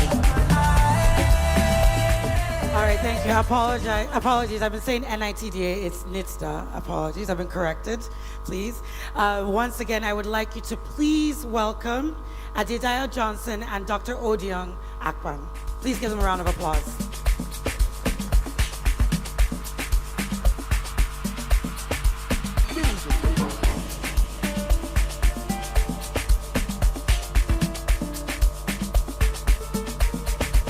All right. What's 4:30? Good afternoon, good evening. Good day, everyone. Good day. It was supposed to be good afternoon, but we ran a bit late. And our guest today is pressed for time. So unfortunately, we will make it very, very quick. This is about government and startups, and I'll give a bit of a background. We have startups here who have pitched, but we also have startups and startup founders and innovators in the audience who are curious to know how best they can work with the government. And if you do not know NIDA, you will know about NIDA today, and importantly, you will know how that government agency works to support startups in the startup ecosystem in Nigeria. So, very welcome to you, madam. And I know you're pressed for time, so I'll try and make it as rapid as possible. So today we'll be talking about several things, and to introduce it, I would ask you to please tell us from the group of startups you've seen pitching, and also for everyone, what are the opportunities for startups to collaborate with the government, especially through NIDA? Okay, thank you very much. Before I start, I want to bring to you the greetings of the DG of NIDA. He actually said I should personally tell you guys that sorry he's not here personally. He actually planned to come, but things just came up and he couldn't make it. Yes, to your question, the opportunities that are in store for startups, right, from the government perspective. So everything that we do is hinged on collaboration and partnerships, right? We can't do anything without you guys, without the private sector, without the startups. And we know that it's like a mutually beneficial relationship, because while we create the enabling environment, the enabling policies, the startups are the ones that drive, right? They are the ones that brings up the innovative solutions. So we can look at it from this angle in terms of PPP, private-public partnerships in terms of even pilot projects. The government needs these startups, these tech companies, right, to integrate tech into their operations, right? So even if you talk about the ERPs, for example, or let me make an instance, let me not talk about NIDA right now. Let's talk from the government's perspective. If you look at the Nigerian immigration service, the NIS, right? I know that the passport implementation is in conjunction with a tech company, right? So anything that the government is doing, we definitely cannot do it alone. We need the support of the private sector, these startups, to be able to drive our initiatives. Because, coming back to the our Minister of the Communications, Innovation and Digital Economy, Dr. Bosun Tijani, right? He has, in his blueprint, right, hinged on 5 pillars. In one of his focus areas, he talked about driving the use of the Nigerian stack, right, and developing a DPI framework. Okay, so the DPI is basically platforms, blocks, right, for government to be able to use their services to empower the citizens. Now, these digital services are going to be driven by startups. Do you understand? So the DPI is in 3 phases: the unique identification, the payment part, and then the data exchange. These services, we cannot do it. We can only maybe bring up the frameworks and the guidelines to drive the use of these things, but we depend on the tech startups to be able to bring up innovative solutions for us to push these solutions. So. Right, thank you very much. I hope you guys are listening and you are taking notes. A slightly different question was related to what you're saying. I usually hear people say, I'll support the Igbos. They say, Imamadu is a thing in government. Imamadu in Igbo parlance means you need to know someone to do something with the government. So do you have any recommendations to the startup founders, especially our top 15 here, for how best they can engage in terms of process, such that if they have these bright and sunny ideas you speak of, they can approach the government or the agency and expedite that partnership or collaborative relationship? Yes, I know it's a common saying that you have to know somebody for you to get any opportunity from the government. But I know that our Director General is government is like an open door policy, right? And anything that we're doing now for startups is hinged on the Nigerian Startup Act. I don't know if we're aware of that. It was passed towards the end of 2022, I think October 2022, right? So everything that we do now for startups is based on the Nigerian Startup Act. And we have launched the portal. We have a startup portal up and running. We have the Nigerian Startup Act is a platform for startups to be able to assess incentives from the government. And the Act also establishes the National Council for Digital Innovation and Entrepreneurship. Now, what this council does is to make sure that all our national policies are aligned towards the startups, making sure that the startups are taken into consideration for everything that is being done on a national scale. Now, the thing is, we have these services sometimes. Probably maybe the issue is maybe our communication might not be as prompt as it should be. For example, we have the startup portal. I don't know how many startups here are aware of it. That's one. We've started collecting entries for startup labeling. Now, the startup labeling is what you're going to go through for you to access any incentive from the government, right? Part of our collaborative efforts, because everything that we do, we want to make sure now that we involve everybody, right? We have an incoming tour of the 6 geopolitical zones to come and speak with the startups, come and speak with the tech ecosystem. What exactly should we do for you? Because we're not going to just come out and come up with incentives. They might not matter to the startups. We must hear from them first, understand their pain points, and know that this is where, or this is what I want from the government. It's going to happen towards the end of June and the later part of July. Please, I want to beg or encourage everyone to engage on our platforms. We have the startup portal is active.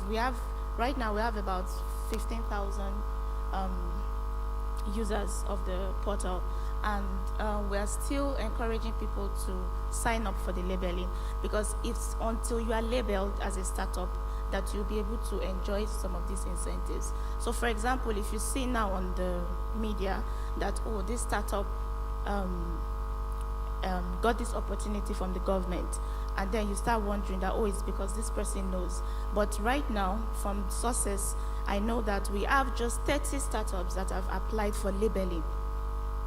They've applied to the portal, but for labeling, right now we just have 30 startups. So for example, if after we go through the process and we identify that out of these 30, these 10 met the requirement and they're open for incentives, do you understand? So until you're able to come to our platform and apply, and then we would open up. And then we have other initiatives. We did an agric tech for AI, fourth industrial revolution for the agric sector, where we opened up applications and we selected 10 startups, and it was based on merit, and they were given a funding of, I think, 10 million, right, for them to be able to apply their innovations to farms. I know we have one now in Abuja.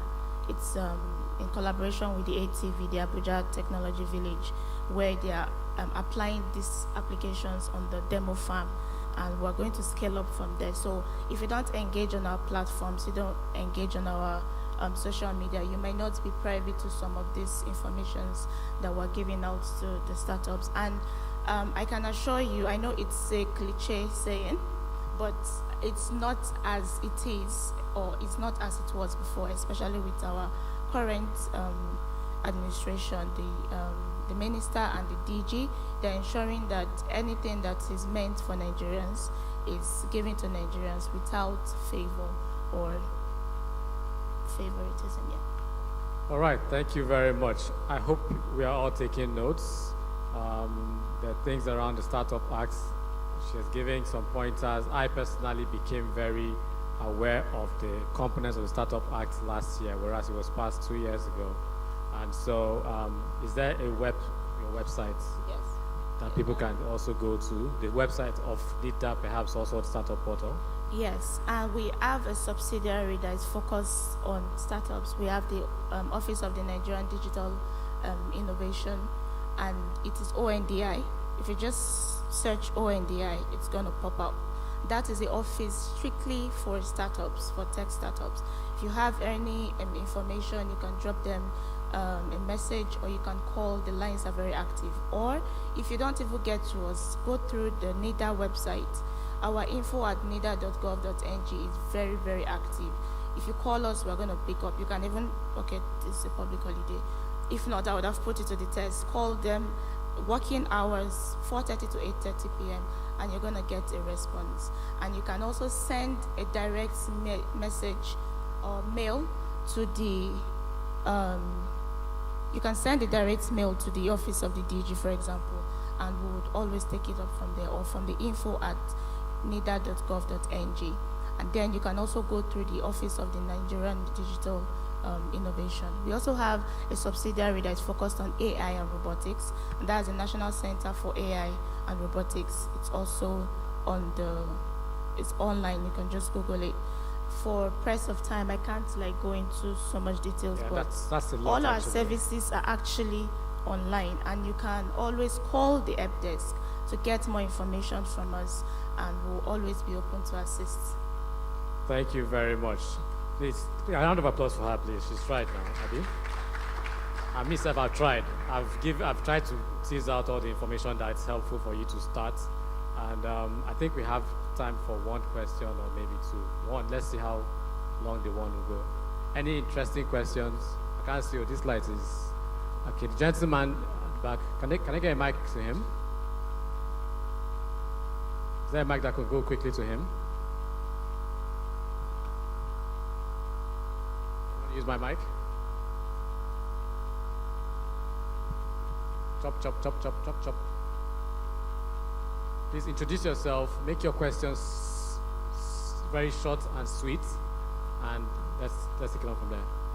All right, thank you. My name is Olua Toby, and I'm the founder of Blue Space. The company behind All Post is a social post scheduling and social media management application. So my question is, one, I registered for the startup portal, but I got no information either selected or not.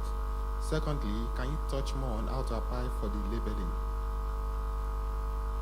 Sorry, come again. You applied to the portal. Yeah, I was told that maybe I will get an information whether I've been accepted or not, but it's been quite some few weeks, no details or any information. You were accepted. Is it for the portal or for the labeling? For the portal. Okay. I'm hearing of the labeling for the first time, so Oh, wow. how do we apply for that? Okay, it's also on the portal. Like I said, there are like 15,000, and they just constituted the committee. I think last week or thereabout. So there are processes involved in this, right? But if you go on the portal, it's also there where you can apply for labeling. And the labeling process, the selection is going to be done every month, because as much as we get entries, would the committee in the NSA, if you read the NSA, I don't know if you've read the NSA, there's a process involved in selecting. So it's not something that if you just do today, you'll get a response tomorrow. I don't know if you understand what I mean. So it's going to take some processes. But if I don't have like the details in question when we're going to end the process or when they're going to respond to you, but I can assure you that once they are finished with their process, they will definitely get back to you on that. And you can check the portal for the labeling, right? Or I can drop my contacts. You can message me directly. I don't work in that office, right? But I have, I could always connect you to the right sources, yes. All right, thank you very much. And I would ask you any last comments or... Yes, just one quick information. The drive for the 70% digital literacy level in Nigeria, we just launched an initiative which is a digital literacy for all. And I don't know how many people also are aware of that. It's on our website and on our social media pages. And right now we are in the spirit of collaboration. We are actually open to collaboration with everybody on how we can make sure that the digital literacy rate increases in Nigeria. For that initiative, we're looking for content creators, people that can develop content for pushing digital literacy. We have 6 competency areas hinged on the Nigerian digital literacy framework. If you go, if you check it out, you'll see the 6 competency, 6 proficiency areas and 26 competency areas. And this, we are trying to make sure that the digital literacy rate in Nigeria increases, and we are open for collaboration with tech startups on development of content to push digital literacy. We have a portal for it, ndlf.gov.ng, ndlf.nida.gov.ng. We have already started posting content to drive digital literacy. So we're open for collaborations on that also. Any of the tech startups that could help us to drive that in the spirit of collaboration and partnership, we can work on that too. Yeah. All right, a round of applause for her, please. This has been very helpful. As you notice, there's been a lot of talk on collaboration. And for the first time, you're seeing a government official giving you direct access, no gatekeepers, no in-betweeners. So please give her a round of applause, and thank you very much for your time. Thank you.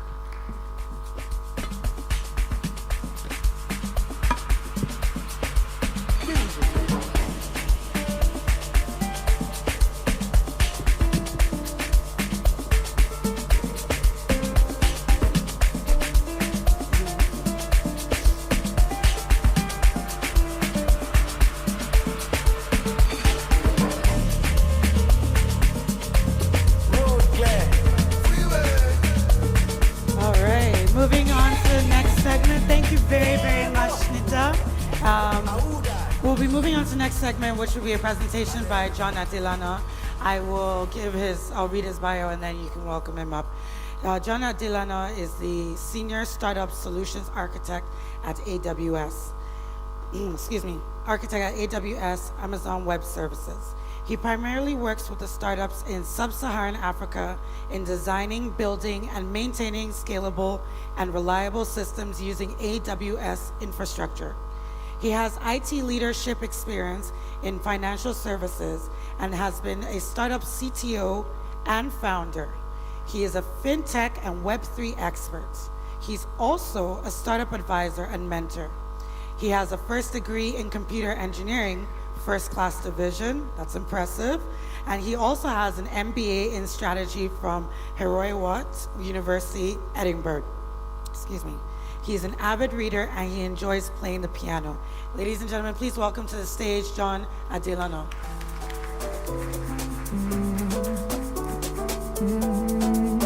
Good day, everyone. Yeah. Alrighty. So, tech is interesting. I mean, every other year, we get new buzzwords. And I'll mention some of the buzzwords in the last couple of years. Anyone heard of blockchain, Web3? Any other one? Yeah? DeFi, right? And these days, what's the new buzzword? Gen AI, come on. So has anyone used Gen AI today? By show of hands, I have. Right, see, so we are the G's, come on. Has anyone used Gen AI this month? Anyone? Great, so I'm speaking to the right audience.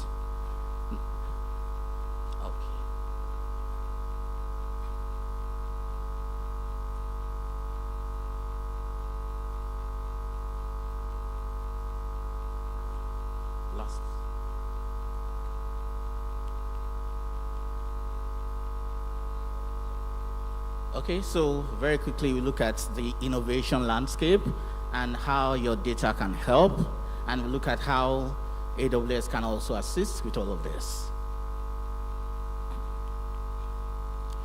Okay, 2023 was an interesting year. There were a lot of conversations around Gen AI. I have a friend who is an exec in a bank. He told me that even in the board of the bank, there are conversations. The board is asking, what is our plans? What is our agenda? What is our response around Gen AI?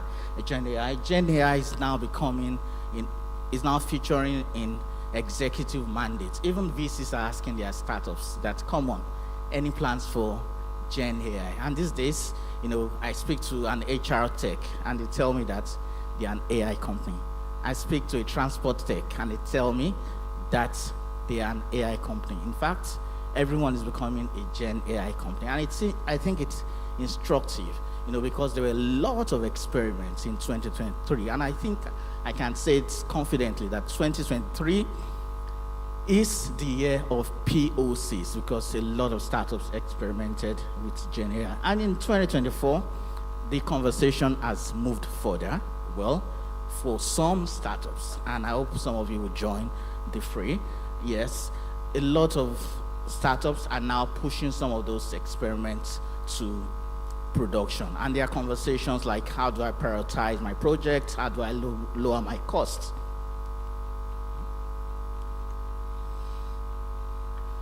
Alrighty. So let's go back, or maybe we should go back to 1991. An interesting year, right? Okay. So something instructive happened in 1991, and I'll tell you. We had the first website in 1991, and a year after, we had about 10 websites in all of the world. By 94, we had 2,700 websites in the whole world, including Yahoo. And, in those days, in the 90s, I tell you this, any company, right, that did not have a web presence then eventually became a dead company. So we are now in 2024, and let me make a prediction. Any company that does not have an AI strategy, an AI response, right, in 2024 is at a risk. And the reason because we are at the tipping point for generative AI. And I'll show you why this is so. Okay, generative AI has the potential to create significant business value. Let's see. The first is new experiences. Before now, you have a fintech app, you can query for your transactions, you can get your statement, right? And you're satisfied.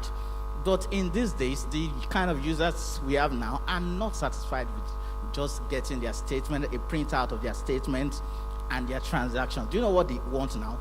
They want to chat with their data. They look at their transactions and they want to speak to their transactions. They want to say, okay, what could I have done better? What transactions could I have not done? Or they want to say, what transactions should I have passed so that I can meet my budget plans? You can see what we're saying. New experiences are not coming, are now coming. The traditional experiences of just looking at your statement is no longer sufficient. Productivity. I used to work in a financial services organization. We had an issue at a point in time. We had some hundreds of thousands of customers whose biometric data, picture, we did not put in the database for some reason. Unfortunately, we had scanned copies of their application forms. So what we needed to do, right, was to just crop out the pictures and save it on the database. And that was going to take weeks to achieve. We are going to get like 50 people who are going to come in as contract staff to do all of the processing. These days, this can be done by GenAI at the click of a button. Insights, GenAI is giving us opportunities to have insight into data. Look at the example I mentioned about your bank statement. Rather than treating it as just a random PDF document, you can actually engage, talk to your PDF statement, right? And have conversations and derive insights. Your statement can actually tell you what you should be doing and what you should stop doing. And then creativity, there are a lot of opportunities for creativity around GenAI. And there are so many interesting use cases across various industries. Okay, fintech use cases. This is very interesting. We all know Formula One, right? They are doing something interesting. So they are collaborating with AWS currently, and they want generative AI to do a design of the trophy that they will be giving out in their next campaign, their next competition in Canada that's happening this year. So these are some of the samples that have been generated by generative AI. Before now, they would get an expert designer to do all of those things. But now they are engaging Gen AI to do the design for the trophy. Maybe in the coming days, we see the World Cup being designed by generative AI. So your data is your differentiator, and I'll show you why. There's so much buzz around Gen AI, a lot of hype, right? And it's interesting. A lot of startups just want to start the journey with Gen AI. They want to jump into it. There are lots of conversations around what LLM to use, what foundation model to use. But I would urge us to take a step back. When you see an iceberg, the fact is that you're just seeing 10% of the mass of the ice. Underneath is the bigger chunk, about 90%. And that's exactly what's happening. So a lot of the concentration is on the 10% of generative AI, which we're focusing on. And beneath the surface are data foundations that we should also consider. Foundations like storage, governance and compliance, databases, analytics, data lakes, and data integration. All of these things are important, and your data is the differentiator. I'll tell you, if you do not incorporate your data into what you're building, then you just have a generic Gen AI product. and I'm sure you do not want to have that. So let's see how this works in practice. So imagine that you're the founder of a online travel startup, right? And you have a lot of data for your customers around previous trips, their web history, their preferences, flight, hotel inventory, even promos. Imagine you are able to augment your data with all of this, then you can build something creative and fantastic for your customers. So at AWS, we believe that no one model will rule them all. So we believe that we should have opportunities to have access to a lot of models. That's why we have Amazon Bedrock. Remember this name? It gives you access to a plethora of models. And what does the future hold for GenAI? We believe there will be discussions around agents, multimodal. Modal means text, pictures, videos, multiple models, AI policies, and standards. In concluding, what do you do as a startup if you're here? Select the right use case, empower your teams, get started on your top use cases, move to production, and measure results, capture best practices, and iterate. Thank you, everybody. Good evening. All right. Please wait for your picture. I'll join you in this picture so that you won't be standing by yourself. Or are you coming up? Okay. Yeah. All right, well, please. Gotta change my answering machine. Now that I've been known, 'cause right now it says that we can't come to the phone, and I know it makes no sense. Thank you very much. Thank you for your presentation. Please give him a round of applause again. All right. So our next presentation is titled "Building a Superstar Sales Team," and will be given. This presentation will be given by Napa Onwusa. I'm going to tell you a little bit about her. Napa is a seasoned business leader with over 25 years of experience across sales, marketing, business development, people management, and public policy. She's currently a managing partner at Plasticode Labs, Atlanta, Georgia, where she collaborates with non-tech founders to turn their ideas into scalable MVPs. A trailblazer, she has held the leadership roles at Amazon Web Services, Google, Visa, Nokia, SAP, Cisco, and Microsoft. Did I miss one? I'm looking at the list and I'm thinking this is everybody. She's a venture partner at Beta Ventures and the founder of Built for Balance, a coaching company for businesses and individuals alike. Ladies and gentlemen, please welcome to the stage, Napa Onwusa. Thank you. And you guys are not clapping with energy. Did you hear the names, the companies? Even when they were calling all the many names, you guys were sleeping. Clap for me, Joe. Please, give her a big round of applause. Is it beans? Is it yam? How y'all doing, man? Yeah? Good lunch, good dance performance, the vibes, right? And then John came and told us we may lose our jobs to AI. Yeah? And then Olumide and Ida blew our minds with information. Yeah, I promise I'll stay about 10 to 15 minutes. This is a topic that a lot of us have conversations about. And the reason why sales has become so important in your startup is because, number one, 44 of startups fail. How many startups do they say out of 10 fail? Some people say 8, some people say 9. We know it's not 10, Sha. But one of the main reasons is because there's no distribution model. Did you notice our judges kept on asking, how do you plan to go to market? What are your partnership structures? You got that vibe, right? So I'm sure some of you have started thinking of these things. The second thing is now VCs are asking for you to show what? Traction. That's the big word. They want to ask you, how much revenue have you made? When did you make the revenue? So we can see it's becoming very important. And this last point is a painful point for most founders, is if you do not have customers, you have a hobby. You can take up knitting, you can take up watching Marvel movies. Okay, Marvel is not all that anymore, but you get what I'm saying. You need customers for you to have a business, right? Do we agree on that point?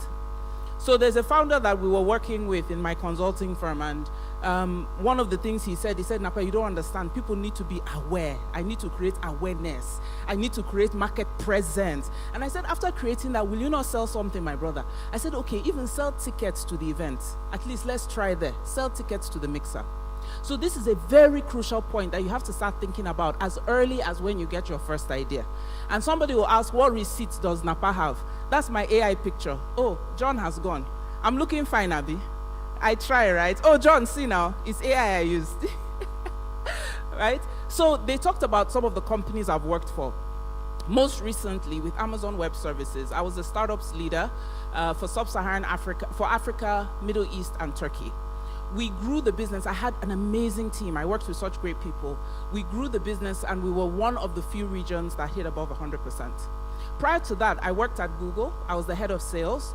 We 3x growth in under 24 months. And I've worked in so many other companies. Let me look at the screen, because sometimes I forget. Microsoft, Cisco, Visa, SAP, Nokia, and Alcatel, right? Okay, give me my flowers.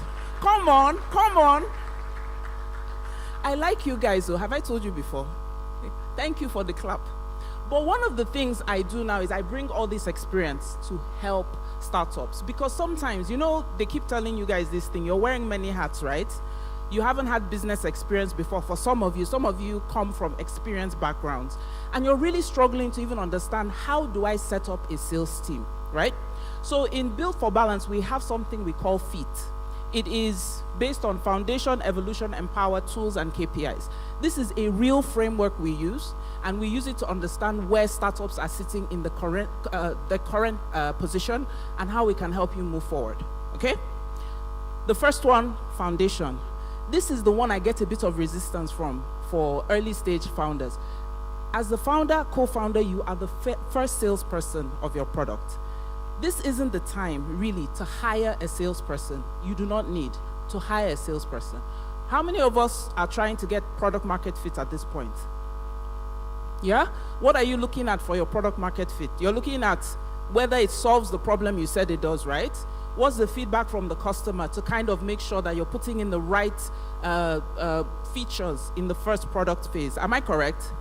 Do you know you also need to get product market fit for price? You need to understand. I see some of you are nodding as well. Very important. So that's why you, as the founder, need to be the first salesperson. You need to be able to understand, how much can I really charge for the product? The second important thing that happens when you are the founder and you're the first salesperson is you develop something called a sales playbook. How many of you have heard of a sales playbook? Right, very good. How many of you have a sales playbook? Awesome. And how did you start your playbook? You started with yourself. You were documenting. What did you use to document? Google Doc. You're not going to spend money to do your playbook. What does your playbook have? Ideal customer profile, sales funnel, your products, your services, a view of your competition. What else does it have? Sorry? FAQs, very important. Does it also have objection handling? When your customer says, I don't want to buy your product because, you now say, what did I say to make them close? That's what you put in your sales book. And like he said, it's not a complex thing. It's a simple document. But it's very important for you to have this. It also has your customer journey and your sales steps. So as you're interacting with your customers and getting feedback, you're putting up your sales book, your sales playbook. So once you have your sales playbook, you need to now hire, but you only hire when you have sales, when you're at sales readiness fit. Sales readiness fit is when your startup has a repeatable sales process. Number one. Number two, it has a steady stream of leads. And number three, you have insights into the customer journey. What's the difference between a sales process and the customer journey? Anybody? Hey, y'all, don't leave me hanging on the stage, fam. Please go for it. Please try. Inwards. So actually, the customer journey can be even a blog post, social media. It's any time a customer interacts with your business. So marketing, sales, leadership, what you're looking at is, where does my customer interact with me? That's your customer journey. But your sales process is how your customer buys, right? So if you're the first founder, you will know that maybe for your type of product, you need to be able to do a demo for your sales process to be successful. In the beginning, you won't know now, but the more you interact with your customer, you're updating your playbook. So these are the 3 things that are very important. Repeatable sales process. That means you understand it. The second thing is you're getting a steady stream of leads. If you have 3 opportunities, you don't need to hire a human being. Or maybe AI or John, Alpha. You can now get AI to manage that, but you don't need a human being. And that's the mistake you make because you're now incurring costs. The third thing, before you hire, insights into the customer journey. By this time, you know the platforms, the social media platforms your customer engages with. You know what other things you look at? The search terms that bring them to your site, right? SEO, SEM, all those kind of things. That's what you're looking at. Good? Are we good? We're moving on to E. This is evolution. This is where you start hiring, okay? Now, when you're hiring, there are a couple of things you need to think of. You're going to look at skills, right? Sales skills. Does a person have drive, resilience? I keep on looking back here. I went to school, so the person has drive, resilience, market knowledge. Culture is very important. Now, the thing is, because some of us are very experienced in work, some of us are not, you think that culture is personality. Culture is not personality. So they think the culture of a company is the personality of the founder. It is not so. So the founder is very brash. Everybody in the company is brash. The founder is very abusive. I hope we don't have any #horrible bosses here. Some of you are not giving me eye contact right now. But repent, so that's all I have to say. Culture is creating an environment where innovation can thrive. That is what culture is. That is the culture you need to build, because as a startup, it's innovation that makes a difference. So you interview for that. But I really want to make the case that culture is not personality. So if as a founder, you like people that talk a lot, and only people that talk a lot that work in your company, you are not going to have something that's important for innovation, diversity of thought. So anybody can work with me, whether you're quiet, you're loud, you're tall, you're short, you're richer, right? So you have to keep this top of mind. And then make sure you leverage networks, industry events for your recruitment strategies. But something I want to encourage you to do, create a talent pipeline. So you come for events, you meet amazing salespeople, or even people that are in other areas of a business, and you can't hire them now because you're not ready. Have a pipeline, have a list of people that you would want to approach when those jobs are open. In most of the big companies I work for, they all have talent pipelines. So once there's an opening, they're able to reach out to amazing talent. I'm sure you met quite a number of great people here today, right? That potentially you could work with. Don't leave that opportunity on the table. Take it with you and get contacts. And then also interview for culture and the role. There are quite a number of interview strategies you can use. I'm sure most of you already know. All right, so the next step in getting, you've hired your salespeople, you've passed on the culture to them, they're ready to start. 2 key things you have to think about. The first thing is onboarding, right? How many of you have an onboarding process? Yeah? Structured, right? Did you, I don't know if anybody can share, does anybody see a difference between when people were hired before the onboarding and the way people were hired after the onboarding process? Better engagement, better retention, happier employees, right? Because when people join your company, they're very excited. They want to work with you. They want to grow this vision. They want to be part of the dream you're building. But if you don't onboard them correctly, so let's take a minute, because there wasn't a lot of people that raised their hands. What's part of an onboarding process? Oh yeah, now.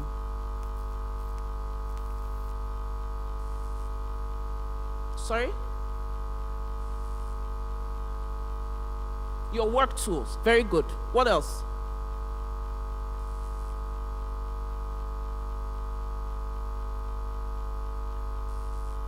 Culture. What are you doing? You're indoctrinating the person, giving them the tools to get started. This is where you pass on the playbook that you started working on, right? That's part of your onboarding. The second part that people tend to ignore a bit in sales is continuous learning, right? And we're going to talk a bit about how you identify who should take part of which training courses. Okay, So you've hired your people, you've empowered them, onboarded them well, given them all the tools they need. The next thing is to make sure that you're driving the correct KPIs. I don't know how many of us are post-revenue. I'm doing a lot of surveys, though. The sooner you answer, the sooner I go. So how many of you are post-revenue right now? You're actually recording some revenue, right? Are you tracking KPIs with that revenue? Yeah, you are. So they're coupled depending on the different models, business or go-to-market strategy, whether you're business to business or business to consumer, there are different KPIs you will track. But some of the ones that are important here, your conversion rate, your cost of customer acquisition, right? Sales cycle, very, very important. Sales cycle will show you where you need a little bit of help to support your sales team. And then customer retention. And then the big one is revenue growth. I actually tend to prioritize growth over attainment, because growth means not only are you retaining, but you're adding new customers to your business, all right? And then there are many sales tools, right?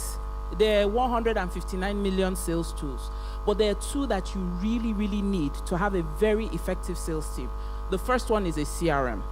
I don't know how many of you have your CRMs on Google Sheets, Excel. Yeah, it's good. It's fine. You don't have to pay for a license for a CRM. There are many, many templates you can use online to start, but you must have a CRM. A CRM is not punishment for your sales team. It helps you to have very effective meetings, and you can actually analyze what's going up. Good or bad with your team. The second thing is you need an analytics platform. Google Analytics, whatever it is, to track your user journey, your customer journey, you're tracking key metrics.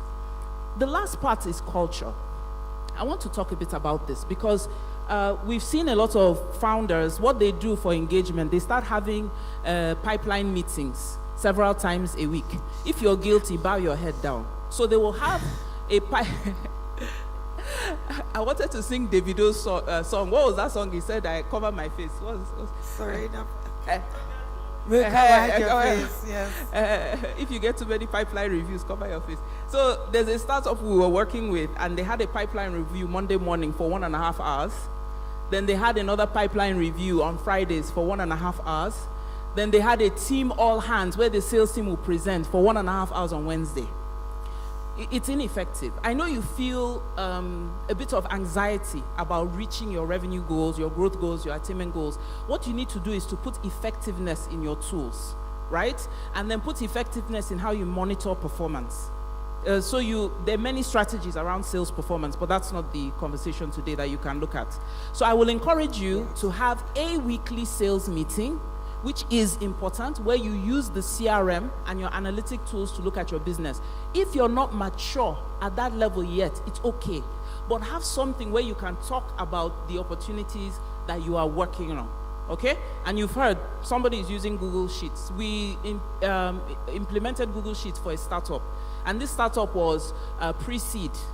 So it's not like they didn't have money, but they were struggling with revenue growth, okay? Then motivation, you need to motivate your salespeople. 2 ways you motivate your salespeople. You motivate them with recognition. When they do something well, not everything, no. It's not that they went and opened the door and said, oh my God, you opened the door so well. Nobody has opened the door like this before you. No, that's not what it means. If the salesperson stretches and does something, recognize them publicly. It's not, I don't actually believe you berate people. You work on performance. That's what you do. And then you motivate them with money, bonus. So if they're seeing that they're closing massive deals and then you're giving them money that they can use for plantain chips, gel. Yeah, but I apologize. I have to interrupt you. What?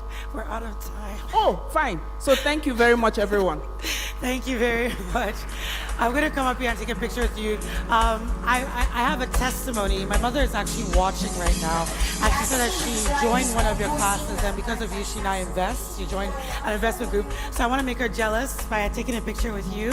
Hi, Mom. Thank you. And then, of course, come up to take a picture.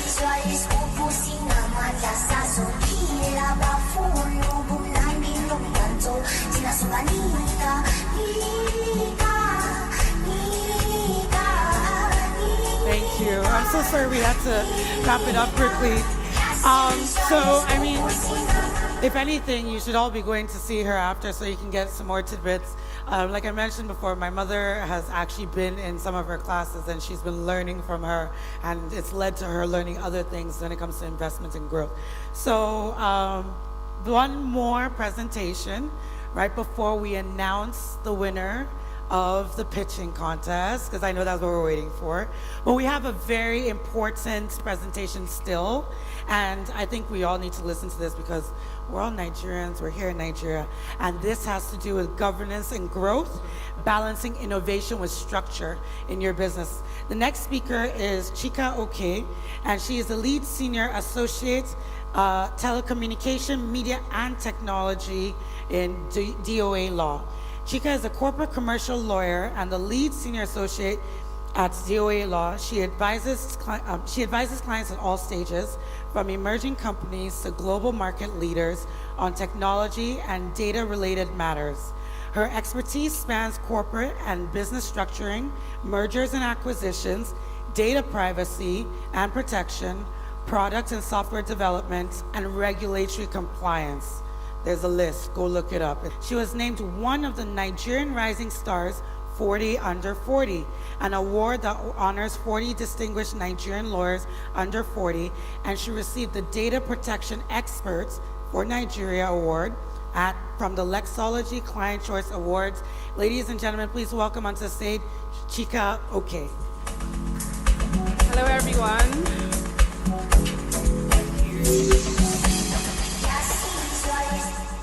Wow, seems like the room is much smaller now that I'm standing here. Good afternoon, everyone. Hello, how are we? Good, good, good. Good, no responses? Good, good, awesome, awesome. So today we are talking about governance and growth. It's quite interesting because the earlier session discussed governance from a regulatory standpoint and compliance, but today we're focusing on corporate governance as it relates to your business, your startup, your internal organizations and processes. So I mean, I hear we hear innovate, but does anyone really understand what governance is? Anyone? Don't be shy. Okay, so I'll do that then. So governance pretty much is a mechanism or a structure put in place to dictate how a company operates, how it's managed, how it's run. I mean, if you look at the screen, there's a whole bunch of writing on there, but in simple terms, governance just determines how this business operates, how it is run, who does what who does this, who handles what, and when it's handled. Effective governance is very important for a business. There's no business that functions without it. Again, I don't blame people when we say we don't really understand what governance is, because we always hear innovate, but are we actually innovating in terms with what the law is saying? Are we innovating in line with expert guidance? Are we innovating with sense, basically? We're all excited, we're looking for what to do with our products, put it out there, the ecosystem is getting us all excited, but it's very important that we're doing this in line with what we're supposed to do in order to achieve maximum outcome. Okay, so basically, I'm not sure why this is split in half, but the role of governance in startups will say accountability. Can anyone tell me what that is? Simple terms, or what you think it does? It's on the screen if it helps. Thank you very much. Risk management, identifying and mitigating potential risks, strategic guidance, transparency. Choosing the right governance model. Now, governance is quite simple to understand, but at the same time, the different types of governance. Do you want to have an agile governance system? Do you want to have a traditional governance system? Now, when I say traditional, imagine a tall, long building, right? A big brown wall. And at the top, you have all the management and C-suite executives in their offices, and on the bottom, you have your foot soldiers. Now, you see a typical commercial bank, for instance. At the top, you have your CEOs, your top management, you have your mid-management, and then you have your floor staff. Now, with a traditional system, there are clear-cut roles, there are clear-cut responsibilities. You know that, okay, this person does A, B, C, this person does this and that. There's no interwoven responsibility. You know this is what is going to come out of this process if we adopt this system. You know the kind of risks that are involved. You know the maximum output that will come out of it. Well, with an agile governance system, it's a bit more flexible. So today we see this type of things with like startups, with fintechs, etc. You see situations where a founder will get onto the open plan, roll his sleeves up and sit with his team members, and they'll figure out how to, get through a task at hand. But you don't typically see that with the traditional system. So again, it depends on the nature of your business in determining what type of structure to adopt. Do you want to adopt an agile governance in the sense that your team members are working with C-suite executives? Do you want to adopt a more traditional structure? It depends on the startup size, the stage of development, and then, of course, your industry and market conditions. Key governance structures. Are we familiar with what a board of directors are? Or what they do? Can we hear it? Yeah, go ahead. You raised your hand up. Yeah, go ahead, yeah. Yeah, of course. Anyone else? Or do we all believe it's the same thing? Yeah? Yeah? Awesome. So pretty much a board of directors is a group set up, nominated individuals, usually industry experts, familiar with these type of businesses that are able to give you professional and expert advice, so to speak. It's usually made up of your non-executives and your executives. And in terms of differentiating between a non-executive and an executive, a non-exec is someone that is not involved in your day-to-day business, while your executive is usually someone involved in the day-to-day business, like your CEO, for instance, your CMO, your CTO. Now, an advisory board is somewhat different in the sense that an advisory board advises on a specific type of matter. Now, a board of directors advise on everything as it relates to the operations of the business, but not necessarily the day-to-day. But your advisory board advises on a subset, a specific task, and your executive community is also flows from your board of directors. It comprises of your CEOs, independent directors, industry stakeholders. They also focus on a specific task as opposed to a BOD, which is a board of directors that, focuses on much, much more. Okay, legal framework and ethical standards. Again, the earlier session that we had pretty much talked about compliance and regulatory laws, regulations, the Startup Act, etc. While you're innovating, it's very, very important that you're not just innovating. I don't think that this can be overemphasized. I don't think that we can stress this enough. You're not just building. You have to make sure that whatever you're building is not violating the laws of the country that you're operating in. You have to make sure that whatever you're doing is in tandem with what the regulators have said, so that you don't run into problems. You build a product and you realize that, oh my God, this is, for instance, under some regulation or an act that you're not even familiar with. This is actually against that act. So you have to make sure that you are complying and adhering to the prescribed rules and regulations. And again, that's where people like us come in. We're lawyers. Feel free to reach out to one of us, discuss with us, ask us, are we doing the right thing? What should we be doing? What should we be looking out for? Again, some of the key regulators, in addition to the NIDA that was discussed earlier, is the Corporate Affairs Commission. I'm pretty sure some of us that have registered a business is very familiar with the CAC and what they do. The Securities and Exchange Commission, which is also the regulator of cryptocurrency, for instance, virtual assets, etc. Ethics. Anybody? Ethics? We all know what that means, right? Ethics, very, very important that we uphold integrity and ethical consideration and standards when we innovate. Steps to implementing effective governance. Aside what is stated on here, I'd like for someone to tell me what else you think is an effective step for implementation, aside what's listed on here. I'll give you a minute to digest what's on there.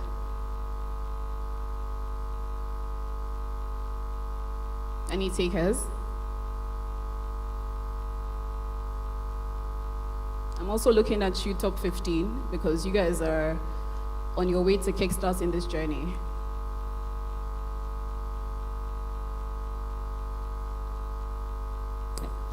Unfortunately, we don't have a minute for them to answer questions, but I can give 2 more minutes so they can wrap up. Thank you. I'll say something. We'll just wrap up quickly. Thank you. Sorry? Definitely, exactly. So it's very important that we clearly define each role within the governance framework, establish comprehensive guidelines and protocols, conduct frequent meetings and assessments, adapt and refine governance practices regularly. Again, nobody is saying don't innovate. We're just saying balance it with structure, simply. We have popular examples of people that you've seen do great things in the space. We have Andela, we have Paystack, we have Flutterwave, amongst many others. Bringing us back to another of our case studies, we're all aware with InterSwitch and the great things they've done. We've seen them reach unicorn status, which of course is where we all hope to get to. Yes, yes. Conga as well. I mean, of course, while we also try to adopt these practices, we're not oblivious to the fact that there may be some constraints and challenges. Resistance to formal structures, limited resources, regulatory uncertainties. Best practices involve regular feedbacks, involving in stakeholder and governance discussions. Again, just to piggyback off the earlier session, emerging trends in governance, we see data, big data and AI being leveraged in making governance decisions, amongst others. So in summary, as I have less than 30 seconds, pretty much understanding the understanding the balance between innovation and structure. Innovate, but innovate in line with what the law says. Innovate with what your advisory board says to you. Innovate with what industry experts have advised you to do. Again, implementing these practices without stifling creativity is highly, highly important. Like I mentioned earlier, I'm a technology lawyer. My colleagues are spread all over the room. Feel free to meet any of us for questions, clarity, any further information you may require. Thank you. Thank you very much, Chika. And I'm going to let you, while you take pictures with Chika, if you have questions, no, please stay for your pictures, yes. If you have questions, in case you're not aware, okay, take the solo pictures and then you'll join. In case you're not aware, we do have a cocktail session, a little mixer after this, so that's where you're going to be able to ask these questions, ask the one-on-one things that you want to find out, get contact information from them. So that will be happening right after we announce the winners. Before we announce the winners, we have, the light should be dimming right now. We have a couple messages from our sponsors, Paystack. One of our sponsors, Paystack. There is a video which is meant to have been queued on the screen so that we can get right into it. All right? There we go. I lead startup programs at Paystack. Paystack Catalyst is not an accelerator program, we're not a VC firm. So think about discounts on offerings, whether it's software services, think about access to industry experts. First, we want to learn, what are you building? What are the constraints? I remember the first time I approached Newbie to work with Paystack, actually our conversation wasn't at all about the integration and Paystack being a partner, it was about the business itself. And so with that, we also bring in members of other Paystack team from product to compliance, to design, to legal, just to again lend their own expertise to what you're doing. There's that real sort of, I would say, support from the Paystack team to help us honestly find product market fit and listen to our customers a bit better. We have a lot of experience engaging with regulators, whether it's the CBN or the SEC. We can use that again to help unblock startups. Should you acquire a license or should you go into a sandbox? We can help you make those decisions because we have the knowledge and we have the expertise. We're already using Paystack in Nigeria to process payments. So going into Ghana, it was that easy. And the team on the ground here in Nigeria was also really supportive, making introductions and helping us ease that transition into a new market. We have tailored services for different startups and different stages. We've really received a lot of preferential support, which is great at those early stages. Even just business development, because sometimes artists or people reach out to Paystack to partner with them for payment processing for their events, and Paystack are like, yeah, we do payment processing there, but the people that do events to get processing better than us, and then we work together and then we make magic. For you to take advantage of Paystack Catalyst, all you need just is actually go check out paystack.com/startups. You can always email us at startups@paystack.com. Yes, we know there is no silver bullet. Yes, we know we don't have all the answers, but the best we will do is actually to again help you get those answers, and we're looking forward to actually engaging with you. Thank you, Paystack. It's great to see people who have been helped do the work of helping others. I'd like to use this time to call onto the stage our gold sponsors, Graph, DOA Law, Bento Africa, Voltron Capital, and Rayness. Please give them a round of applause while they come to the stage.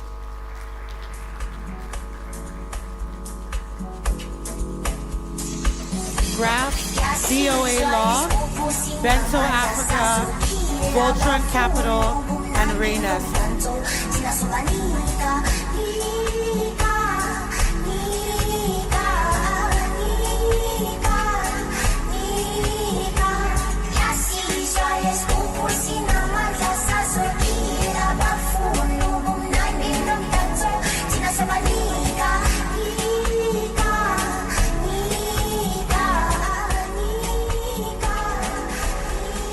All right, so it looks like we only have Bento, Rayness, and Graph here. We just wanted you to give your 30-second, give a little bit of explanation of who you are, what you do, and yes, thank you for sponsoring us. Please go ahead. This one should be here. Hi, everyone. Okay, go ahead. All right, thank you so much, Olamide. All right, my name is Amara Chirim, Executive Africa, and what we basically do at Bento.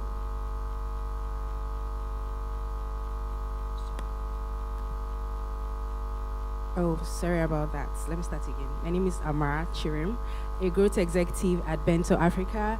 And you know, salaries. I know most of us here, if I ask you what the word salary means to you, you will say it is money earned to pay your bills and to, you know, have access to a better lifestyle. Now, as an employee, you want your salaries paid on time and you want it paid accurately. And also as an employer, you are looking for easier means to pay out your salaries. And this is why Bento Africa exists. Bento is a payroll company that is currently simplifying the payroll processes for over 9,000 companies across 7 countries in Africa. So what do you say? The benefits of using Bento is that you're able to automate your payroll processes, manage your employees from the hiring to the onboarding stage, calculate and remit your statutories in line with the local tax laws, or with your already existing payroll schedule.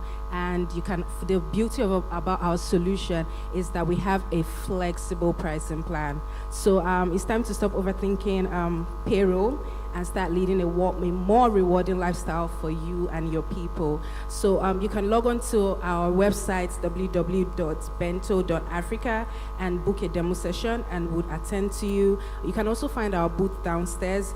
But if you don't come to us anyway, we would come to you. Your business deserves better. Thank you so much again. Thank you. Thank you. And then we have Rayness. All right. Thank you, everyone. Good evening once again.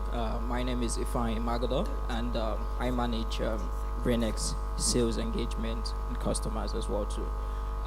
Basically, what we do at Brainx, we have 2 products in the market. One is called GeekPay, and the other is called Brainx, which is for business, right?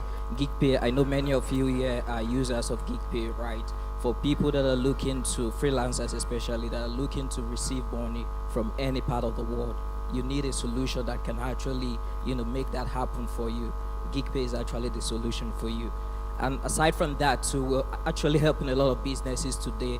I was speaking with a couple of business outside, and some of them are, having challenges. How do they receive money from investors, from, vendors outside the country, or anyone looking to send you money in different currency, right? So Brainx is actually the solution that is making life easy for businesses that are looking to receive money anywhere. And talking about FX, which is one of our major challenges today, right? Brainx actually makes it so easy for you, where you can easily convert from one currency to another.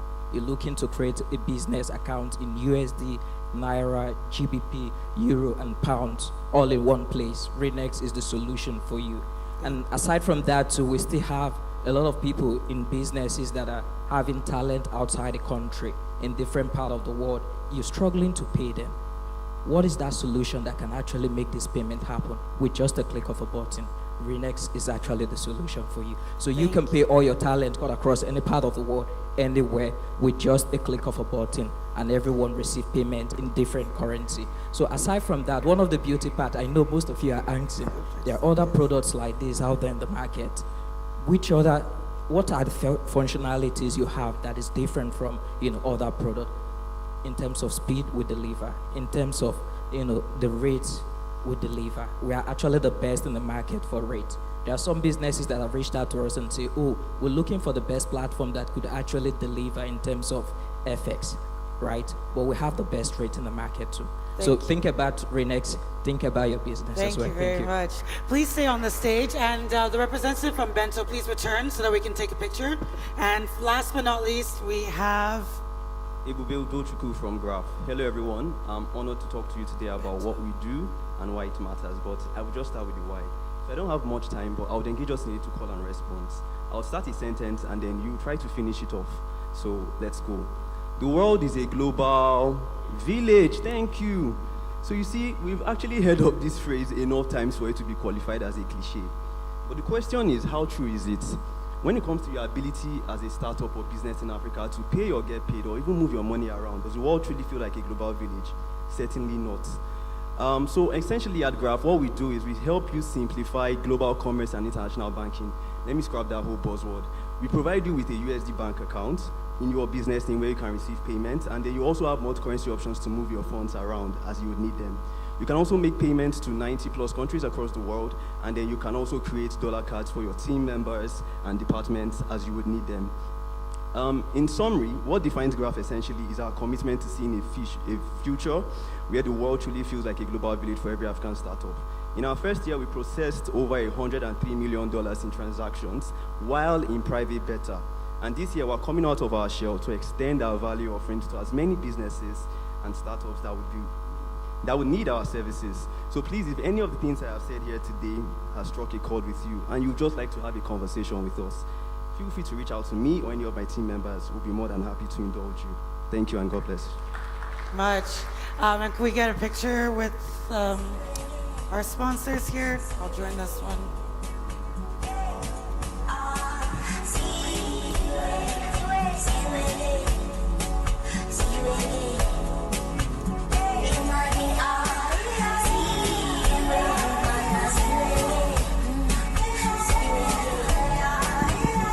So Mami, they beg this money normally. Well, hold on. So I need to thank my sponsors individually. From the one you can go, yeah, don't worry. Yeah. So Bento, right, has always supported what we do here. They run payroll, right? If you have more than 5 employees, you'll be getting emails, and we can look for ensure that we have a specific package. Most of these companies that are finalists would qualify to get payroll, so I'll make sure that we get something for each of them. DOA law, as a startup, you need to make sure your books are in order, right? You don't want to hear that your founder left and took with him or her 50% of the company. So again, you'll be getting email messages for how you can speak with DOA law and how they can support you to get your legal books in order.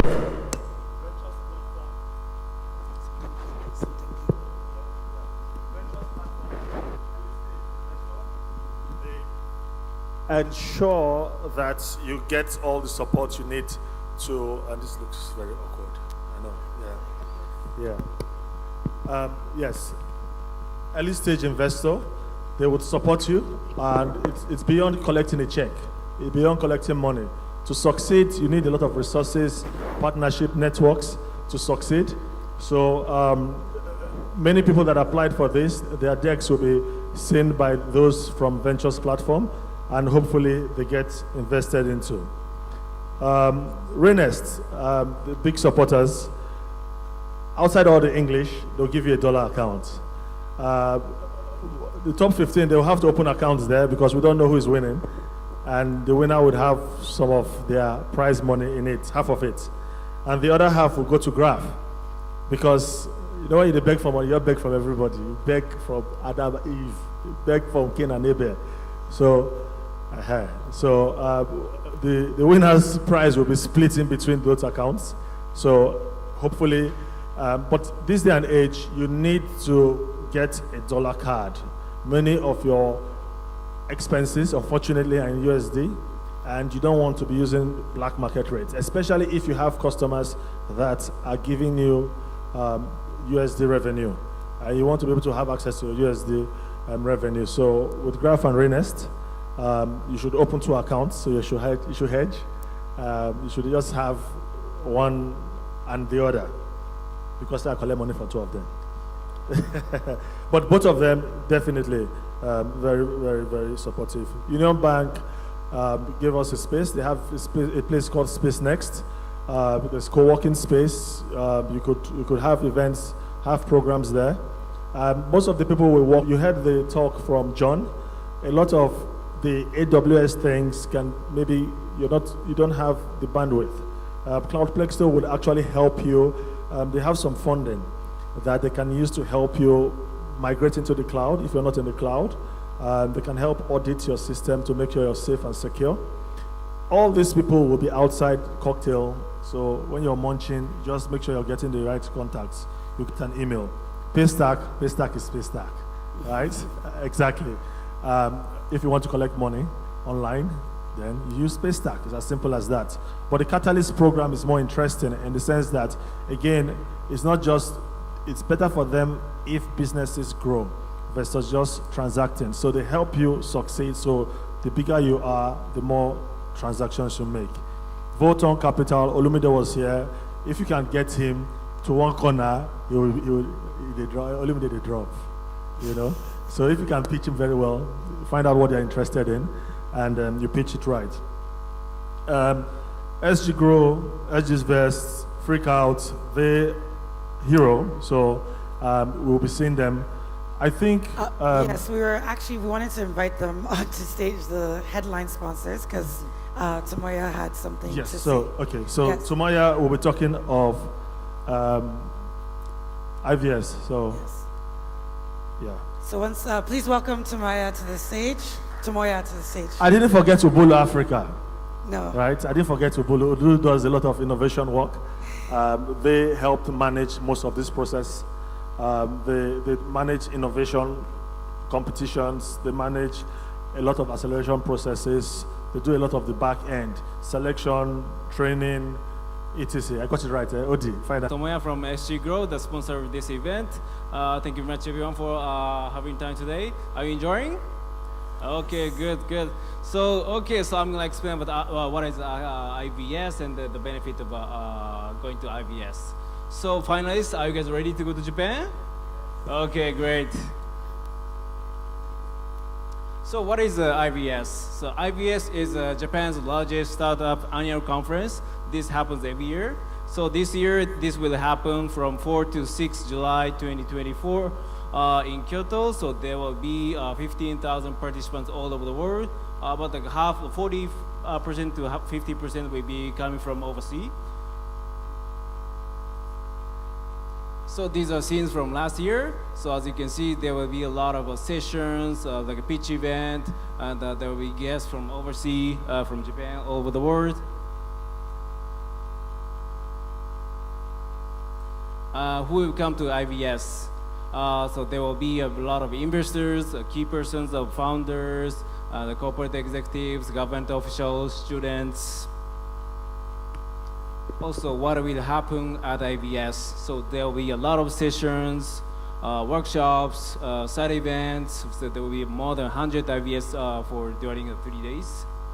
The pitch event, meetups, networking. So actually, we have really good relationship with the IVS organizer. So we secured 90 minutes of the pitch event and like session time only for us. So you guys have a time to give pitch in front of a Japanese audience. Nice. So after IVS, after PITCH2WIN, and after IVS, we are not finishing. So our journey will continue. So inviting all the Japanese investors, entrepreneurs, we will travel all over the world. So first, we will go to India and then Africa. So we will come back again. We will come back to Lagos together with the angel investors, institutional investors, corporate executives, entrepreneurs. So, but before going to Japan, guys, you need to obtain Japanese visa. So after this event, please reach out to me or please reach out to like TechCircle people to prepare for the documents. There will be 17 to 18 documents. Also, you Still need to go less to than Japan. Nigeria. It's not so bad. You need to go to Embassy of Japan in Abuja twice, when you apply and when you receive. Okay, all right, so we will cover all the travel expenses and accommodations. Thank you very much. Looking forward to meeting you in Japan. Thank you. And so if you don't mind staying on the stage, I would like to use this opportunity to invite our headline sponsors onto the stage. We have Freakouts. Please come up to the stage. IVS, SG Verse, SG Grow, Tamaya. Please, if you could all come onto the stage so we can thank you for your sponsorship and also get a picture of you. Mr. Honda and Mr. Hero.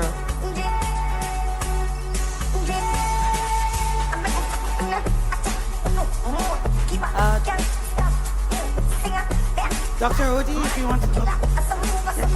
Let's move to the center more.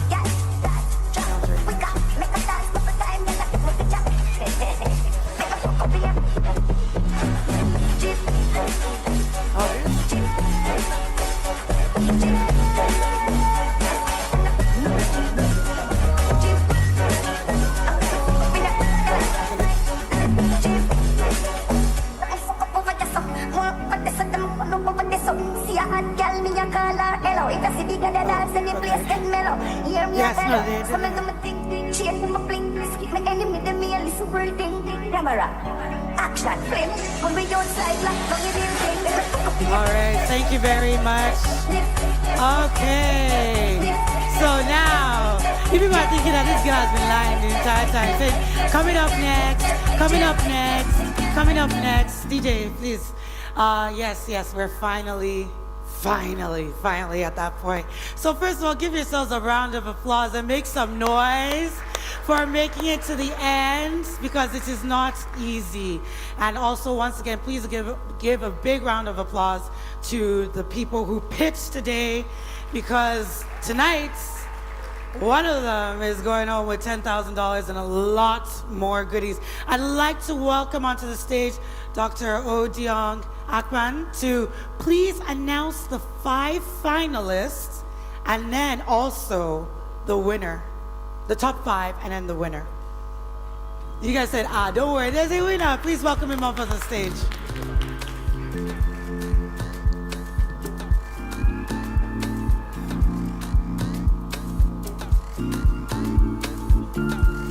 He's carrying his bag. I hope you know there's cocktail after. People have questions for you. There's cocktail session after. So I initially was supposed to come out.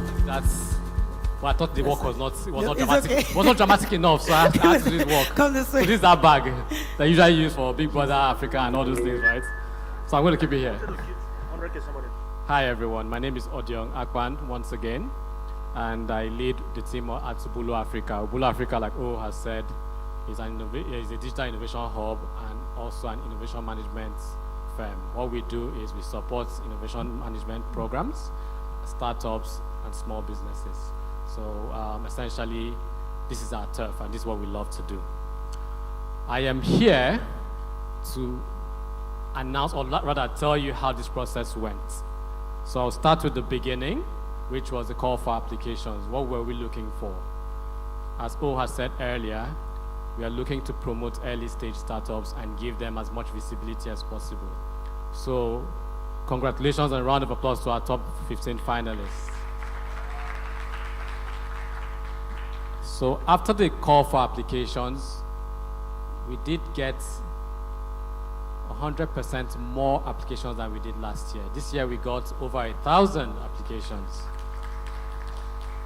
So that's the good news. The bad news was that it took so long and so many hours and resources to filter through. I'll call it bad news, but it was also good news because it told us that we are doing something good, and something good is also happening in Africa where a lot more people are innovating and churning out good stuff. What did we use for the process? We sought out specialists, people that worked in VC firms. We sought out people who are specialists at reviewing decks and also reviewing not just the decks, but also doing the due diligence to ensure that we have the right people for the right competition. And having said that, even though we came to 15, it was a tough call to pick out the 15. we actually said we wanted to do top 10 this year to come and pitch, but we struggled because we had a lot of great people, and that's why you had 15 pitching. If we drop. We actually dropped people that we didn't want to drop, but we decided to just take the top 15. I keep saying round of applause, please, a round of applause to these guys because they went forward. So top 5, and this is just to let you know, they're all great, but there are some that became greater than others after the pitching event. So round of applause. So that's top 5. As you can see, it's alphabetical order. Who wants to tell me something? Hold on, please.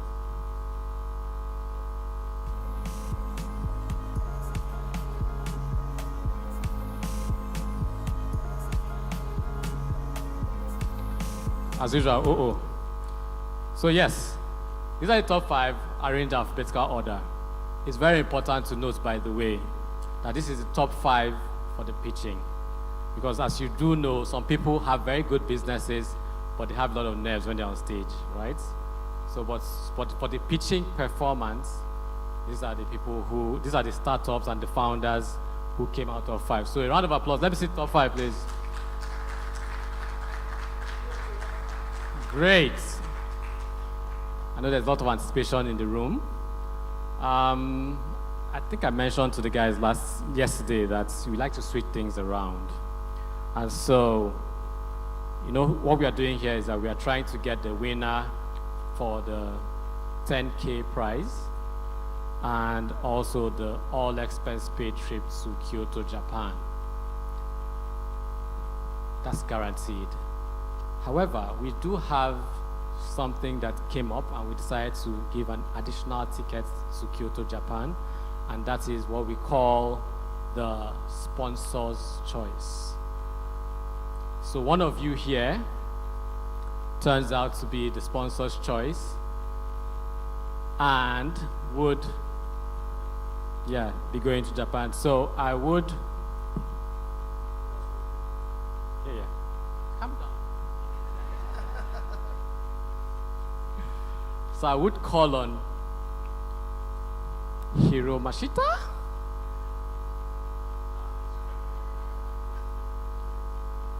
To come and help me.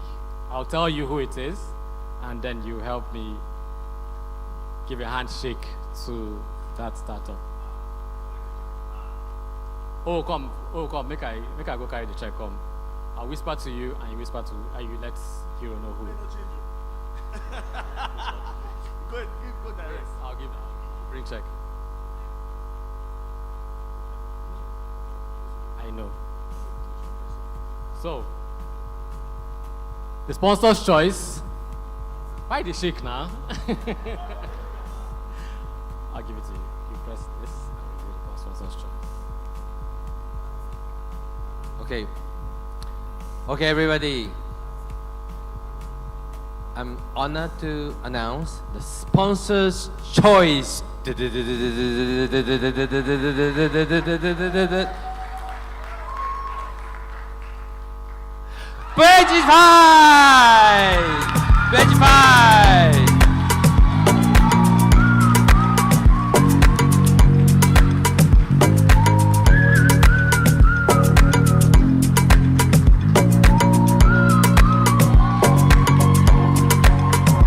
Àlàyé mi bá mi sọ̀rọ̀ kan kí ló ń lọ. Ó máa ń rí àwòrán mi lọ ń tọ̀. Wọ́n ní mo gbé temperature. Ìjẹ́ má lọ sùn ṣiṣẹ́ lọ, mo yà pa owó lọ. Nobody go do when sapa done too much. Ẹni tó bá bá aṣọ òun ṣá ló mọ̀. Kàbókàbó lọ, ọmọ bá ṣì ń lọ. Ìsídèlé kan ìsídè ọ̀.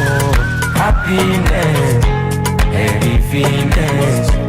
My life no stress. So PITCH2WIN, anything can happen, Abi. Happiness, everythingness. Anything can happen. You were looking at for Spragify in top 5 and it doesn't exist, but then because Spragify actually won the sponsor's choice. So a round of applause for Spragify, please. Thank you. Check, please. Can I get the check, please? I know time is fast spent, so I'm not going to keep you waiting for any more Check is there. I would call on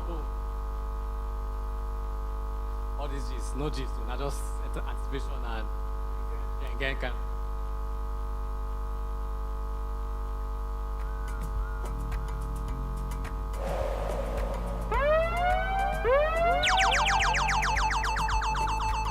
I'm annoying, right? We go on and on. All right, so I would call on Honda and Hero to come stand by me. They are our headline sponsors, and I would like them to be part of this announcement. So please, can you come on stage?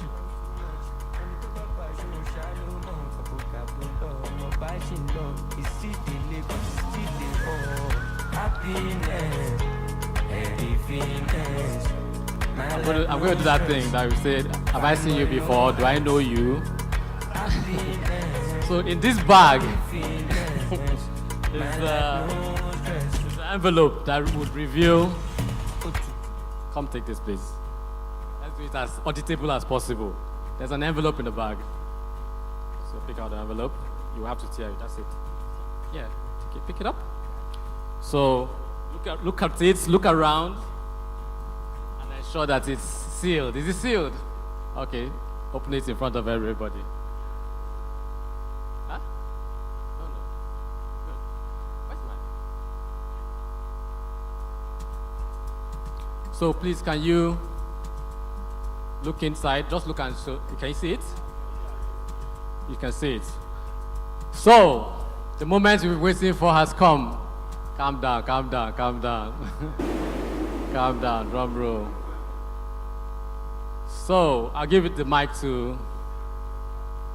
I'm going to remove. I just say fear, see if I move, I think we'll move 2 times.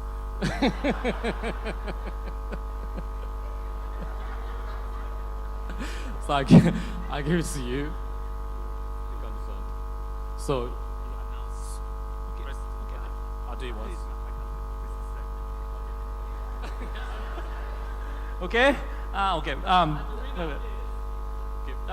Before calling the winner, I like to shoot the video from my eyesight angle. So, Meta's new product. Okay. Hey, Meta, shoot a video. Hey, it's okay. Yeah. Okay? Yeah, it's right there. Yeah. Okay. The winner is register.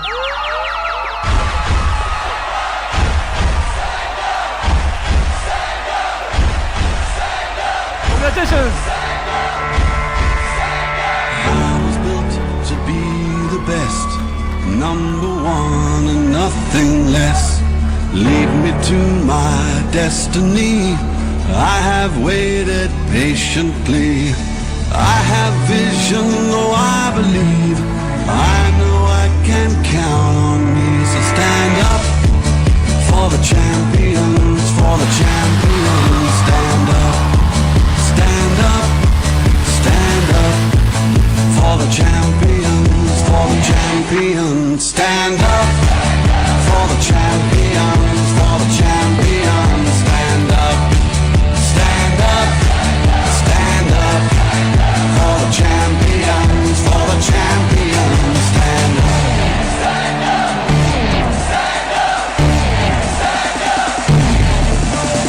Here we go. Getting close, now it's just who wants it most.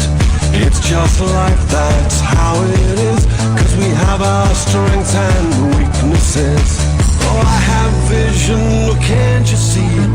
I'm on the move, make way for me. So stand up for the champions, for the champions. Stand up, stand up, stand up for the champions, for the champions. Stand up for the champions, for the champions. Stand up, stand up, stand up for the champions, for the champions. Stand up.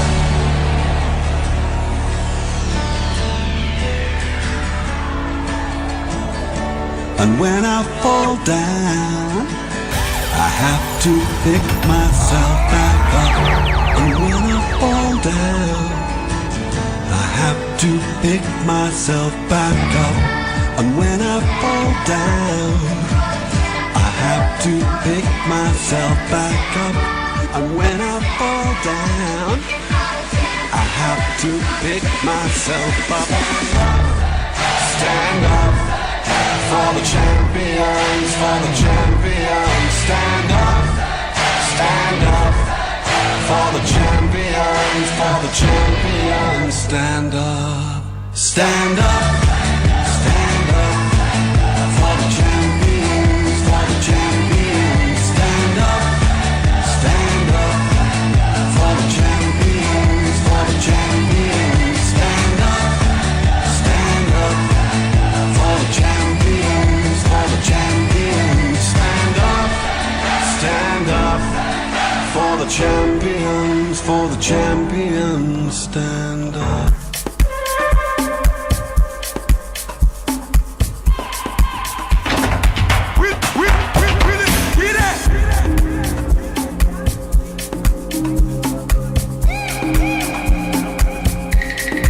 So, thank you. It's over, it's done, right? It's been a long day. Thank you so much. So we have drinks, cocktails, music, food, drinks behind. And you should network, you should meet people. Remember, it's not just about the 10K. Someone else that's not even in the competition can speak with an investor and anything can happen. So thank you very much. And I wish you a very safe trip on your way back. All right, bye-bye. When we celebrate, we dey pop champagne. We dey pop champagne. We dey pop Drinks behind the cocktail. You direct them, yeah? Yes, so ladies and gentlemen, please, you can head downstairs to the cocktails. I think in La Scala or downstairs. Huh? Sorry, by the door for your cocktails. Be happy, please interact. You can meet up with the ushers. Your next. Please meet the ushers by the doors. They will direct you to the cocktails and the refreshments. Also, do not forget to post your pictures. Use the hashtag PITCH2WIN-4. Tag the TechCircle. Tag your companies. Thank you so much, everyone. Drive safely.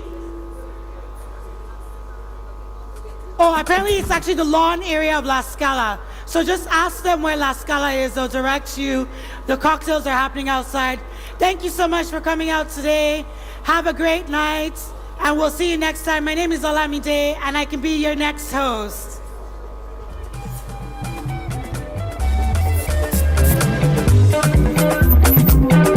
And you